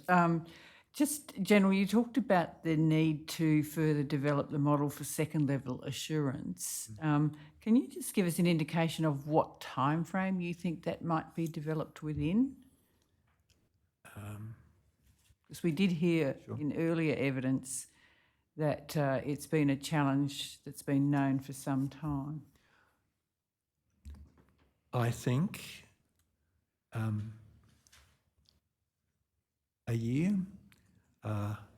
I'm conscious that I have not looked at this in terms of I haven't come with a confidence of that time frame, but I think we should be seeing something within a year. Okay, thank you. That will give those who come after us something to kind of go by without holding you. Well, I may have just given my successor and Secretary Moriarty either a challenge or a target. A heart attack, yeah. I hope it's a target. And I'll certainly be spending what time I have seeking to ensure that it's one that can be realised. Okay, thank you. Council was asking you around some of the issues for serving members that put pressure on them, and housing was one of them. And you talked about what is available to support people when they post to different locations. My question is specifically in relation to the changes in locations coming out of the Defence Strategic Review, and particularly the move of additional serving members up to Townsville and Darwin. What steps were taken before that decision to actually ensure that there is going to be adequate and appropriate housing options available for those serving members? So, Commissioner, we know now that there will be, because initially the numbers that move and at the rate at which they move, there is defence housing options that will be available, and there is then time progressively over in the longer term to realise a growth as might be required. But the Chief of Army, who is carrying the predominant share of the numbers of persons, is seeing a setting in which this is not an area of concern for deficiency. Okay, that's good to hear. Thank you. You spoke about the multiple pathways there are Yes. in which people can report, whether it's complaints or other issues. So we've got chain of command, yourself, service chiefs, headquarters, IGADF, the Ombudsman, the Human Rights Commission, the Information Privacy Commissioner, the Merits Commissioner, Police, etc. My question, and you also mentioned the emails to ministers, prime ministers and Governor-General. My question to you is, what analysis does Defence do about the aggregate of those complaints? Well, indeed, do you have an aggregate view of all of those complaints and how you might analyse them? So, for example, if I looked at the issue of emails to ministers, Prime Minister, Governor-General, has that ever been analysed to understand whether it's a particular issue that tends to go that pathway versus another? Is it a particular rank, location? Are there any lessons being learnt by looking at the total, but then also the pathways there? I hope that's clear what I'm trying to convey. It is, Commissioner, and no, that kind of analysis hasn't, to my knowledge, occurred. My sense, so an impression of the email pathway is, because we have email, you can, because you can, people do. And if someone is expressing a concern, we're not going to say you shouldn't be writing the minister. We're dealing with a concern.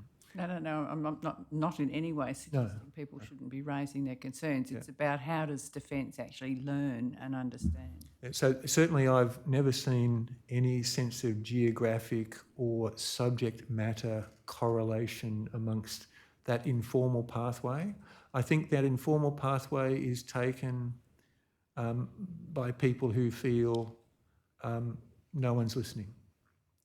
And so it is a reflection, using that informal pathway, that we have not provided the space, the environment that people need.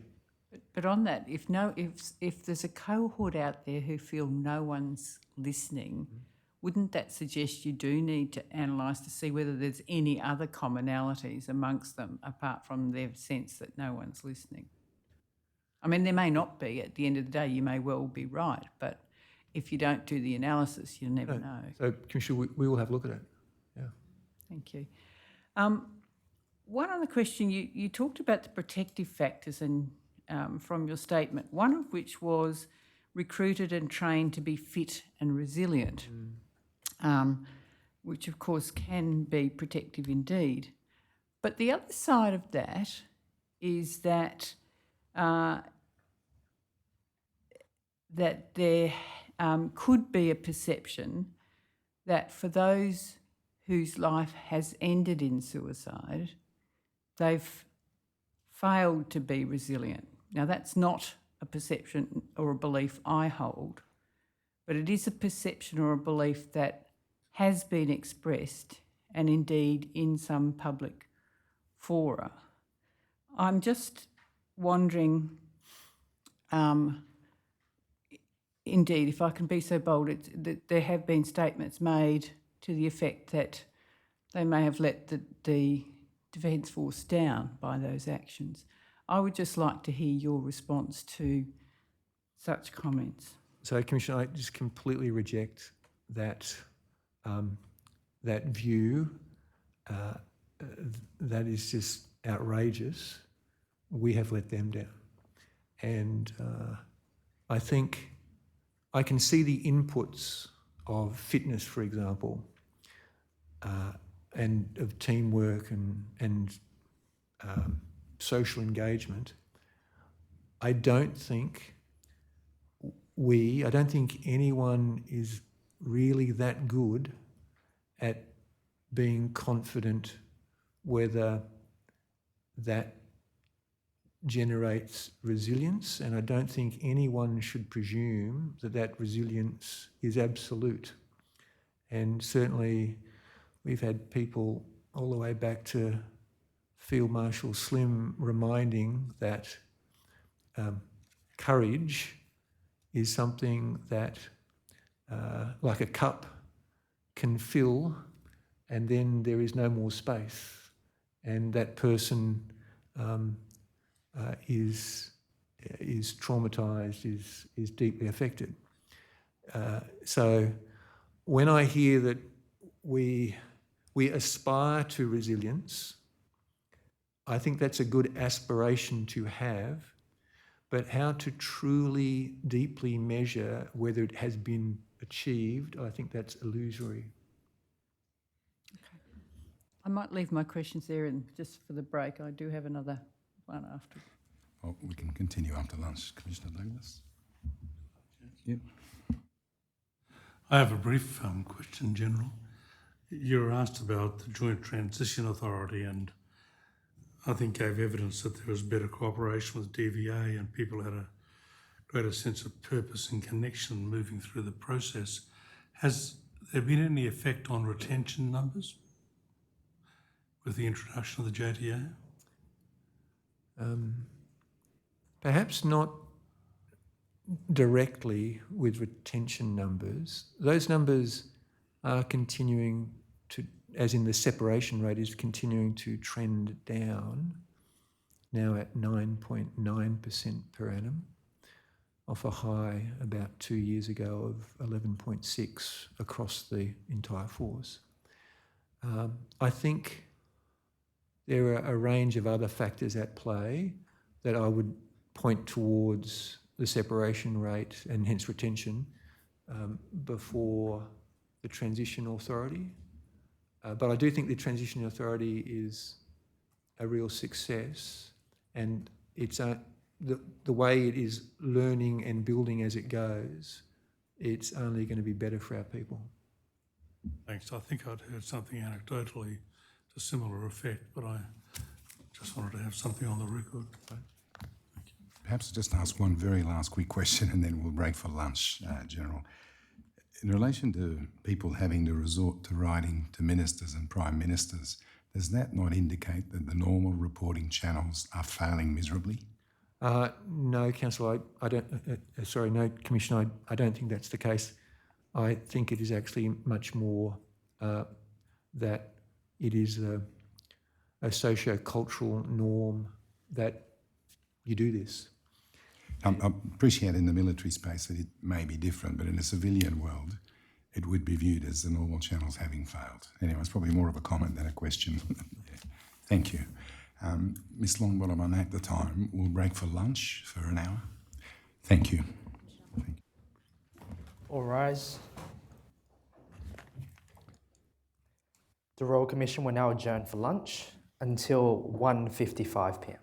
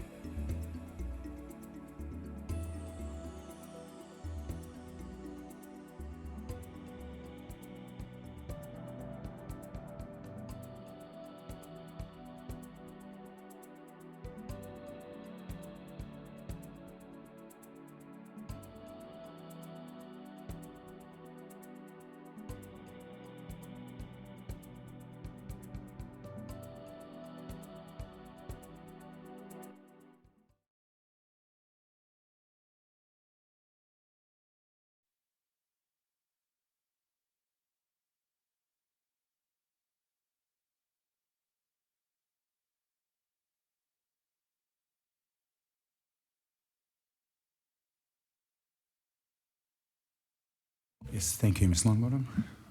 Thank you, Commissioners. Are there any further questions? Yeah, we just had a couple, I think. Commissioner Brown? Sorry, just a couple of other things, General. One was earlier before the break, we talked about voluntary separation and the comment that the statistics tell us that they revert to the Australian norm in terms of rates of suicide. I just wanted to make a comment on that, if I could. Just, I guess, to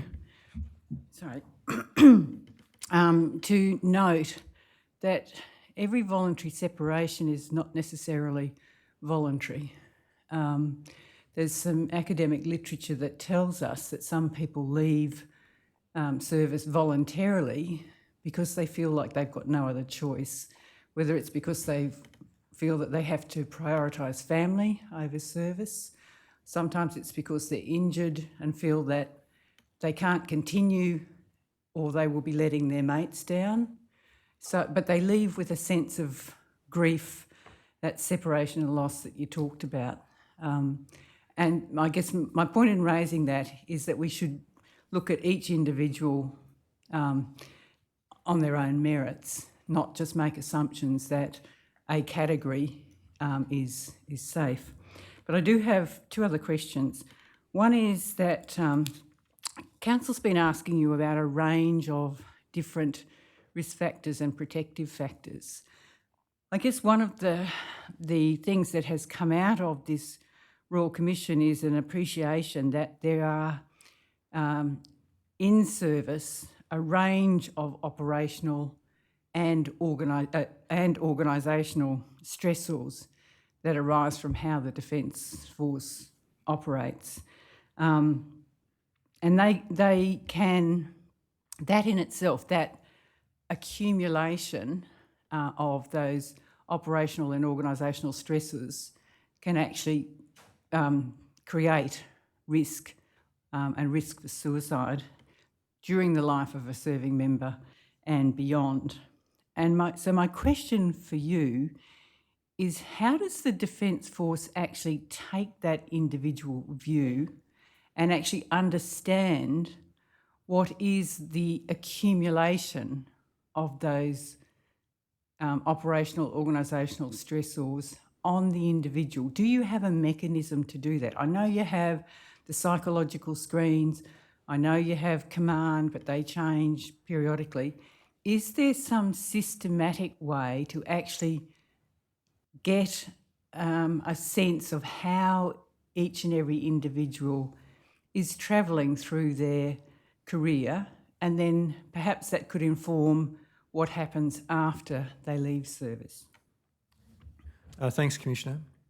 First, I very much agree with your point that everyone in their service, but also in their transition, needs to be seen as an individual, and their individual circumstances catered for to the degree that that might be possible. With regard to that in-service experience of accumulated stressors and pressures, the point of conversation and engagement on aspiration, opportunity, family circumstance, and location and so forth is typically a conversation that happens between individuals and the career management agencies that seek to find, across the breadth of the community of a particular skill set or a particular rank level, that best fit that meets, as far as possible, individual need, aspiration and circumstance, and also the organisational capability need.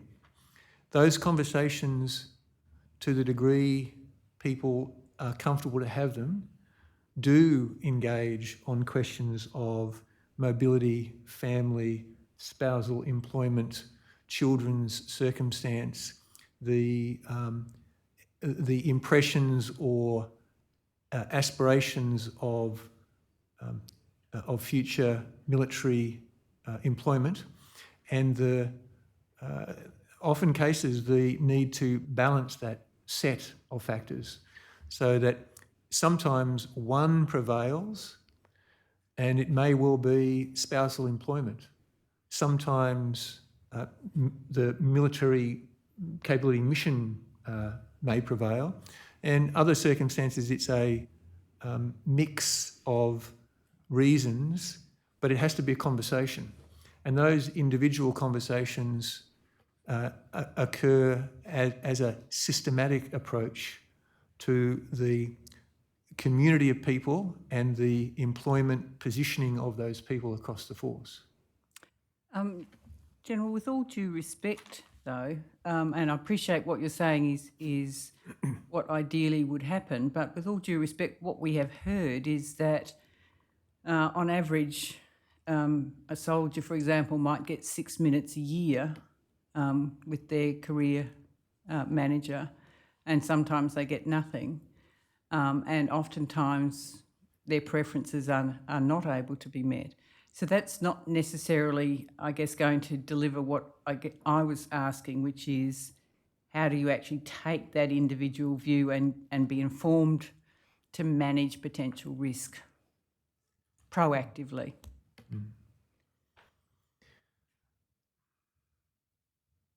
Commissioner, I know that statistic is at the short end of the conversation. Before those conversations, there are conversations inside units. So I don't think it is fair simply to characterise, I only spoke for 6 minutes. However, I appreciate your point, and it's one where we perhaps need to do further thinking about how to translate from that conversational and empirical to one more looking at the psychosocial components. Yep, thank you. And my last question arising out of this morning was just you talked about, Council was talking with you about the reputation of Defence, and you acknowledged that historically the balance was perhaps not right, and that Defence is evolving in terms of how it approaches the issue of reputation management. Can I take from that this Commission, those in the Defence and veteran community, can expect that Defence will be more open and transparent and collaborative in its approach? Yes, Commissioner, and I want to emphasise that I don't think people intentionally use that word to mean we're seeking to cover up and protect, but the shorthand of that word can allow people to misunderstand the relationship between what I say and do is what I say and do, and everybody else in the world can choose that reputation that emerges from what I say and do.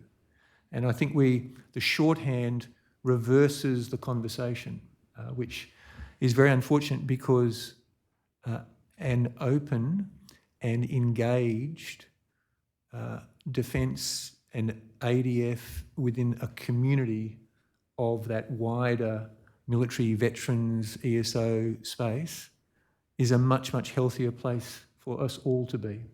Thank you. Thank you. We don't have any further questions at this point, Ms Longbottom.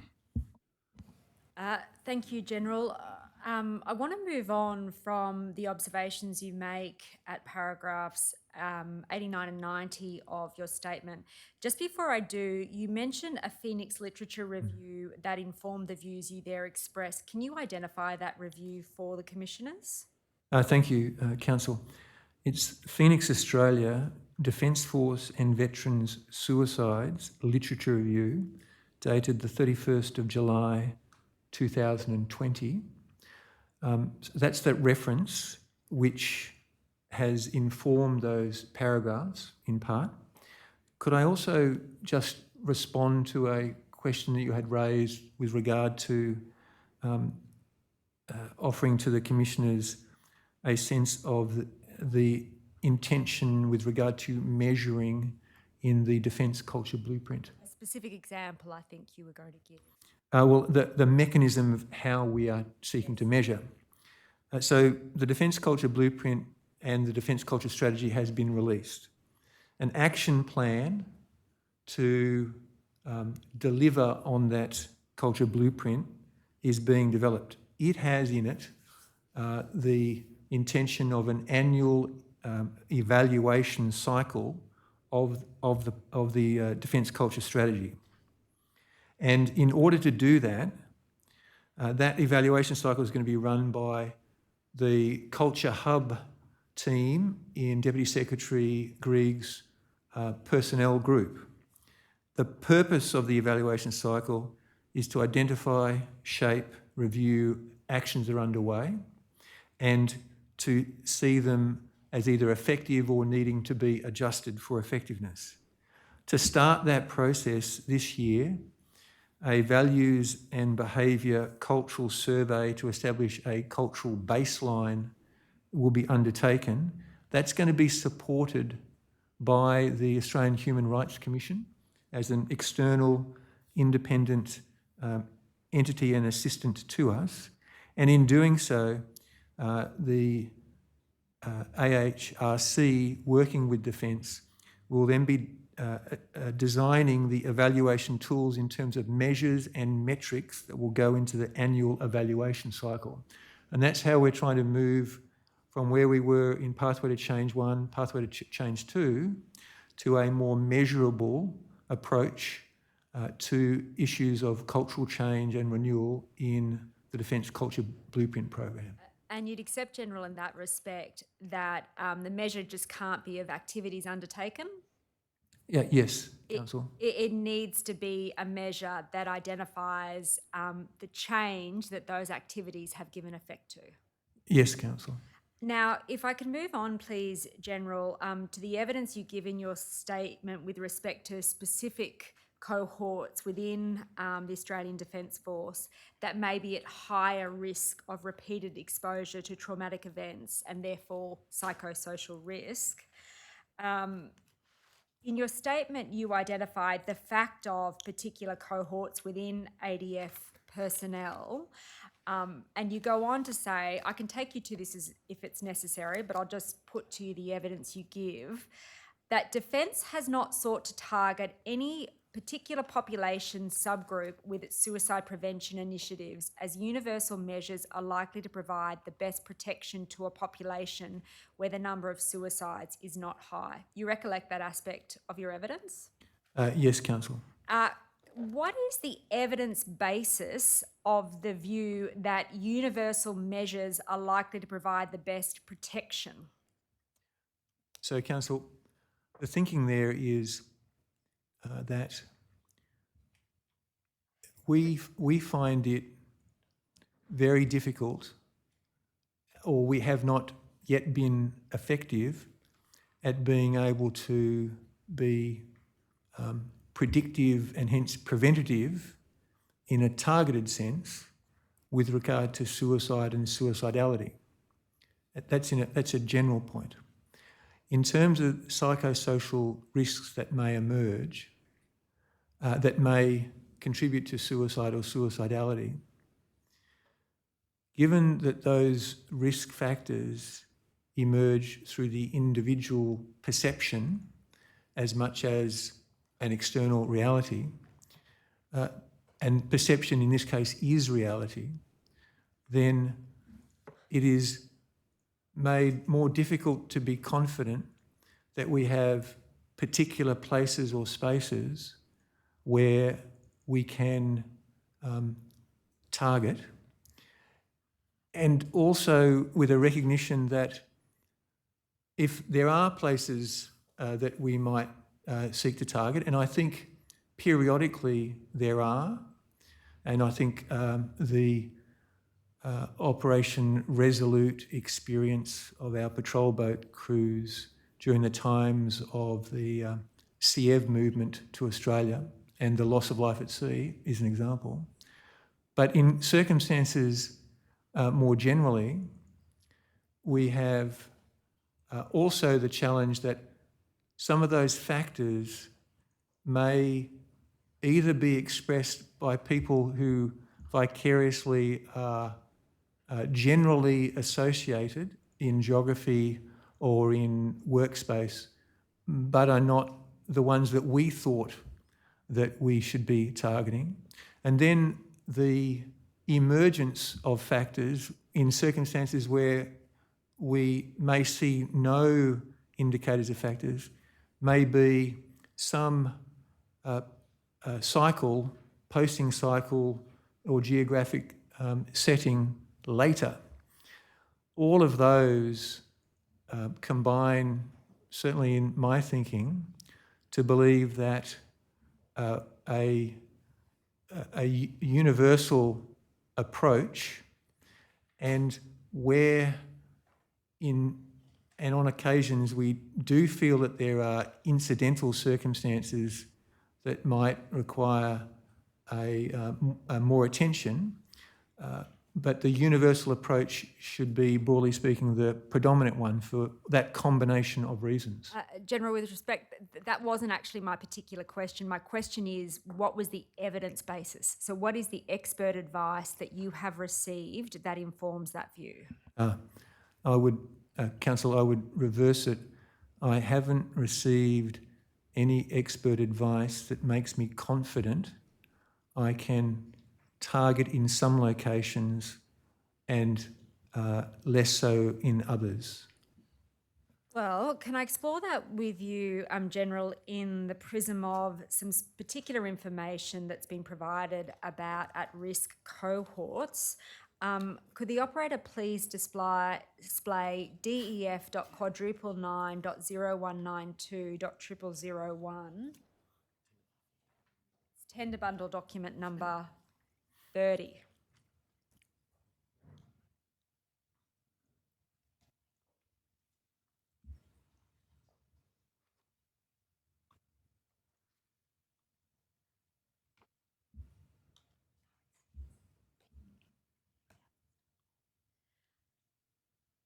And just while that's coming up, I just might ask the operator, when it does come up, to turn immediately to .004.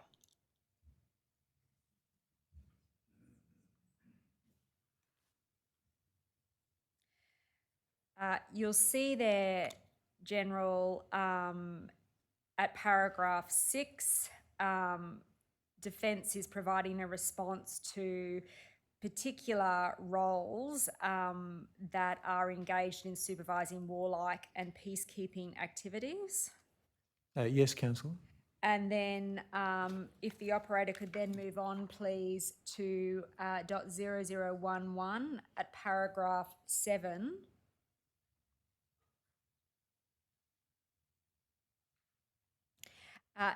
Defence is there asked to identify, with respect to particular roles, specifically whether or not they have conducted or caused to be conducted any research that might inform the views about whether those cohorts are more likely to be exposed to mental health impacts, including trauma. Do you see that? No, Council. So you'll see in the table. Oh, yes, And yes. then in subparagraph A, there is that question. Right, yes. And the table goes on for a number of pages, but that question is universally asked within it. Yes. I might just take you to a particular example, if I could, on .0025, please.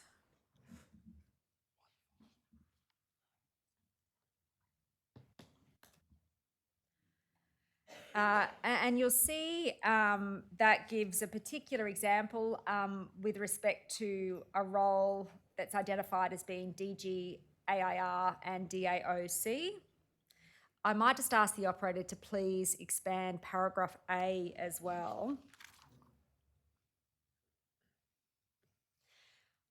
And this really goes to the point you were raising earlier. You said Defence doesn't have any evidence to suggest that anything other than a universal approach is right, but this evidence, and I suggest to you it's repeated with respect to a number of these roles, indicates Defence hasn't conducted any specific research to identify whether or not they are more likely to be exposed to particular impacts. Council, I don't agree with that.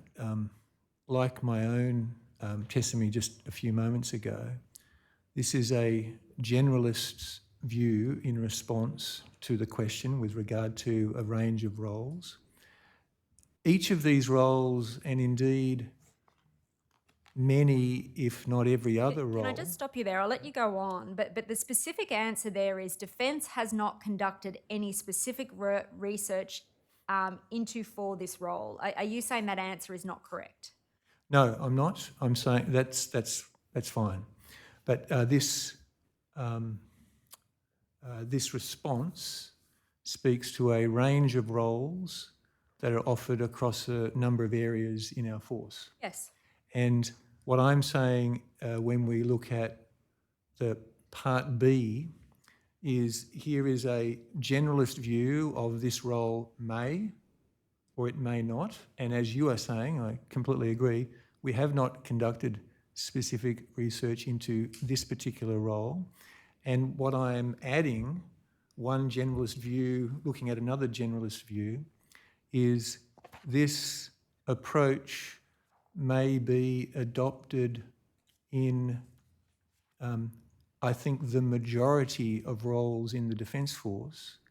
And whether it is a reality that such roles might lead to the actuality of exposure to issues of concern leading to psychosocial risk or risk to suicide and suicidality and so forth, will be dependent across the force on the nature of activity and the duration of activity, the question of vicarious sense of connection to the activity, the time frame in which the activity may emerge and so forth.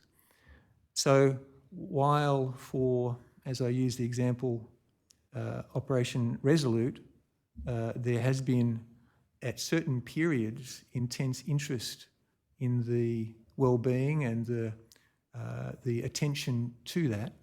Here is an example of a role amongst many, many other roles where it is right to say there may, but there's no confidence to suggest that these roles which have been highlighted in these response are the right roles to be highlighting. Well, can I cavil with that answer, General, in this respect? In response to this particular role, as in response to the other roles that are identified in this table, Defence has gone to the effort of identifying that at least these roles are exposed to matters that might adversely impact their mental health, including trauma. Can I suggest to you, General, that it is incumbent on Defence in that circumstance to at least conduct some research to identify whether or not particular additional supports are required? So here is where I think, Councillor, you have received a response that speaks to some roles amongst what I think might be many, many roles. Accepting that to be the case, let's focus specifically on these roles. And then I would say with the Joint Health Command mental health clinician capacities that we have, we do and we are interested in the mental health and well-being and the capacity to understand the particular circumstances, settings, operational activities and so forth that may be of concern. But rather than trying to pick a set of 20 particular roles, it's a matter of scanning across the force and in the particular time, period and activities of the organisation for the right places to be inquiring. But in terms of that, let's focus particularly for a moment on this role. Mm-hmm. So you don't cavil with the proposition that it's a role that as Defence has identified, may be exposed to particular matters that create psychosocial risk. You agree with that? I agree with maybe. Yes, Counsel. You don't cavil with the proposition that Defence hasn't conducted any specific research into that role. That's right, Counsel. You don't cavil with the proposition identified in subparagraph or C of the table that by reference to that absence of any specific research, Defence is not aware of any specific mental health impacts that are attributable to that role. That's correct, Counsel. And then if you can go and have a look at paragraph D, General, which expands over to the next page, I suggest to you the supports that are identified there are not tailored or individual supports. They are the same that are offered universally across Defence.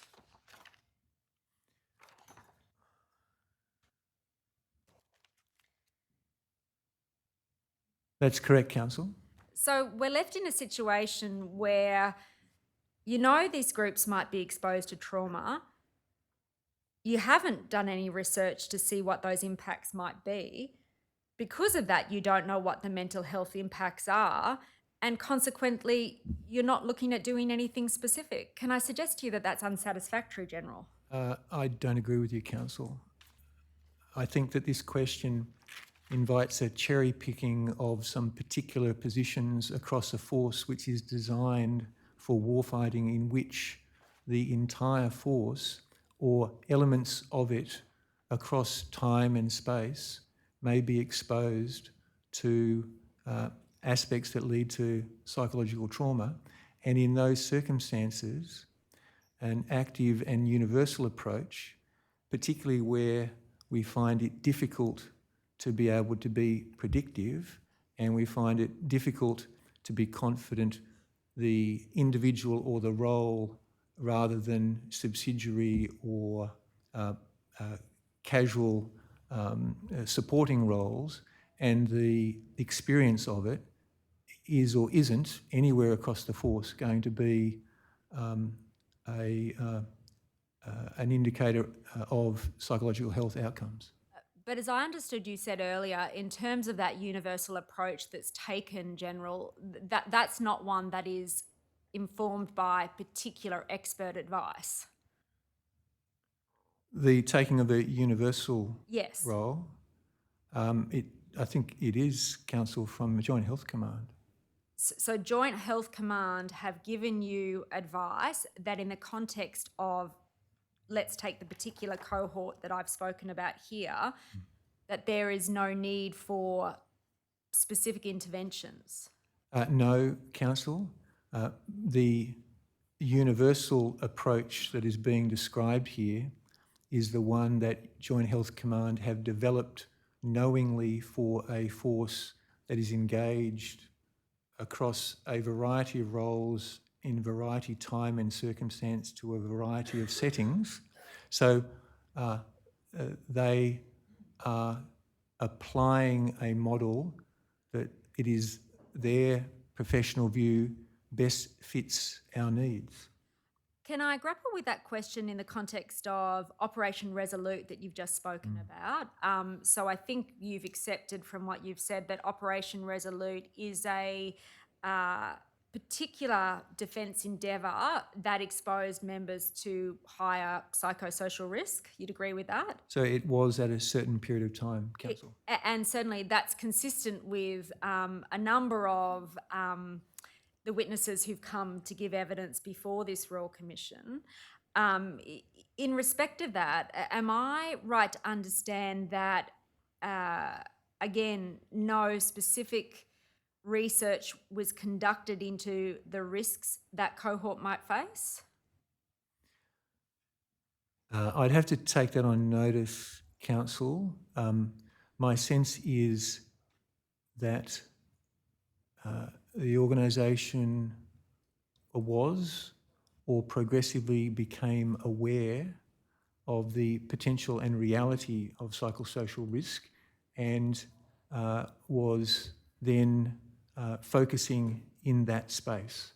And can I suggest to you, General, that this really underscores that this expert advice that you've said you've received is really a bit of a bootstrap argument, because if Joint Health Command don't conduct research into specific cohorts to identify what their particular risks might be, it doesn't have the evidence base to soundly tell you that a universal approach is the right one.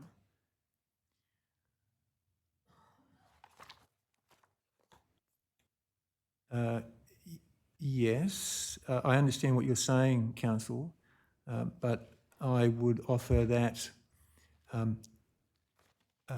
a long experience of clinicians who are doing this for the purpose of the best interests of the force is looking to the question of how they understand and apply the resource to the need across an organisation where those positions and so many others could be listed. But that's really talking about capability demands, or, you know, a balance of capability and demand. And you would accept, would you not, General, that clinical interaction is different from longitudinal study and research. So it doesn't provide you the best evidence basis to make those informed decisions. I understand. What I'm really saying here, Council, is that I think it would be a study of the entire force that would be required to fairly consider all of the roles that might emerge to have psychosocial risk. And that study has not yet taken place.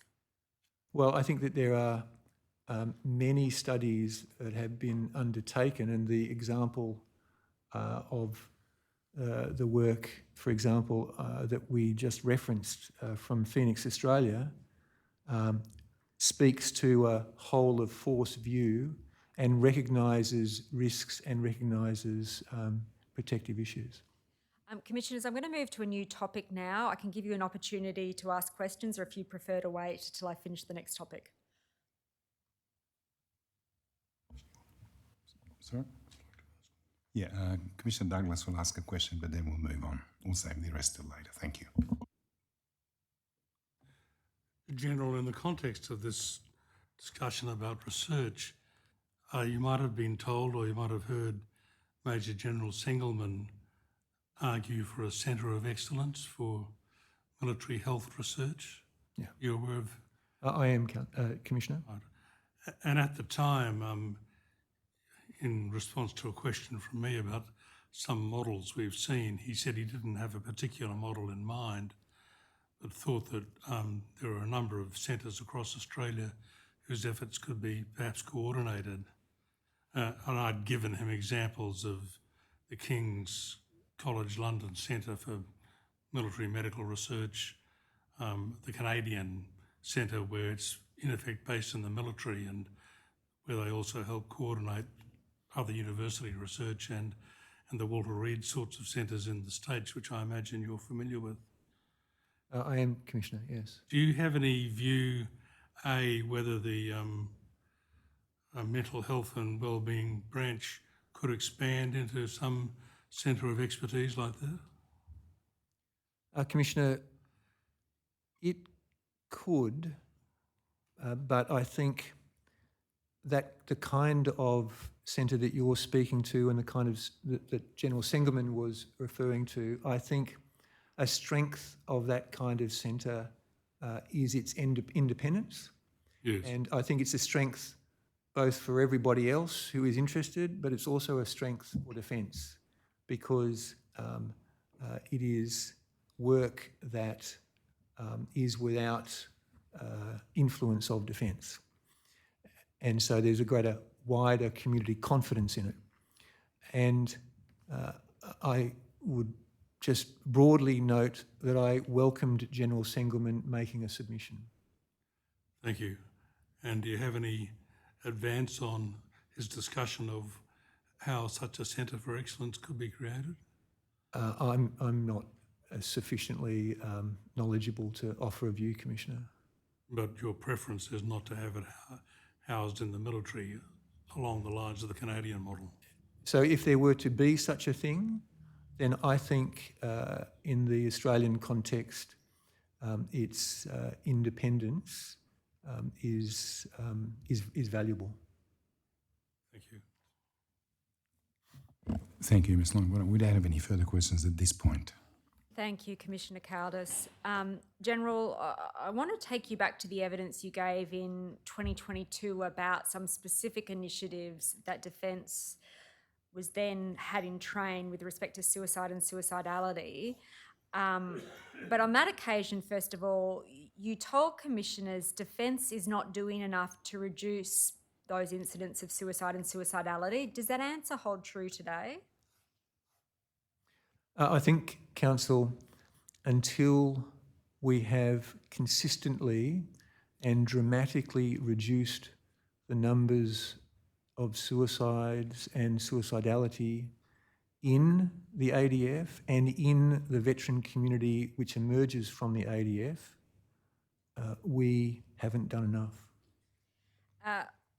The first initiative I want to ask you about is the Defence Mental Health and Wellbeing branch.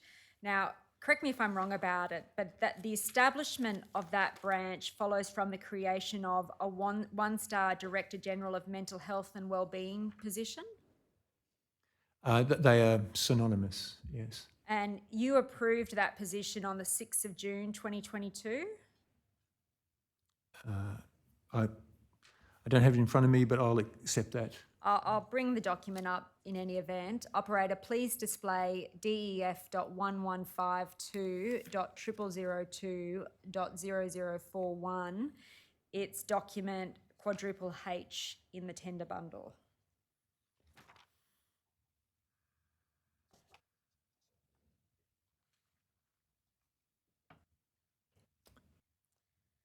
Thank you, Council. And so whenever that was signed off early in June, that is, yes, my approval for the establishment of that position.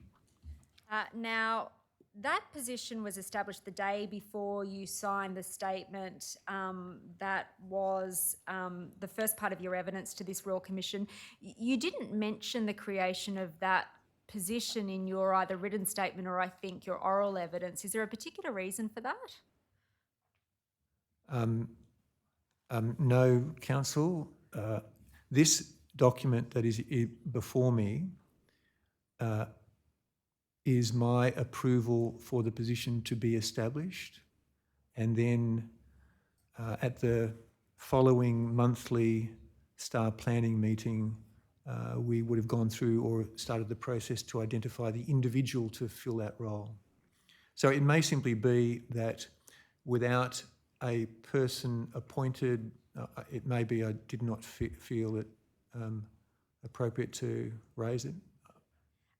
Now, General, I can give you the document ID of the document that has your signature on it, but in the efficiencies of time, I might ask you just to take my word for it.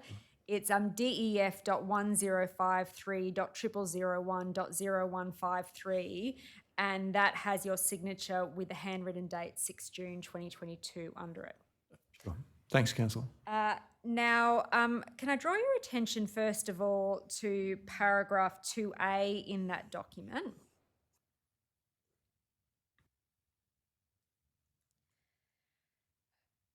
Now, the view, at least of those that were briefing you, is that it was external pressure, specifically a whole of government focus on mental health and suicide, that was compelling Defence to deliver a strategic and enterprise approach to mental health and resilience.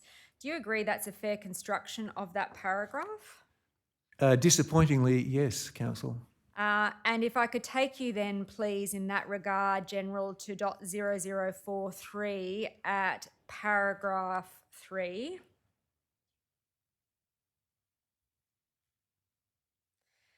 Consistently with that opening statement, specific reference is made in that regard to some external forces that are raising the issue of mental health and suicidality. Yes, Council. So would you accept then, I take it, that it is disappointing that at least the view of those who were briefing you is that this is a response that should have been, or this is an initiative that should have been put in place, not because it was one that was needed, but because external pressure was being placed on Defence? That may well be the inference drawn from paragraph 3, Council. And it's a disappointing one, you would accept, would you not? It is. Now, we heard evidence from Brigadier Langford, who holds that position in May of 2023, that the new branch was not expected to reach maturity with all functions transferred to it and staff in place until January of 2025. Are you aware of that evidence that was given? I have become aware of it, Councillor. I don't think I was aware on the day. Subsequent to Brigadier Langford giving that evidence, in July of 2023, you, together with the Secretary, issued Joint Directive 15 of 2023 that led to the creation of the Mental Health and Wellbeing Branch. You are familiar, no doubt, with that Directive, General? Yes, Council. Now, if I could ask the operator to please display tender bundle document quadruple I, it's DEF.1300.0001.0398.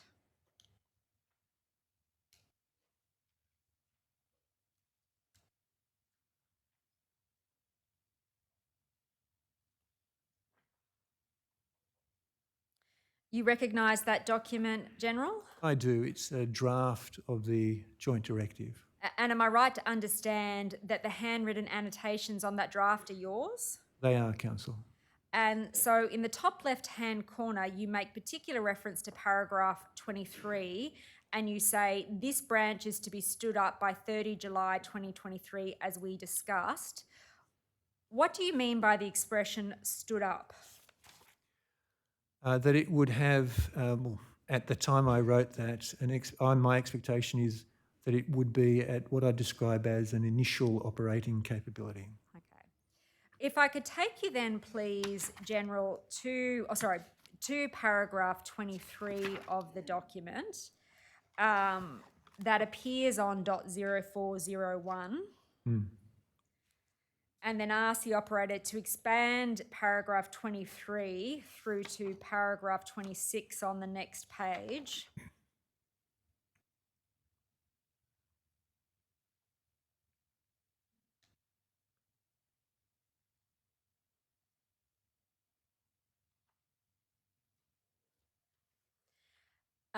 So I suggest to you, General, in terms of paragraph 23, the Deputy Secretary of Defence people wasn't there talking about the timing for the branch to be stood up to initial operation capacity, as you've identified. It was about the time for it to reach maturity. You agree with that?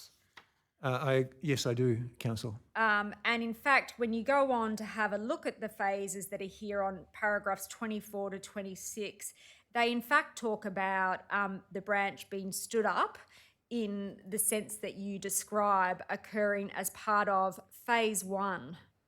Is that a fair assessment? No, Council. So what you're seeing is, I think phase 1 is much more about planning with some key small transfers. I don't think I would characterise that as getting to an initial operating capability. So can you tell me where in those phases Sure. You see the initial operating capability you're talking about being described?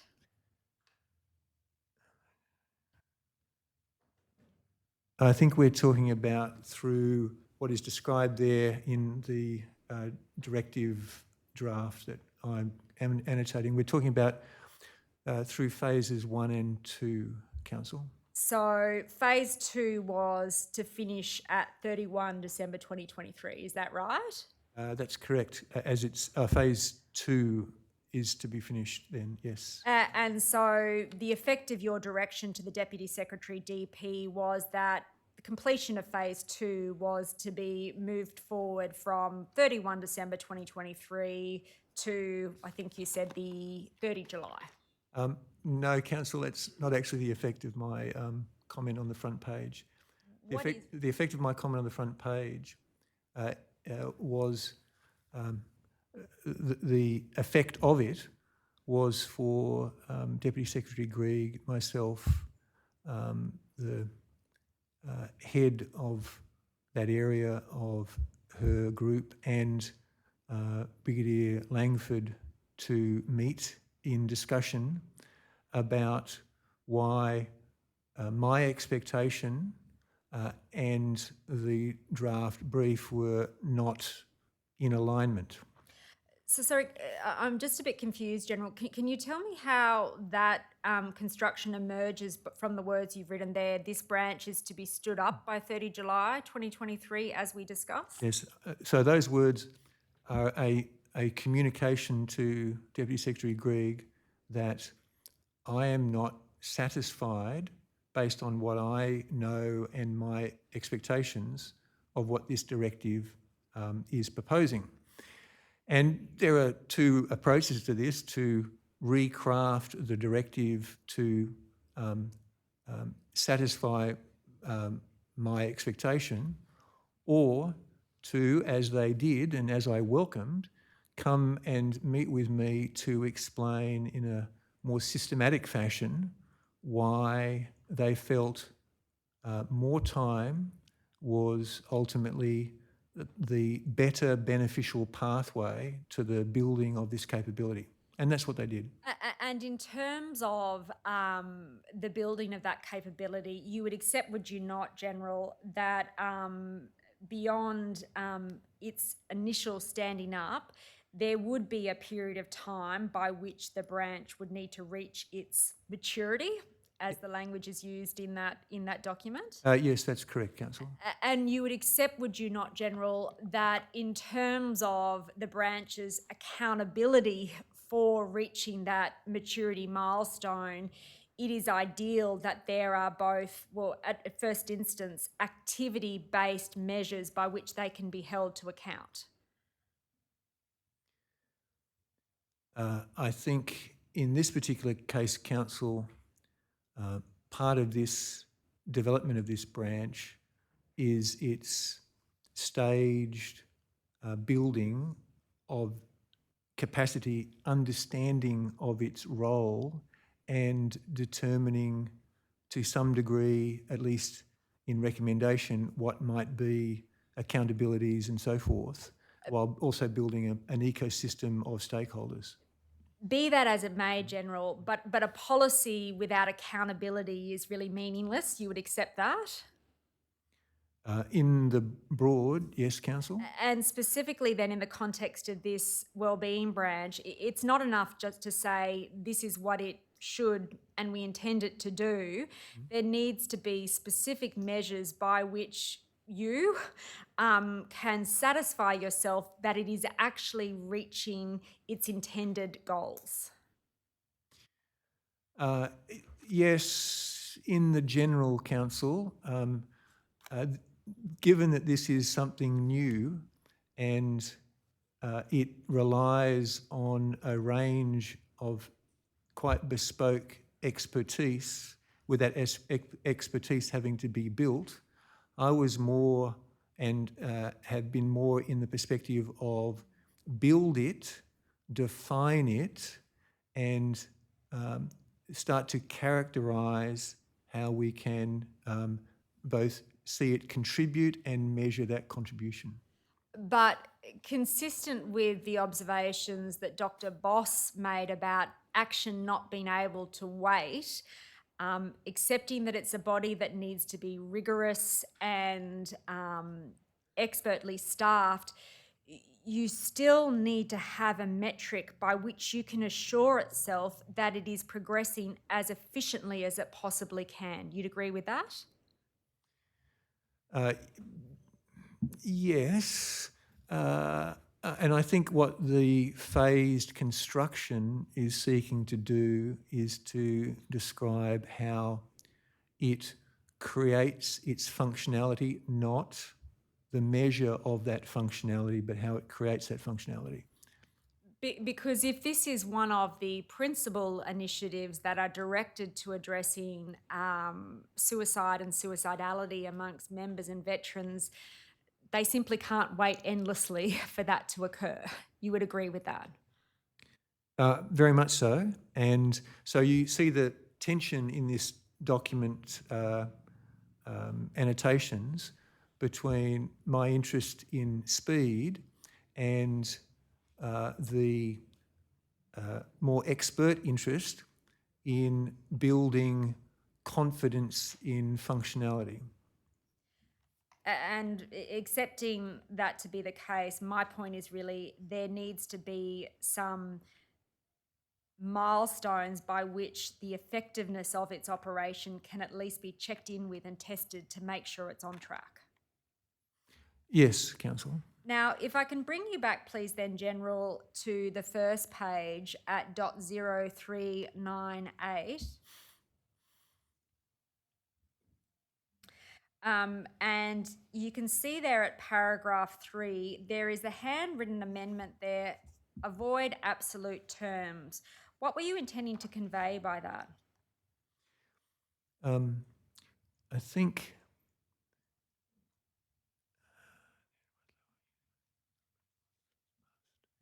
and could we just go down into the subparagraphs, please? Yes, could the operator please display 3 to the end of the paragraph? Thank you.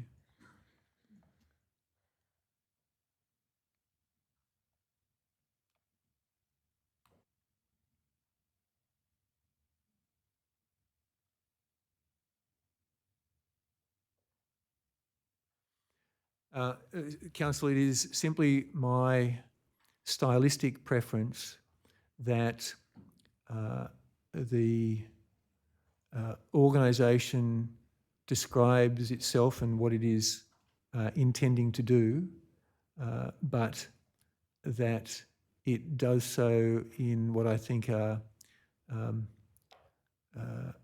less absolute terms, as I say. But would you accept, General, that one risk that carries with that stylistic preference is that you have no unqualified accountability for pursuing particular steps? No, because when the draft becomes the final, the sentence reads, Defence will manage workforce MH&W at the enterprise level using the one defence philosophy and operating model by doing. And I don't think the word must is actually a necessary word to achieve all of those things. So it's a stylistic approach that I take across the board in my work. Now, am I right to take from the handwritten annotations here and the discussion you've spoken about that it was your intervention that accelerated the development of this mental health and wellbeing branch? Council, I think that there's a collaborative response. My tension for acceleration, their tension for the deliberate building of expertise, some of which needed to be sourced both nationally and internationally and external to defence. So I think we've come to both a completed directive and a statement of task to Brigadier Langford that suits the fastest reasonable expectation that we will get a branch with the functionality that is being described here. General, but for your intervention, would the branch have been stood up as quickly as it was? I don't think so, but that's a bit of a hypothetical. But accepting it's a hypothetical, General, you would accept that it is reflective of the need of senior leaders to really lean into initiatives in this space and ensure that they progress as efficiently and effectively as they can? Yes, Council. The additional comment I'd like to say is Deputy Secretary Greig and Brigadier Langford were absolutely leaning in. They had a different mindset about leaning in because they had a deeper knowledge of both the needs and the challenges of realising those needs and creating this branch. I, more the generalist, was looking at simply the question of time. So I think all are approaching this with good intent, they with a lot more depth of knowledge than I. But accepting that to be the case, this is an instance of you being curious, leaning in, and really testing the necessity of the time frame that was at least first identified. You'd accept that? I think I'm just doing my job, Council. Well, and it might seem axiomatic to you, General, but certainly this commission has not heard evidence of that sort of professional curiosity and leaning in occurring on every occasion, and that's precisely why I'm making that point. Fair, Council. Could I just note that my annotations, here they appear on this document, but there will be many conversations where there are no annotations, but all across senior leadership interaction, there is curiosity and drive or tension and interaction about how to develop a best outcome. Now, Professor Sandy McFarlane, who is a member of the Defence Mental Health and Wellbeing Advisory Group, gave evidence that his group wasn't consulted with respect to the creation of the branch. Are you aware of that? I am not, or I wasn't, Council. Do you know if any experts external to Defence were consulted? Certainly colleagues in DVA, Council. I'm specifically talking about experts in mental health, for example, organisational psychology and the like. No, Council. You've made some observations earlier about the benefits of having that independent, objective perspective. Do you think that the design of this branch would have benefited from that insight? It may, Council. I'm actually quite confident it will, simply because of the range of experts it is engaging with. So you're seeing a snapshot in time, and if they did not, they may have benefited. I know they will because of the engagement they now do have. Well, we might be slightly at cross purposes. My question is more particularly directed to the design of the architecture of this branch itself. Do you agree? So I do not know to offer you a comment as to the degree of expert engagement, Council. I might then turn, if I could please, General, to the mental health and wellbeing strategy. Now, am I right that the existing Defence mental health and wellbeing strategy came to an end at 2023? That's correct, Council. Now, when you last appeared in June 2022, you gave evidence with respect to the development of an integrated Defence and DVA mental health and wellbeing strategy. Do you recall that? I do, Council. And in fact, the evidence you gave to commissioners on that occasion was that strategy was well on the path to realisation. Do you recollect that evidence? I do, Council, yes. Now, about 18 months on from you giving evidence, Brigadier Langford told this commission that the development and co-design of that strategy is absolutely progressing but is presently with draft for consultation. Are you aware of that? I am, Council. Can I suggest to you that lag in time is quite at odds with your evidence that it was well on the path to realisation? It's slower than I would prefer. I want to emphasise that the realisation of a successful strategy needs the consultation aspect that it's currently undertaking to ensure it is a strategy that lands in a way that is embraced by the people who will apply it and is widely known by the wider community to whom it will benefit. General, consistent with the discussions you've just spoken about that you've had in the context of the mental health and wellbeing branch about testing the balance of effectiveness and efficiency, have you had those specific discussions with respect to the development of this strategy? I have, in terms of my conversations with Deputy Secretary Grieg and the development pathways for the strategy. And what expectations have you set for when the strategy will be finalised and completed? It is as soon as possible. I believe in good faith that we will see it completed by the middle of the year. And you're right to say, and I would say, I would wish it sooner, but again, like the branch, I want it to be as effective as it can be. And so I have borne some delay to what I believe will be realisation of a much better product. But unlike with the mental health and wellbeing branch where you issued a directive, this is to be stood up by 30 July 2023. Is it right to say that you haven't done that in this case? That's correct, Council, yes. And would it be fair to say that the time that is taken to develop this strategy it's too late? It's taking too long?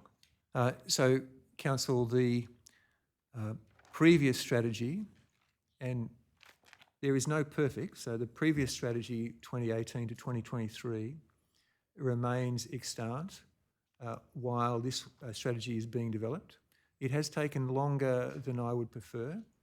It will be, I think, a very good strategy. It will move us forward, yes, in a better outcome. It would have done so earlier, but it will also be one that has conceived of the relationship between Defence and DVA and has been engaged across our community who will be the practical recipients of, I think, a strategy that will be of benefit.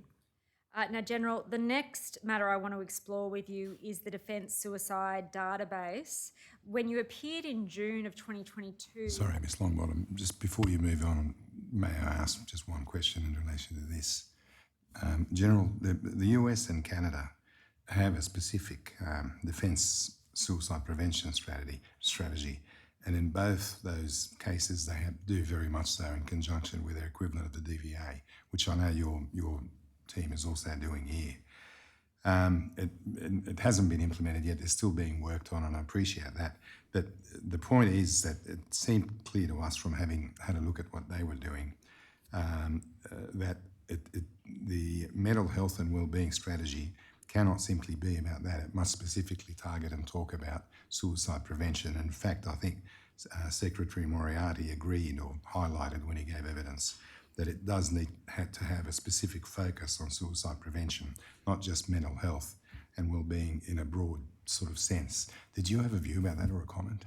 I agree, Commissioner. Thank you. So you'd expect it to head in that direction? Yes, and it speaks to the breadth of mental health and wellbeing, but yes, in specifics with regard to suicide and suicide prevention. Thank you.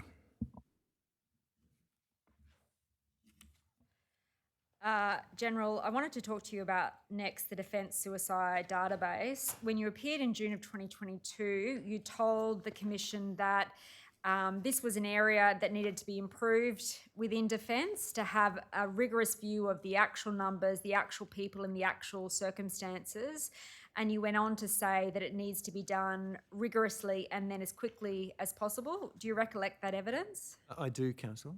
And at that stage, you estimated that it may take a couple of years to develop.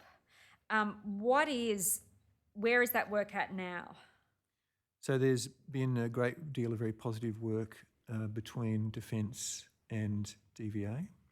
There has, Just if I could stop you there, just in terms of positive work, Yep. can I suggest to you, and tell me if I'm wrong about this, that there has not been any substantive work on that database since your last appearance, or at least that substantive work is not completed? what I was going to say then, Council, is there's some key issues with regard to that database, which the question of data sharing and legislation and its interrelationship would greatly benefit from the possible findings of this Royal Commission. So it would be fair to say, accepting the barriers you have identified, this is not an area of work that has moved as quickly as you thought it should. That's correct, Council.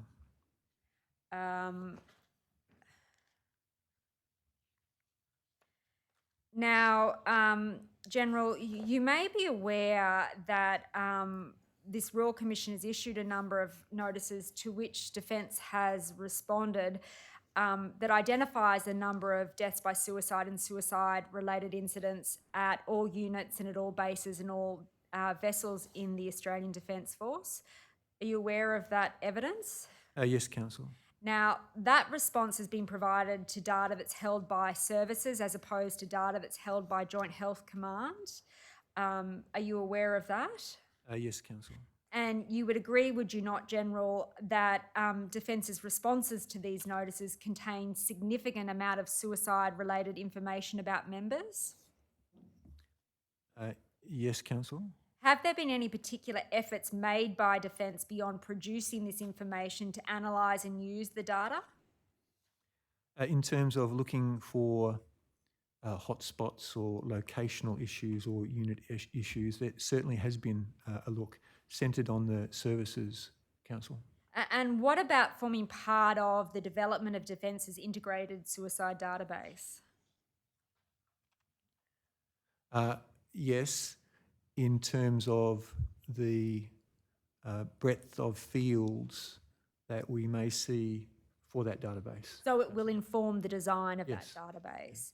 Now, to correct me if I'm wrong about this, but we understand that Joint Health Command does not hold aggregated data in relation to suicides and suicide-related incidents. Is that correct?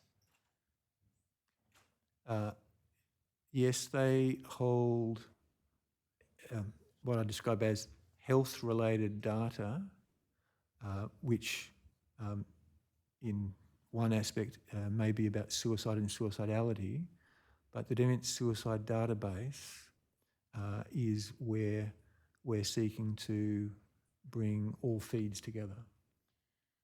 So I take it you don't cavil with the proposition that as your technical authority and the delivery point of clinical care, Joint Health Command would benefit from having that aggregated data? That's correct, Council. I think the entire organisation in all the areas of interest would benefit from it. And I take it from what you've said that there have been no efforts or at least no substantial success in terms of delivering that data source to Joint Health Command. Delivering the Defence Suicide Database to Joint Health. Well, aggregated data to Joint Health Command about suicide and suicidality. No, the relevant officials and officers have access to the Defence Suicide Database, but the medical health suicide issues are not aggregated in that direction to the suicide database. And I think you've agreed with me that JHC would benefit from that aggregated data. Yes, they would, but it would be, I think it would be the other way round as current arrangements, that they can see or access the Defence Suicide Database, but currently some of their data won't drop into the suicide Because of database. the privacy considerations. So am I right to understand then really the ability of JHC to have that aggregated data is dependent on this database occurring, which has not yet happened? That's right. So right now I describe it as some areas of our organisation have a one-way mirror. They can see an aggregated view, but they can't contribute to it. And again, can I suggest to you, General, in terms of Dr. Boss's call to action, it's not good enough that this work is taking so long. I agree with that. Some of the elements of this are beyond Defence's control, but very much in Defence's effort to influence. If I could move then, General, to Assurance Check 2204, I think which you alluded to in the evidence you gave in June of 2022. Do you recollect that aspect of your evidence? I do, Councillor. And I think you said at that stage that the work was in its early, it was in its early stages. That's right. Yes, Council. Now, I might just use 2204 as a colloquial term to refer to it, if we could use it for the purposes of this engagement. Am I right to understand it was a non-technical analysis of 59 IGADF reports that were released between June 2016 and June 2022 regarding death by suicide of an ADF member? That's correct, Council. And the expression non-technical denotes that the review was not completed by a subject matter expert on the issue of mental health and suicide. That's correct, Council. Rather, it was completed by a member of ADF HQ. That's correct, Council. Now, in June of 2022, you told the Commission that the purpose of that review was to establish trends across the IGADF reports. You recollect that? Yes, Council. And to ascertain the extent to which they were unexpected in terms of being protective or positive suicide factors. Do you recollect that evidence? I don't remember that part, Council, but I accept what you've just said. Well, can I, in terms of accepting that you spoke about trends, what 2204 in fact does is identify common factors identified in IGADF reports into deaths by suicide of this that cohort. Do you recollect that? That's correct, Council. My memory of the report that they provided was that they, beyond the factors that they saw as the more predominant factors that they saw as contributory, they did not, as I recall, identify any trends in circumstance that maybe have been may have been of use or value. Now, I can take you to the document if necessary, but can I suggest to you that in terms of those common factors, 2204 identified the three most prevalent as being mental health issues at 61%. That's correct. Relationship breakdowns at 49%. Yes. And both mental health issues and relationship breakdowns at 32%. You recollect that? Yes, Council. And 2204 defines the expression mental health issue to mean that the IGADF report refers to the member as having been diagnosed with a mental illness, having displayed significant mental distress and/or having sought mental health support around the time of their death. Do you recollect that? I don't, but I'm happy to accept that, You're Council. content to take my word sure. for it. Did 2204 reveal anything to you which was unexpected?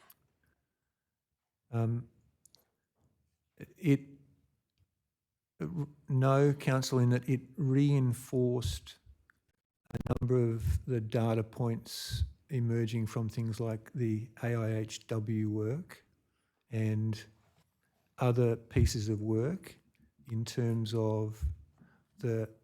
I was going to summarise those four factors as mental health wellbeing, family relationship issues, service in the ADF, and another which appears at about 18% was alcohol involved to some degree in a person's lifestyle or behaviours before death by suicide. And so that was the learnings you took. And Councillor, that to me was reinforcing a number of the other perceptions and understandings that had emerged from other engagements and conversations and reports and so forth. And to me then emphasised, and why the Commission has heard me emphasise the values, behaviours, culture as critical to allow what I believe are those positive factors to emerge and to predominate. Now, so you received 2204 in 2022. Am I correct that the following year, in February 2023, an interim possible suicides death learning process was floated within Defence? I didn't. I think you're referring to a document in the tender bundle. I did not see that document. That was a draft which I don't believe ever got to me. Well, I might just display it then, just to make sure we're on the same page. If the operator could please display tender bundle document AA, it's DEF.1298.0001.0001.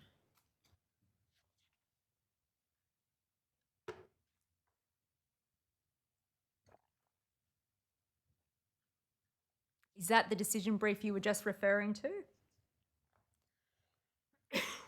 If I could ask, could we just flick through the pages, please? Of course. Could the operator please just display the other pages? Yeah, and next one.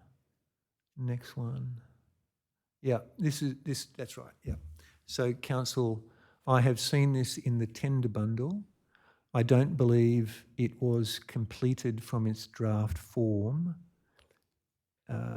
by its authors.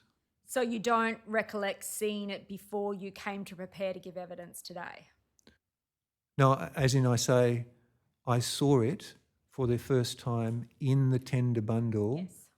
for this commission. Exactly. Yes. So you haven't seen it before then. Okay. Accepting that to be the case, this is dated February 2023. If we can now jump forward in time about a further 6 months, this proposal, am I right? Well, you don't have knowledge. Ultimately, a proposal that has been put before you is the ADF suicide review pilot. You're familiar with that? That's correct. And in citing this in the tender bundle, I have come to understand that the ADF suicide review process by the Mental Health and Wellbeing branch as the lead amongst a range of contributors was the successor view to this concept. And I guess the point that I am coming to is that it seems again there is a lack of expediency with which these issues are being addressed. But I might take you, if I could please, to the document. Could the operator please display tender bundle document number quadruple K? It's DEF.1326.0001.0017.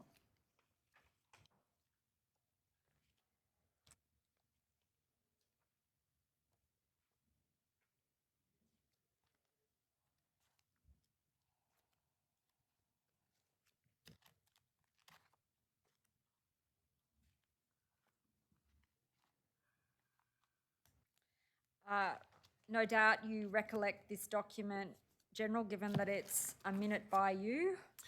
Yes, that's right. This is a minute advising the wider Defence senior leadership of the review pilot and my expectation of their support for it. And that review was to be what's described as a technical review of IGADF deaths by suicide reports for the calendar years 2020 to 2022. That's correct? Yeah, it as I understand it, Council, combines the variety of feeds available to understand and consider a death by suicide. Because part of the initial thinking that emerged out of 2204 was that 2204 was the non-technical review. There was then a suggestion that there be contextual input from services. That's right? Yes, that's right. And then separately, the third overlay was a technical review, which I understand to mean, correct me if I'm wrong about this, a review by subject matter experts. Yes, I would note with the aspiration of this mechanism to bring together all of those approaches, technical, non-technical, all of the lines of information service, Joint Health Command and so forth. And is the intent of bringing together those arms, or at least the technical and the non-technical review, that you would gather insights into common factors in suicide and suicidality beyond that provided by Assurance 2205? 2204. 2204, sorry. Yes, Council, but to then move from the pilot to an enduring process. In terms of the timing of the pilot, am I right to understand that it'll have 6 phases? Yes, I think that they are listed in paragraph 6. And can I suggest, correct me if I'm wrong about this, at the earliest, it appears that the 6 phases of the review pilot will complete in February 2025. Is that a fair assessment?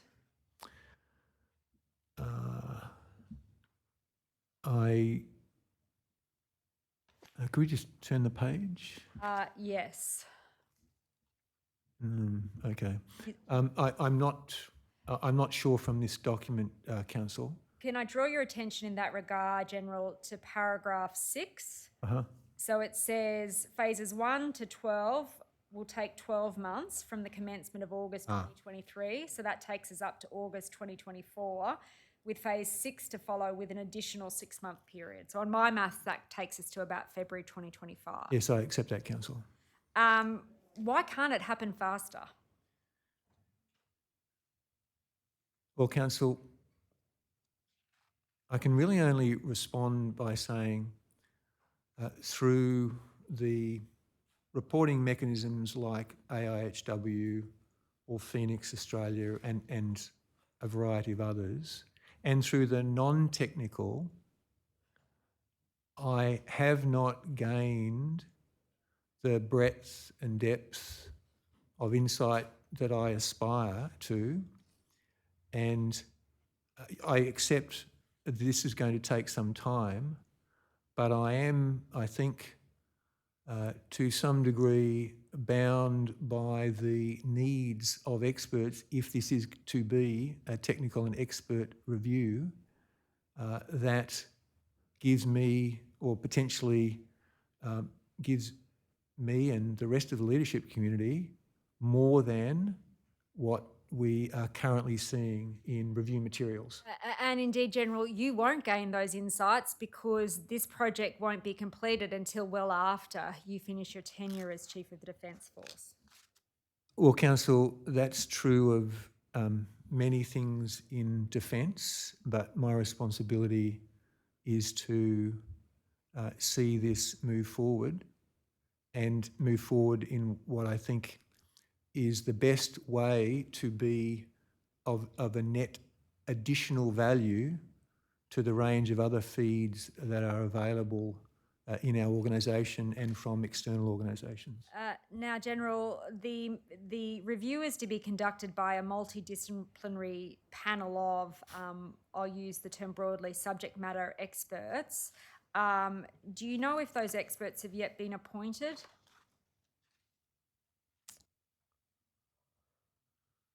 No, I don't know, Council. That's really something you should have an eye on, I suggest, General.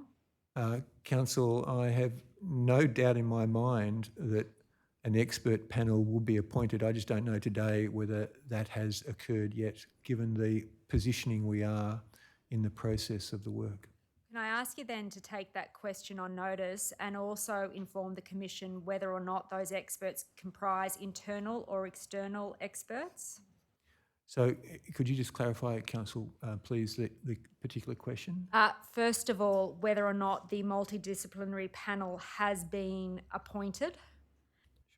And secondly, with respect to its composition, whether or not it comprises subject matter experts within and or external to Defence. Thanks, Council. Now, am I right to understand that in terms of the work that is to be done as part of this suicide pilot, it supplants work, that technical analysis that originally was going to be done by Joint Health Command following on from 2204? And you're referring then to the document I did not see? Is that what you... No, I'm not. Recall when we spoke about 2204, I think we canvassed that following on from it, there was to be a technical review and then separately a contextual input. This follows on. Yeah, but originally, can I suggest to you that technical review was to be done by Joint Health Command? That's correct, Council. Now, I might just ask if the operator could please display tender bundle document FFFFF. It's DEF.1289.0001.0198.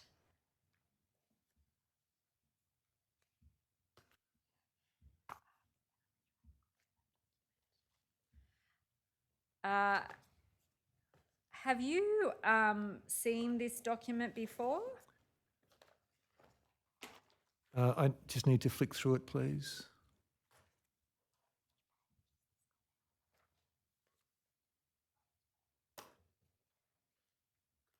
Could we turn pages, please? If you could please turn through the pages.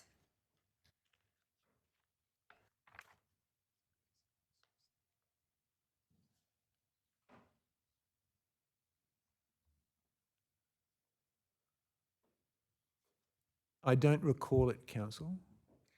Well, can I take you then to paragraph 9 of the document and just give you an opportunity to read it?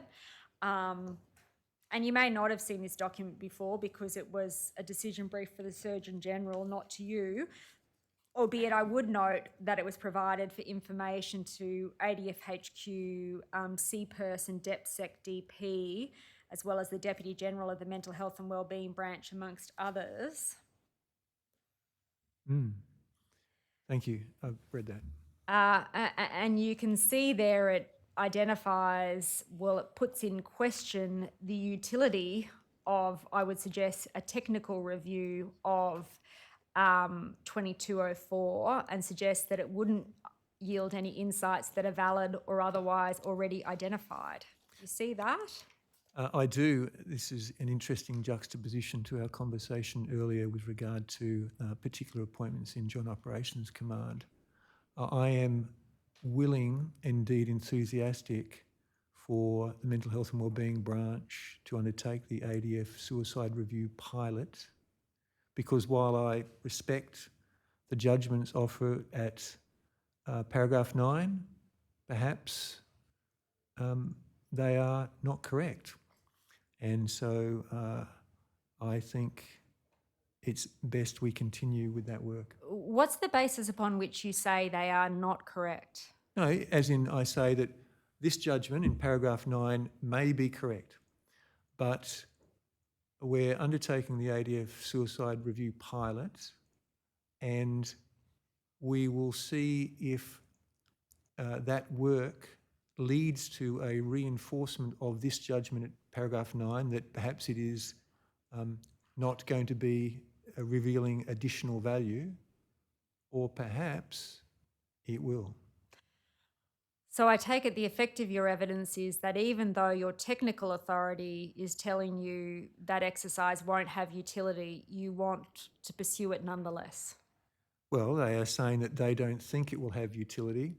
An innovation has emerged from an unexpected pathway. And so I think that it is worth giving it a go. Can I suggest to you, General, that at the least, in terms of the disaggregated and federated approach you spoke about earlier, this is reflective of that, in that you are not being given information that was critically material to the decision you made about the suicide pilot. No, I don't agree, Council. So you don't think you would have benefited from the views of your technical authority? Yeah, I would have disagreed with them, Council. But you should have at least heard it. Do you not agree? Oh, no, I'm very comfortable that I would have welcomed the advice and I would have disagreed with it. And in terms of the existence of a siloed approach, you would expect, would you not, General, that at least their views should have been elevated up to you by Deputy Secretary DP, the Director General of the Mental Health and Wellbeing Branch, amongst others? I think you're right in that regard with regard to the proposal to undertake the ADF suicide review. And as I say, I still would have acknowledged JHC's subject matter expert view, and I would have proceeded with the ADF suicide review. Be that as it may, I suggest to you, General, that this is an example that shows siloed approaches is still a challenge for defence. I object to this. There's a small problem in that this document and what was or was not done with it wasn't put to any of the witnesses that my friend identified. I can't recall it earlier either. So I must admit I'm struggling with the nature of the objection. My question to the Chief of the Defence Force was whether or not he would have benefited of being provided with this information. That was about 3 questions ago. This question is about siloing of information. That proposition can't be made good unless those who are alleged to have siloed the information were given the opportunity to address the document and answer questions about it. I have to say I don't really see how that proposition follows, because it is clear that it was provided on the face of it for information to Chief of Personnel, Deputy Secretary DP, DG Mental Health and Wellbeing. On its face, I think Mr. Fordham is saying that it would have been good to run it past the witnesses to see if they had seen it. I mean, on its face, it looks like that. I'll allow the question. Thank you. Could you please answer the question, General? Council, could you repeat the question, please? The question is, General, I suggest to you that this is an example that shows siloed approaches are still a challenge for defence. If my colleagues who are referenced on this minute either did not see it or saw it and disregarded it without respect for the SME's perspective, yes. If they did see it, engage with it, and felt that on balance that the suicide review was appropriate to continue, then no. Now, General, I want to move forward in time to your upcoming retirement as Chief of the Defence Force. When Air Vice Marshal Courtney gave evidence in this hearing block, she said that at least as at 2022, she felt that there was a need to convince people of the importance of the work that was being done by the task force. But now the well-being of personnel is a more natural conversation to have and is genuinely recognised in that way. Does it surprise you to hear that, or do you think those conversations are easier now? Councillor, the conversations are definitely easier now and have been easy at senior levels for some time. I am unclear of Air Vice Marshal Courtney's intended target audience that she is describing in terms of that difficulty of conversation. But of course, what we want is an ease of conversation at any level and a recognition at every level of its importance. General, in that respect, could you give commissioners your own insights as to parts of the organisation where those conversations are still more difficult? It's not, commissioners, with regard to a particular location or organisation, but rather there are, and these are gross generalisations, there are there's a greater comfort evident in the younger members of our force with regard to mental health and well-being, conversations about it, recognition of its importance and value, and that it is something that is part of life and people should engage with. There are similarly very open perspectives at very senior levels, and that openness is variable in some middle parts of our organisation, not for ill intent, but rather for background, upbringing, experience, and I think a sense of Australia and of the Defence Force in time and circumstance which was far less comfortable, willing or open about these issues. And we've got a lot to learn from our young people, and I think that the effort to engage across the generations of our force is incredibly important to realise change. General, when you prepare your handover brief, the next Chief of the Defence Force, what will you say to him or her about what Defence needs to do to take all efforts it can to minimise the risk of Defence member and veteran suicide and suicidality? A first point, an absolute commitment to this process and to realising the total value of this process and the Commission's considerations. Second, an encouragement to continue to drive where unity of force is appropriate, a unity of force perspective, so that we can maximise the interdependent value that can be realised when we're all talking about the same issues, the same strategy, the same data, the same doctrine, and the same effort to build openness and destigmatisation. And then I would add the effort needs to be seen over the duration of their tenure and beyond their tenure to build foundations and build out from foundations so that each senior officer is trying, across the range of our appointments, each senior officer is trying to leave their successor and the organisation better placed to deal with the issues.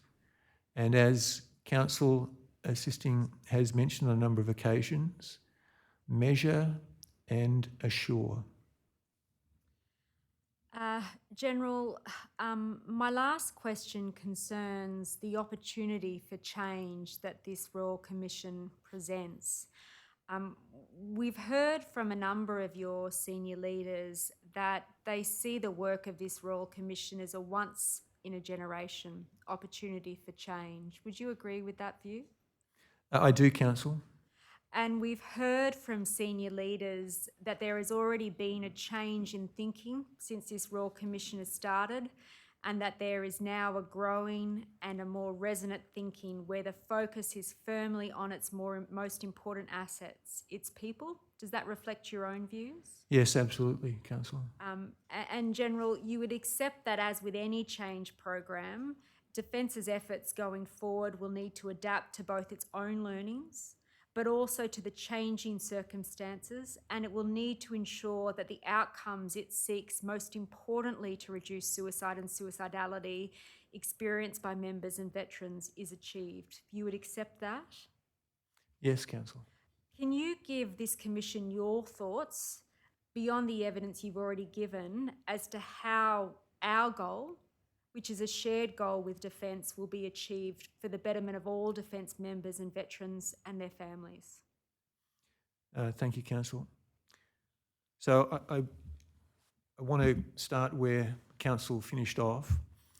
I do think it is our shared goal across Commission, Defence, veterans and families.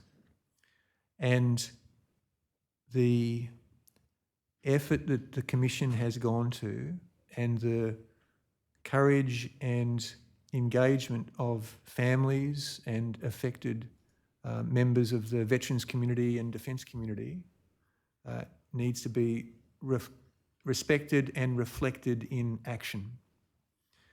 I mentioned right at the beginning of my testimony the effort to seek to build a set of whole of force, whole of enterprise arrangements that I hope will enable the landing of the Commission's recommendations in a way we are best positioned, and indeed uniquely and for the first time positioned, to actually take a single whole of enterprise path forward.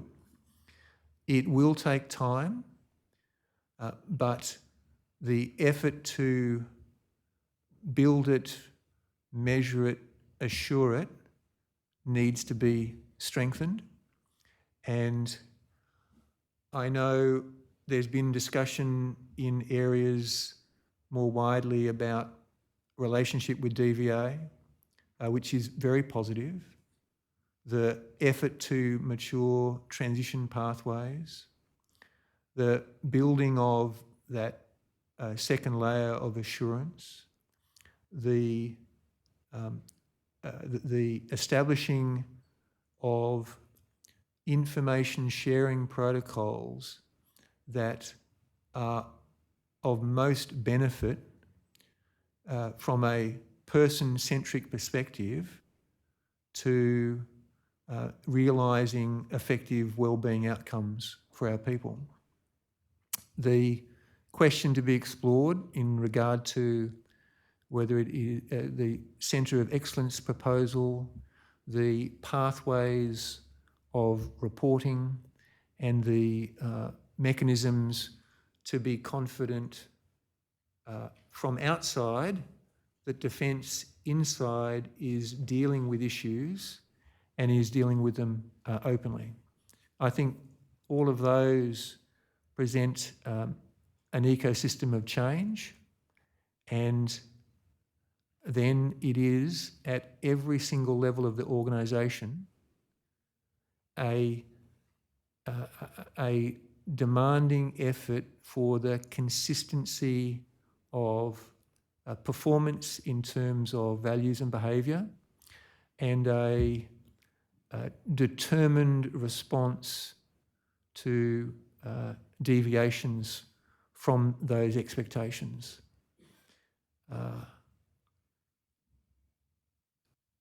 It is my time, naturally, to end my service. I don't know anyone who doesn't want this problem solved. Thank you. Thank you, General. Thank you, Commissioners. No further questions. Thank you. Commissioner Brown? Thank you, General Campbell. I have 3 questions if I can. Firstly, I'll go to the one just arising out of what you've just said.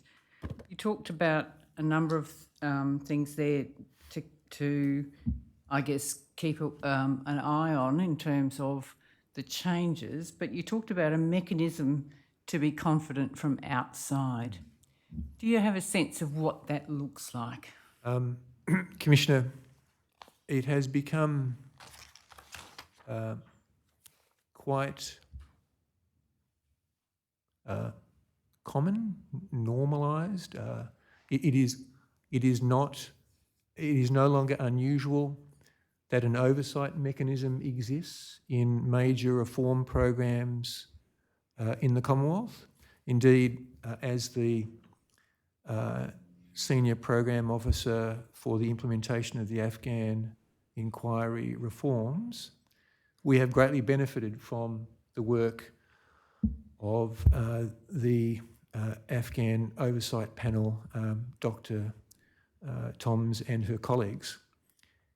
So I think that to me is part of the reasonable expectations Defence might have of how arrangements move forward. I also am conscious that the Ministers of State within this portfolio or any portfolio of the Commonwealth have a responsibility that they actively exercise in seeking to hold Defence to account. So I'm just conscious of the need to think about how mechanisms may or not interplay with Parliament and Crown ministerial authorities. Can I just ask though, with the, in essence, what you're saying is you need to think about it more, in a sense, but with the Afghanistan Oversight Panel, they provided quarterly reports, but they were not available to the public. Am I correct?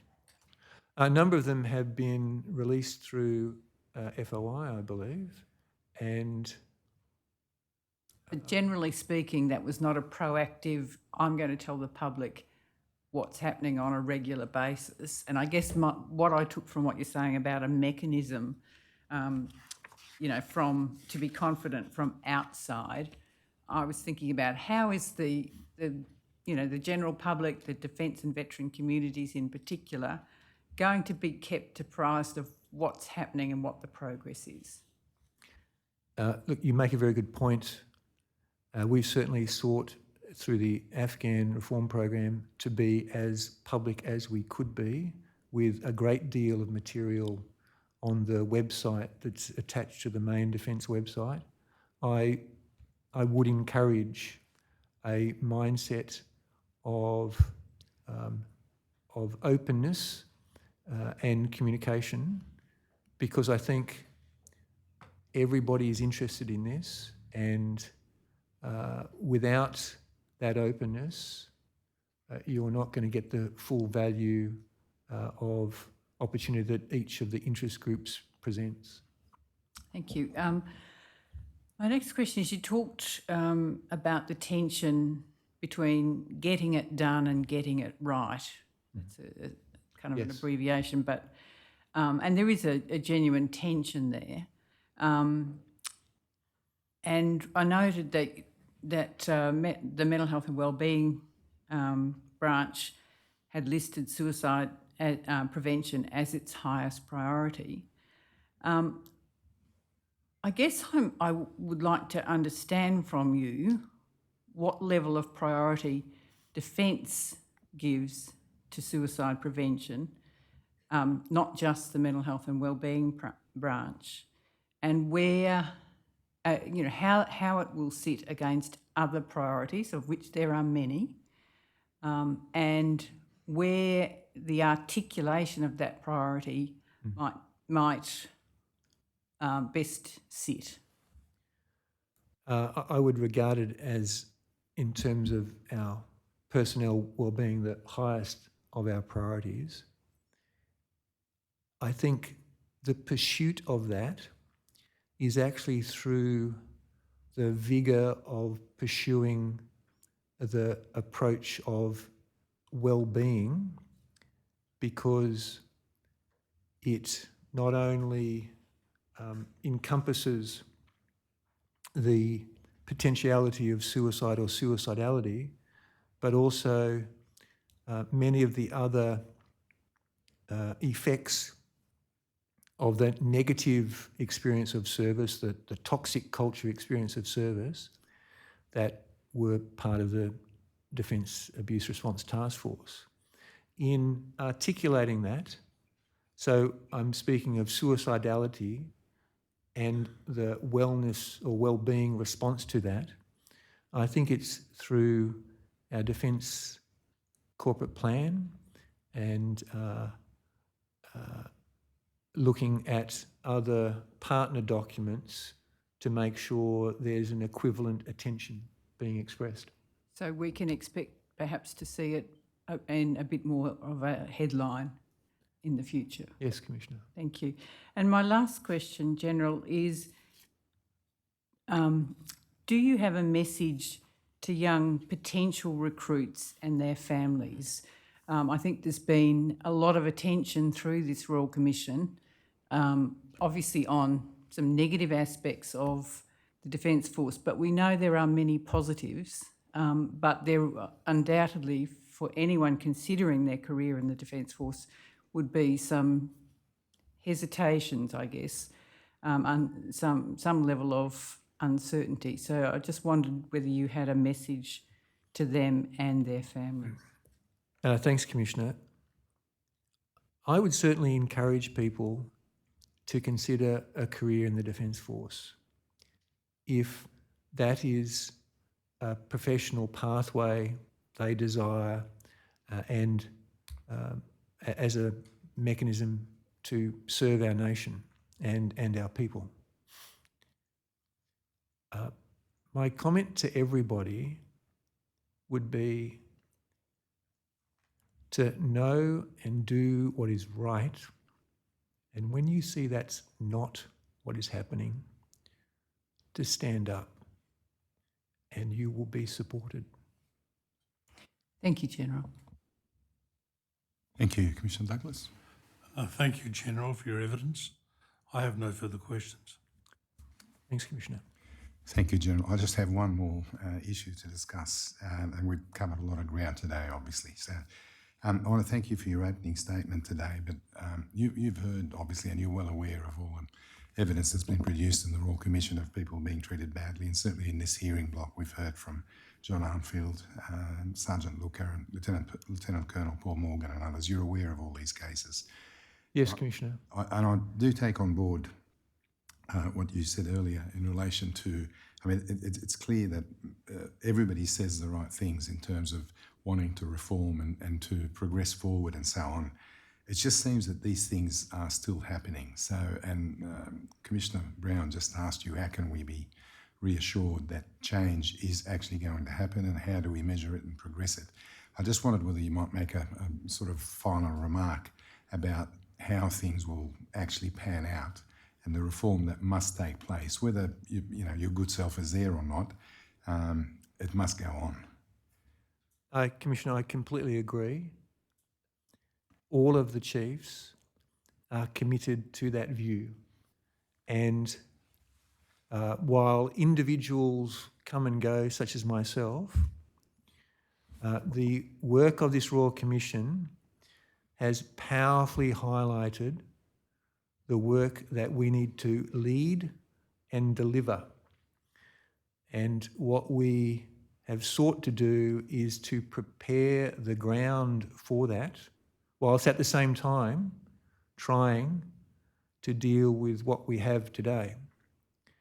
I will, through the rest of my service, and be in no doubt encouraging my colleagues to vigorously deliver on outcomes of the Royal Commission so as to see a better Defence Force with people who are embracing service for the sense of value and purpose and innate accomplishment that that can realise in a setting in which unacceptable behaviour, misconduct is not tolerated at any level, and the organisation is conscious of how to deal with issues in a way that strengthens and builds people. Now, as I noted, this is a critically important piece of work the Royal Commission is doing, and Defence has learnt a great deal from it. And I think both in the specific content that you have offered through the Royal Commission, the witnesses' courage in coming forward, the presence throughout of members of the Defence Force, I do think that there's a powerful momentum for change. But like Commissioner Brown has noted, and like I am very comfortable to say, big organisations gain benefit from a careful consideration about how external oversight pushes them, drives them, demands of them, while internally the leadership is accountable and responsible for delivering change. And to the commissioners here and all of your staff, again, thank you. Most particularly for those who participated as lived experience witnesses, my deep, deep appreciation.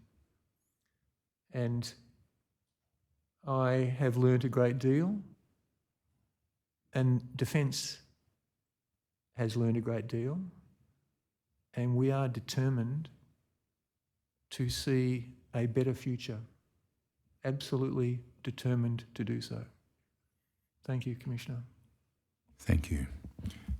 Mr. Fordham, are there any matters arising? We were concerned about you earlier. We hadn't heard from you all day. I miss you too, Commissioner Cullis. No questions. Thank you.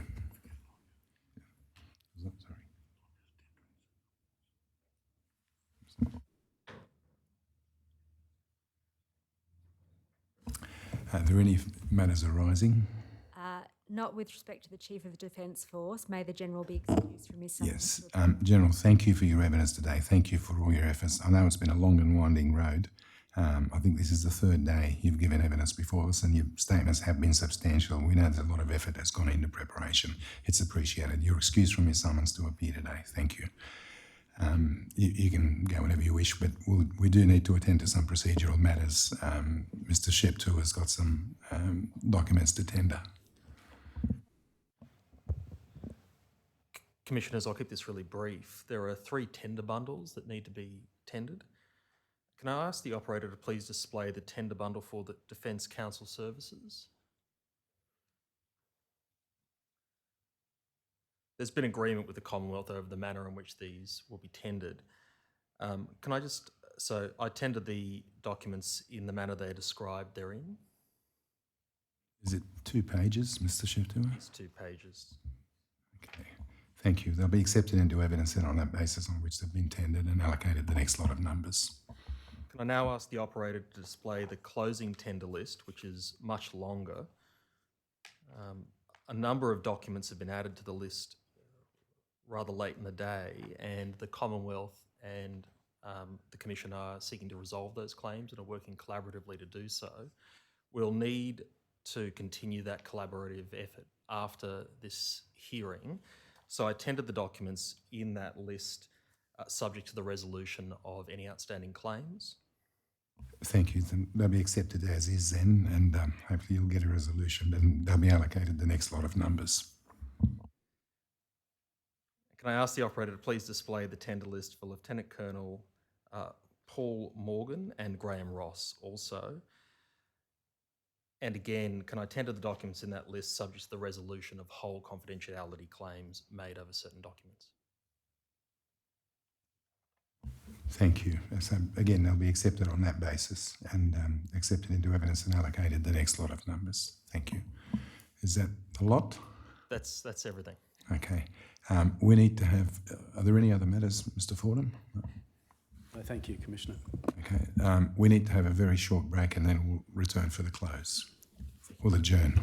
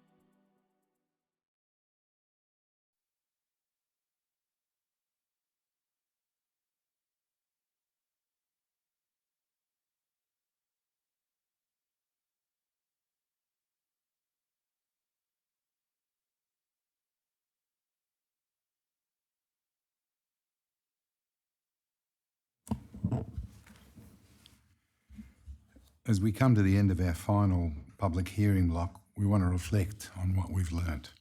Australia has a proud military history steeped in the Anzac legend, forged in famous battles at Gallipoli on the Western Front in France, on the Kokoda Track and elsewhere. Today, just under 60,000 Australians are enlisted in our Defence Force, and about 30,000 others are active reservists or part-time personnel. They pull on the uniforms of our Navy, Army and Air Force and go to work each day.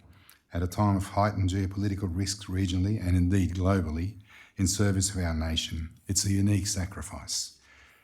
The vast majority of those who serve in our military have a rewarding career and go on to successfully transition to civilian life. For many, though, that's not the case. In the last 3 years, we've learned much. Back in 2021, Defence told us that the suicide rate among serving members of the ADF was lower than among the general Australian population, and that serving in the ADF was a protective factor against suicide. In 2022, the Chief of Defence Force reiterated these points based on the evidence at the time. But this Royal Commission has looked at the issue independently and identified that, when looked at from different perspectives, Defence's prior understanding of the risk of suicide among currently serving ADF members does not necessarily hold true. For example, when we compared the suicide rate among currently serving ADF members with the employed population of Australia, our preliminary results found that males serving in the permanent forces are around 30% more likely to die by suicide. This is a new insight that must drive a new approach and new policies. Some veterans struggle to find their post-service identity in the civilian world or to secure gainful employment. Some find it difficult to make meaningful connections in their new community while no longer enjoying the ease of contact with their former defence colleagues. Some suffer due to the permanent physical and mental health impacts from their service. And we've heard firsthand from serving members about the cultural issues and occupational stresses that influence their health and well-being, compounded by the barriers to help seeking, including the stigma around mental health and being seen as weak. All of the above can lead them to dark places in their mind, including to suicide and suicidality. At least 1,677 serving and ex-serving Australian Defence Force members who served on or after 1st of July 1985 died by suicide between 1997 and 2021. That's the official figure. However, we believe the true toll of preventable deaths to be upwards of 3,000. As we have said often, suicide in the military context is an extremely complex and multifaceted phenomenon. It's not just about mental health, although mental health issues often do play a role. Nor, as is widely assumed, is it always related to trauma experienced in the theatre of war, although this too can play a role. It's not a reflection of the character of the individual or indicative of some inherent deficit in their psyche or their moral framework. And lastly, while suicide may not be predictable in every individual, it must be seen as preventable. This Royal Commission spent the best part of 3 years now examining the cultural and systemic issues across the veteran ecosystem that are failing past and present personnel and which are contributing to this national crisis. It's been a mammoth task, which we have been privileged to undertake. Despite at least 57 related inquiries over the last 20 to 30 years and hundreds of recommendations, suicide rates have not improved. It's apparent that there has been a catastrophic failure of leadership at a government level and within military to prioritise the urgent reforms and implement effectively the previous recommendations required to deliver improved health and well-being outcomes for defence personnel and veterans over decades. And despite all the rhetoric from those in positions of power about people being Defence's greatest assets, the senseless loss of life and the devastating impacts for families and loved ones continues to this day. This final public hearing block has had a clear and determined focus on leadership and accountability issues. We have sought to ask hard questions of senior ministers, the military's leadership and departmental heads about how we've got to where we are today and, most importantly, how we avoid making the same mistakes moving forward. It's been those with lived experience of suicide and suicidal behaviour who have bravely come forward and shared their stories with us at public hearings, in private sessions and through written submissions. It is they who have enabled us to shine a bright light on the many complex cultural and systemic issues that are failing serving and ex-serving ADF members and their families. To them, on behalf of the nation, we say thank you, we see you, we hear you, and we salute you. We know many of our sailors, soldiers and aviators continue to do it tough, raising serious questions about what the ADF is doing to address the occupational stresses influencing the mental health and well-being of its people and their families, and whether it's working. We continue to hear troubling accounts of abuse, assault, bastardisation, bullying, discrimination, harassment, misogyny and physical and sexual violence within the ADF, all of which have considerable long-lasting impacts on victims. And then there's the strong adversarial culture and suboptimal practices within DVA that have caused hurt and distress to many veterans and their families when seeking to access their entitlements or much-needed support services. Over the past 4 weeks, we've again heard heartbreaking and at times harrowing lived experience testimony from veterans and their loved ones about the challenges they have faced and how they've been let down by the systems that were supposed to be there to protect and support them. Dr. Karen Bird lost her son, Private Jesse Bird, to suicide in June 2017. Private Bird served Australia and Afghanistan and struggled with mental health issues upon his return to civilian life. Dr. Bird gave evidence that Jesse had submitted claims for assistance to DVA, but those claims were not actioned by the department.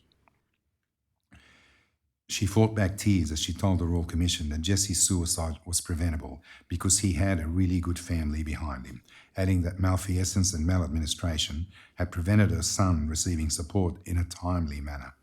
Jesse's claim for incapacity payments, which previously had gone missing for a year, was rejected in May 2017, a month before his death. Dr. Bird told us, and I quote, "That was probably the final straw for Jesse. I think he lost hope." She emphasised the need for DVA to start treating veterans like humans, not simply a file number. While we acknowledge recent significant efforts to improve within DVA, we could not agree more. Retired Lieutenant Colonel Paul Morgan gave evidence about an unacceptable behaviour complaint he lodged while serving in the Australian Army. Colonel Morgan's complaint involved details of a Facebook hate group designed to intimidate gay members of the Defence Force. He also received death threats and had threatening letters delivered to his home. He told us his superiors were, and I quote, legally bound, morally bound, to conduct a quick assessment within the first 24 hours of receiving an unacceptable behaviour complaint. It never happened, end quote. Australian Army veteran Penny Looker told the Royal Commission about multiple failures across the veteran ecosystem that left her feeling, and I quote, destroyed. Retired Sergeant Looker told us of the immense pressure in her workplace and the lack of support offered to her. She spoke of her reluctance to seek external support because she felt it would jeopardise her career in the Army, and how she was hounded by colleagues after suffering a stroke and while on medical leave. Instead of being supported to recover and return to work, Miss Looker was medically discharged. Her story also highlighted something we have heard from many veterans: the lack of adequate support provided by ex-service organisations, despite the funding they receive.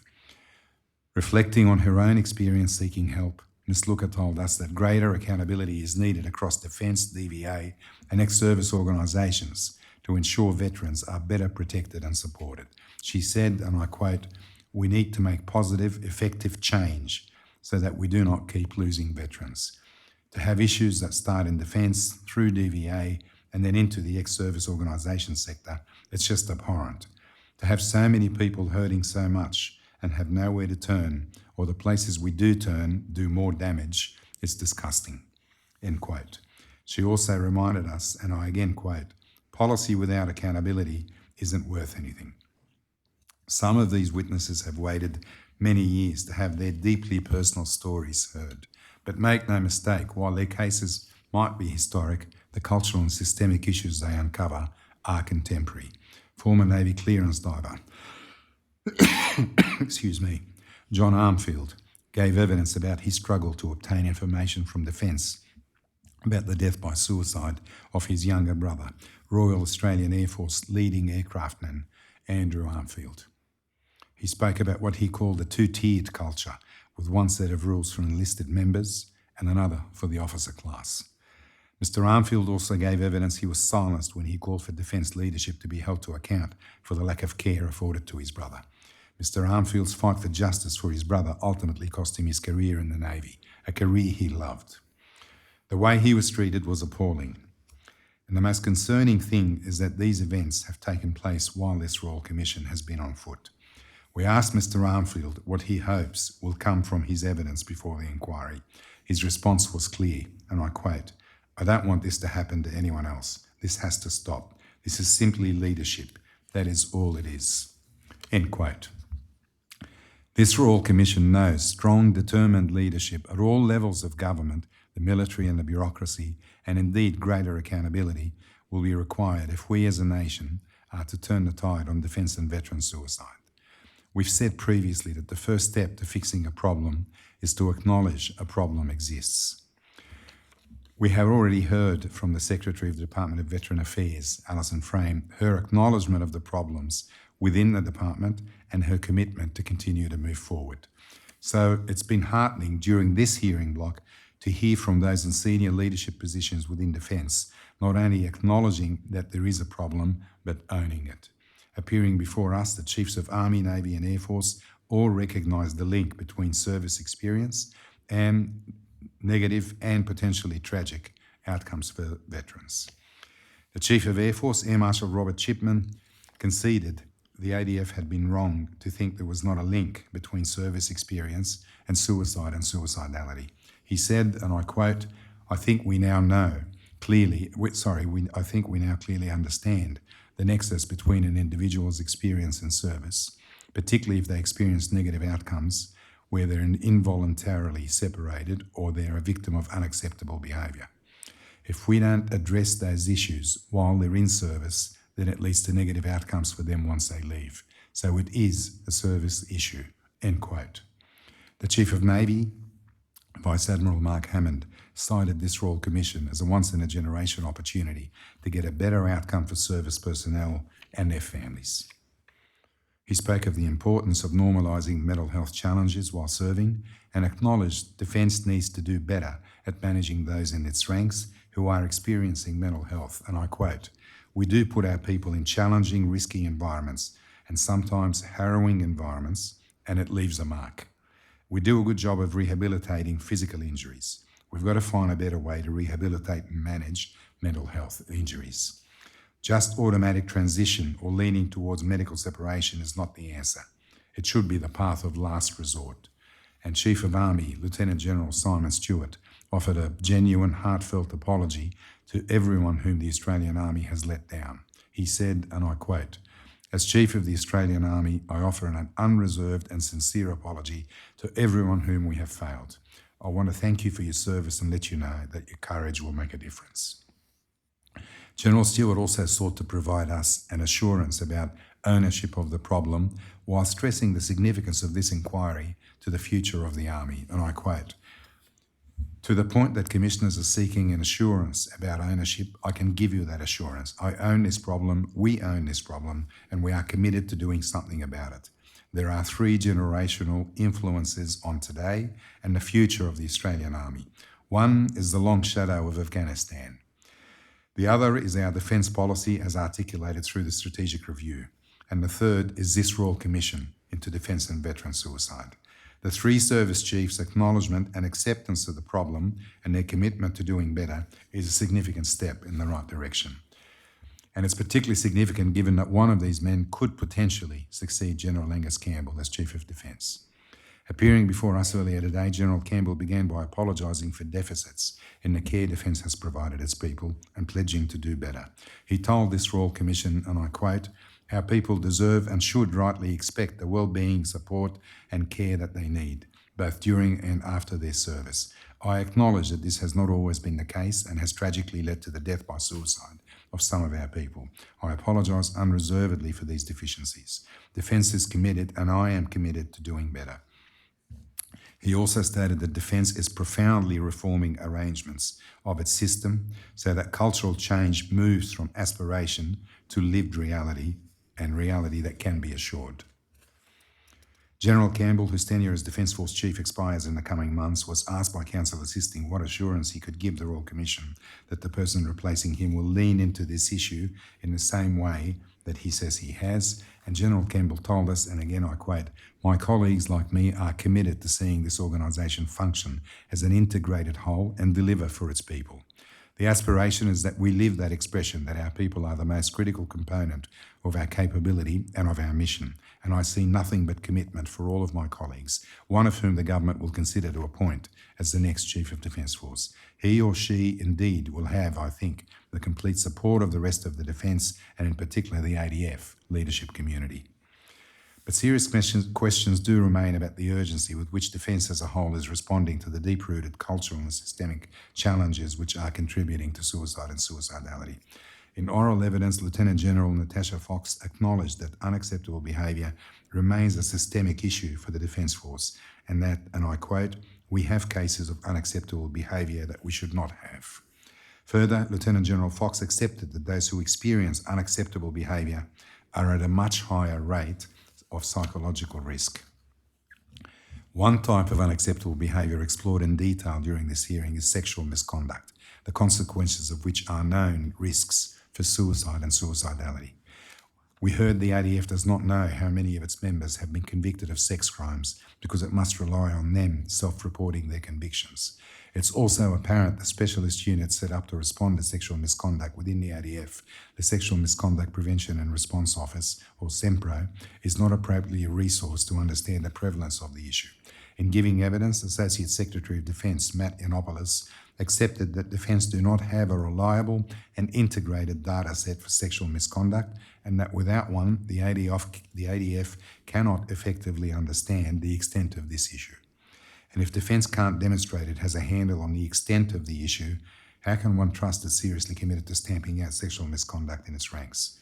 We also heard from Comcare, the regulator responsible for education, prevention and regulation of workplace health and safety for ADF members and Defence staff.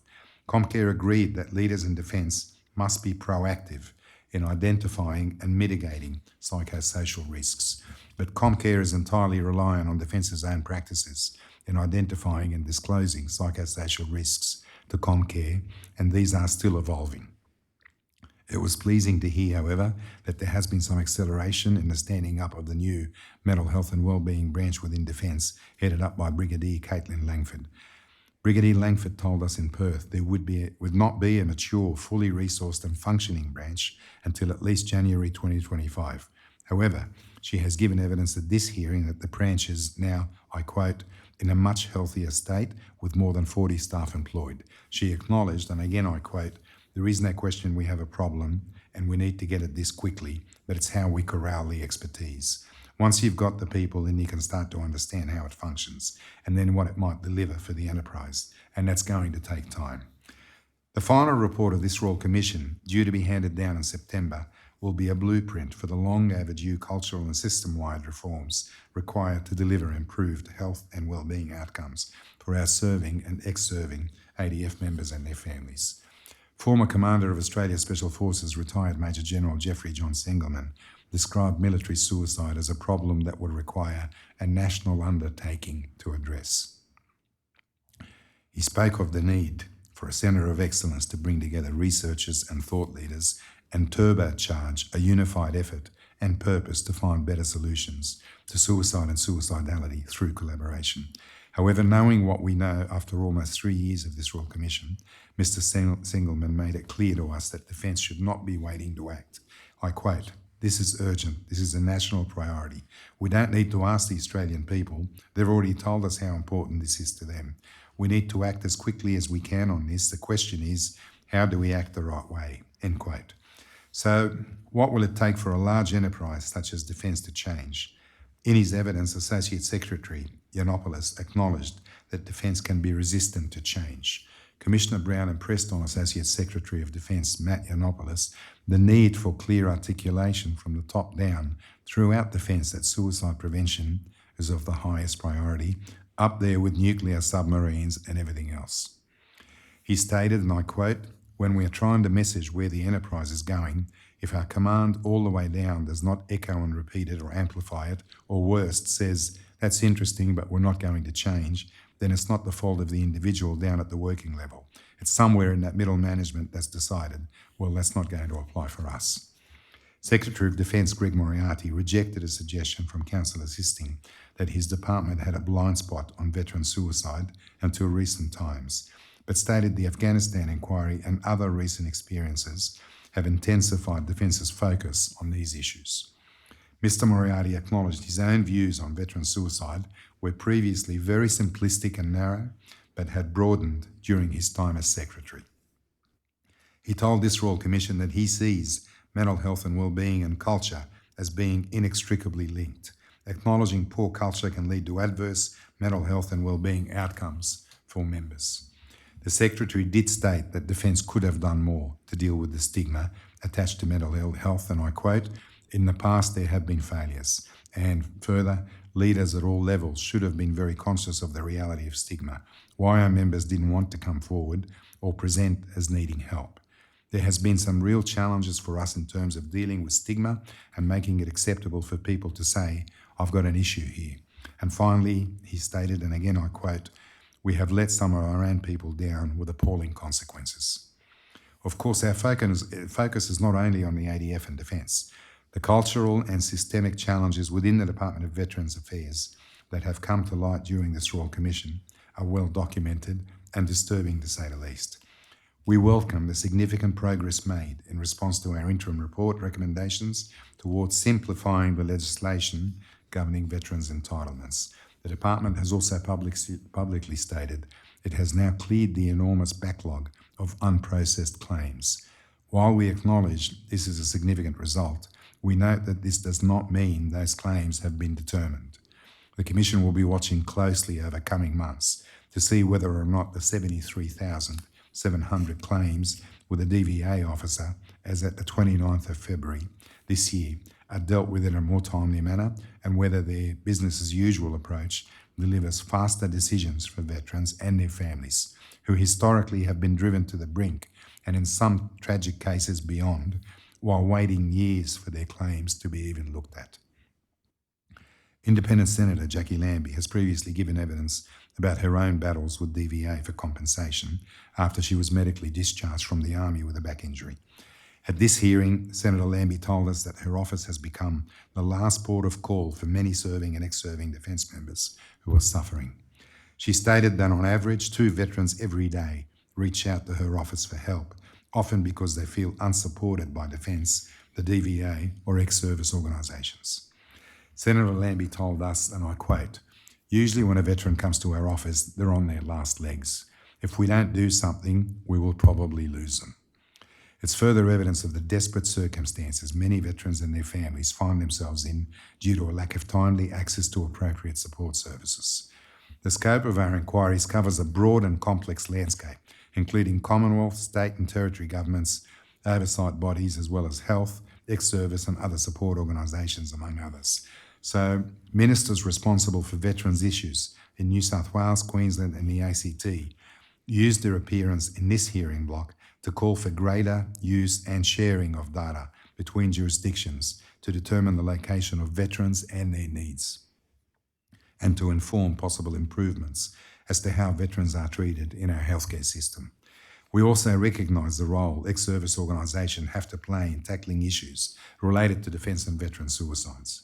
We're pleased to hear from a panel comprising representatives of a number of ex-service organisations, Young Veterans, Mates for Mates, Women Veterans Australia, RSL New South Wales and the Bravery Trust about their commitment to the establishment of a national peak body for ESOs to represent and advocate the needs of the sector, as well as veterans and their families.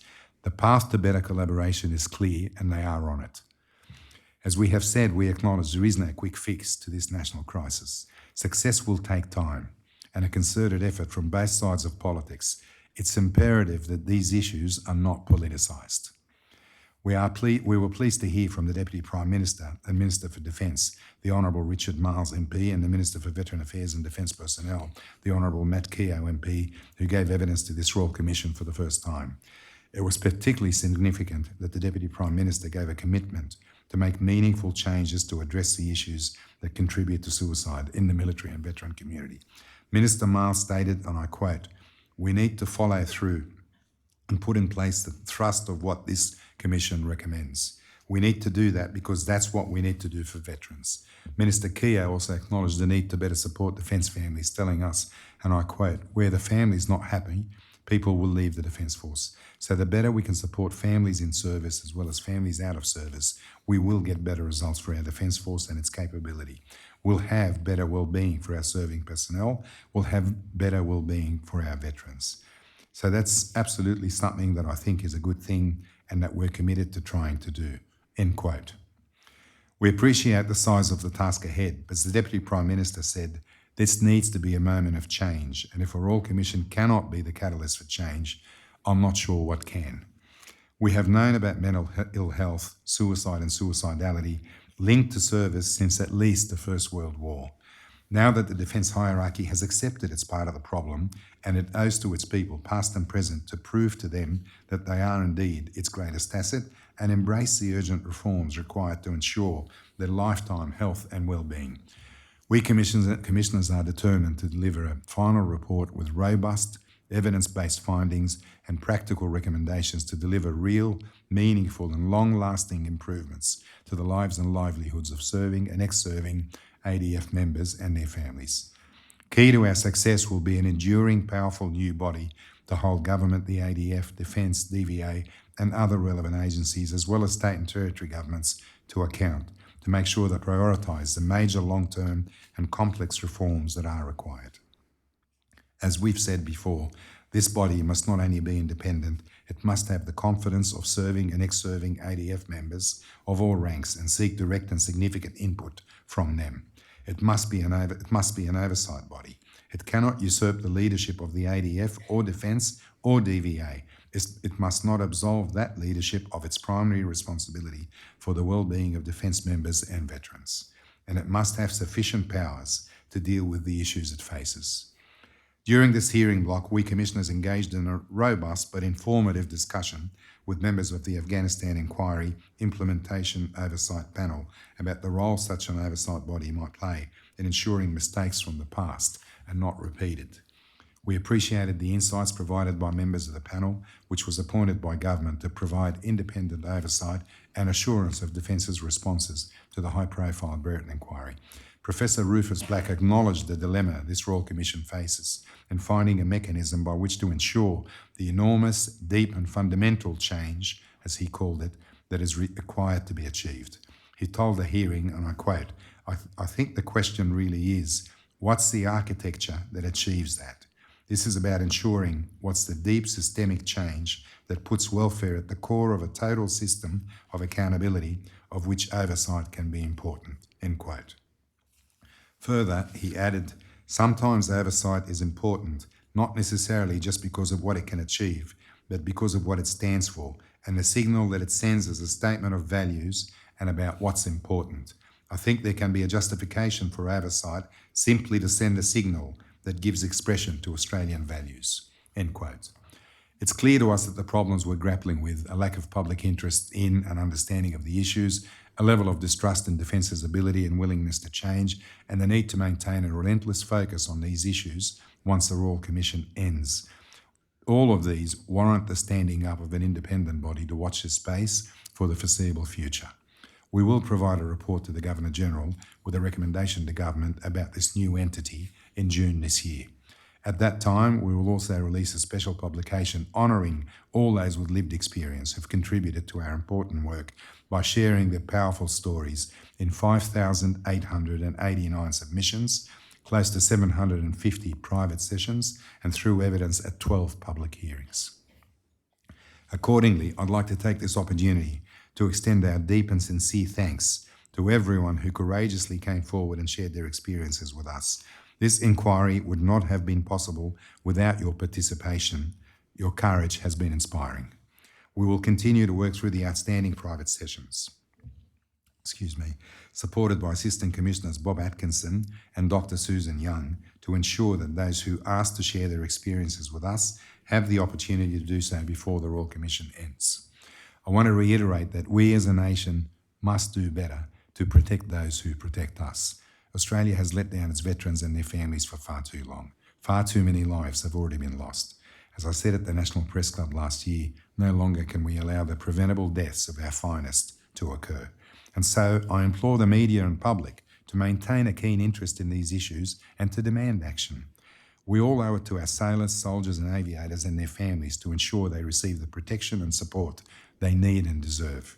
The Deputy Prime Minister asked that he be judged on his actions, and I quote, "What is actually going to matter is what you recommend and what we ultimately implement. History will be our judge," end quote. History will indeed judge those who are in a position to make a difference, and service members, veterans, their families and the future workforce of the ADF will be watching. Fixing the cultural and systemic issues we've identified will establish the ADF as an employer of choice at a time of geopolitical uncertainty when our Navy, Army and Air Force need to be attracting the right people in right numbers. It will help stop the revolving door of employee turnover that poses a real risk to Australia's defence capability. We want to thank everyone who was engaged with the Royal Commission during this final public hearing and over the past few years. It's been a huge effort pulling this hearing block together, today marking our 101st day of hearings across Australia. I want to make special mention of those with lived experience who have followed this Royal Commission as we've visited cities and garrison towns across Australia, many who have attended our hearings at significant personal cost and time. We recognise how extraordinarily tough it is to be away from home and your support networks and to sit through the evidence we've been hearing. As we look around, we can see many familiar faces whose presence here demonstrate their commitment to this Royal Commission and what it seeks to achieve. We thank you all for your support. To our dedicated, hard-working team within the Royal Commission who've supported us on this journey, to those in the Commonwealth, state and territory government agencies who've assisted our important work, to the academic and research community who've provided tremendous insight on key issues, and to the mental health and suicide prevention sector, to the ex-service and other veteran support organisations who've engaged with us, and finally to the wider defence and veteran community, thank you for your support of this inquiry. Was absolutely appreciated and essential for our success. We'll continue to provide updates on our work through our usual channels in the lead up to our final report, which is due to the Governor-General by the 9th of September. Our next major event will be the ceremonial closing to be held at the State Library of New South Wales here in Sydney on the 28th of August. We will release more information about that event in due course. I want to leave you with a quote from Madame Arbour, the former Canadian Supreme Court Justice, former United Nations High Commissioner for Human Rights, and former Chief Prosecutor in a number of prominent United Nations tribunals. She stated that her independent inquiry into the Canadian Armed Forces had, and I quote, shed light on a deeply deficient culture fostered by a rigid and outdated structure that did little to modernise it. For all the hardship it has caused over decades, the attention that this issue has recently attracted presents opportunities for change that might have been unimaginable without such a shock to the system. We hope this Royal Commission has been the much needed shock to the system and that it will inspire change required to address the national tragedy of defence and veteran suicide once and for all. For now though, to those who are travelling, stay safe, happy Easter to everyone, and we'll adjourn. Thank you.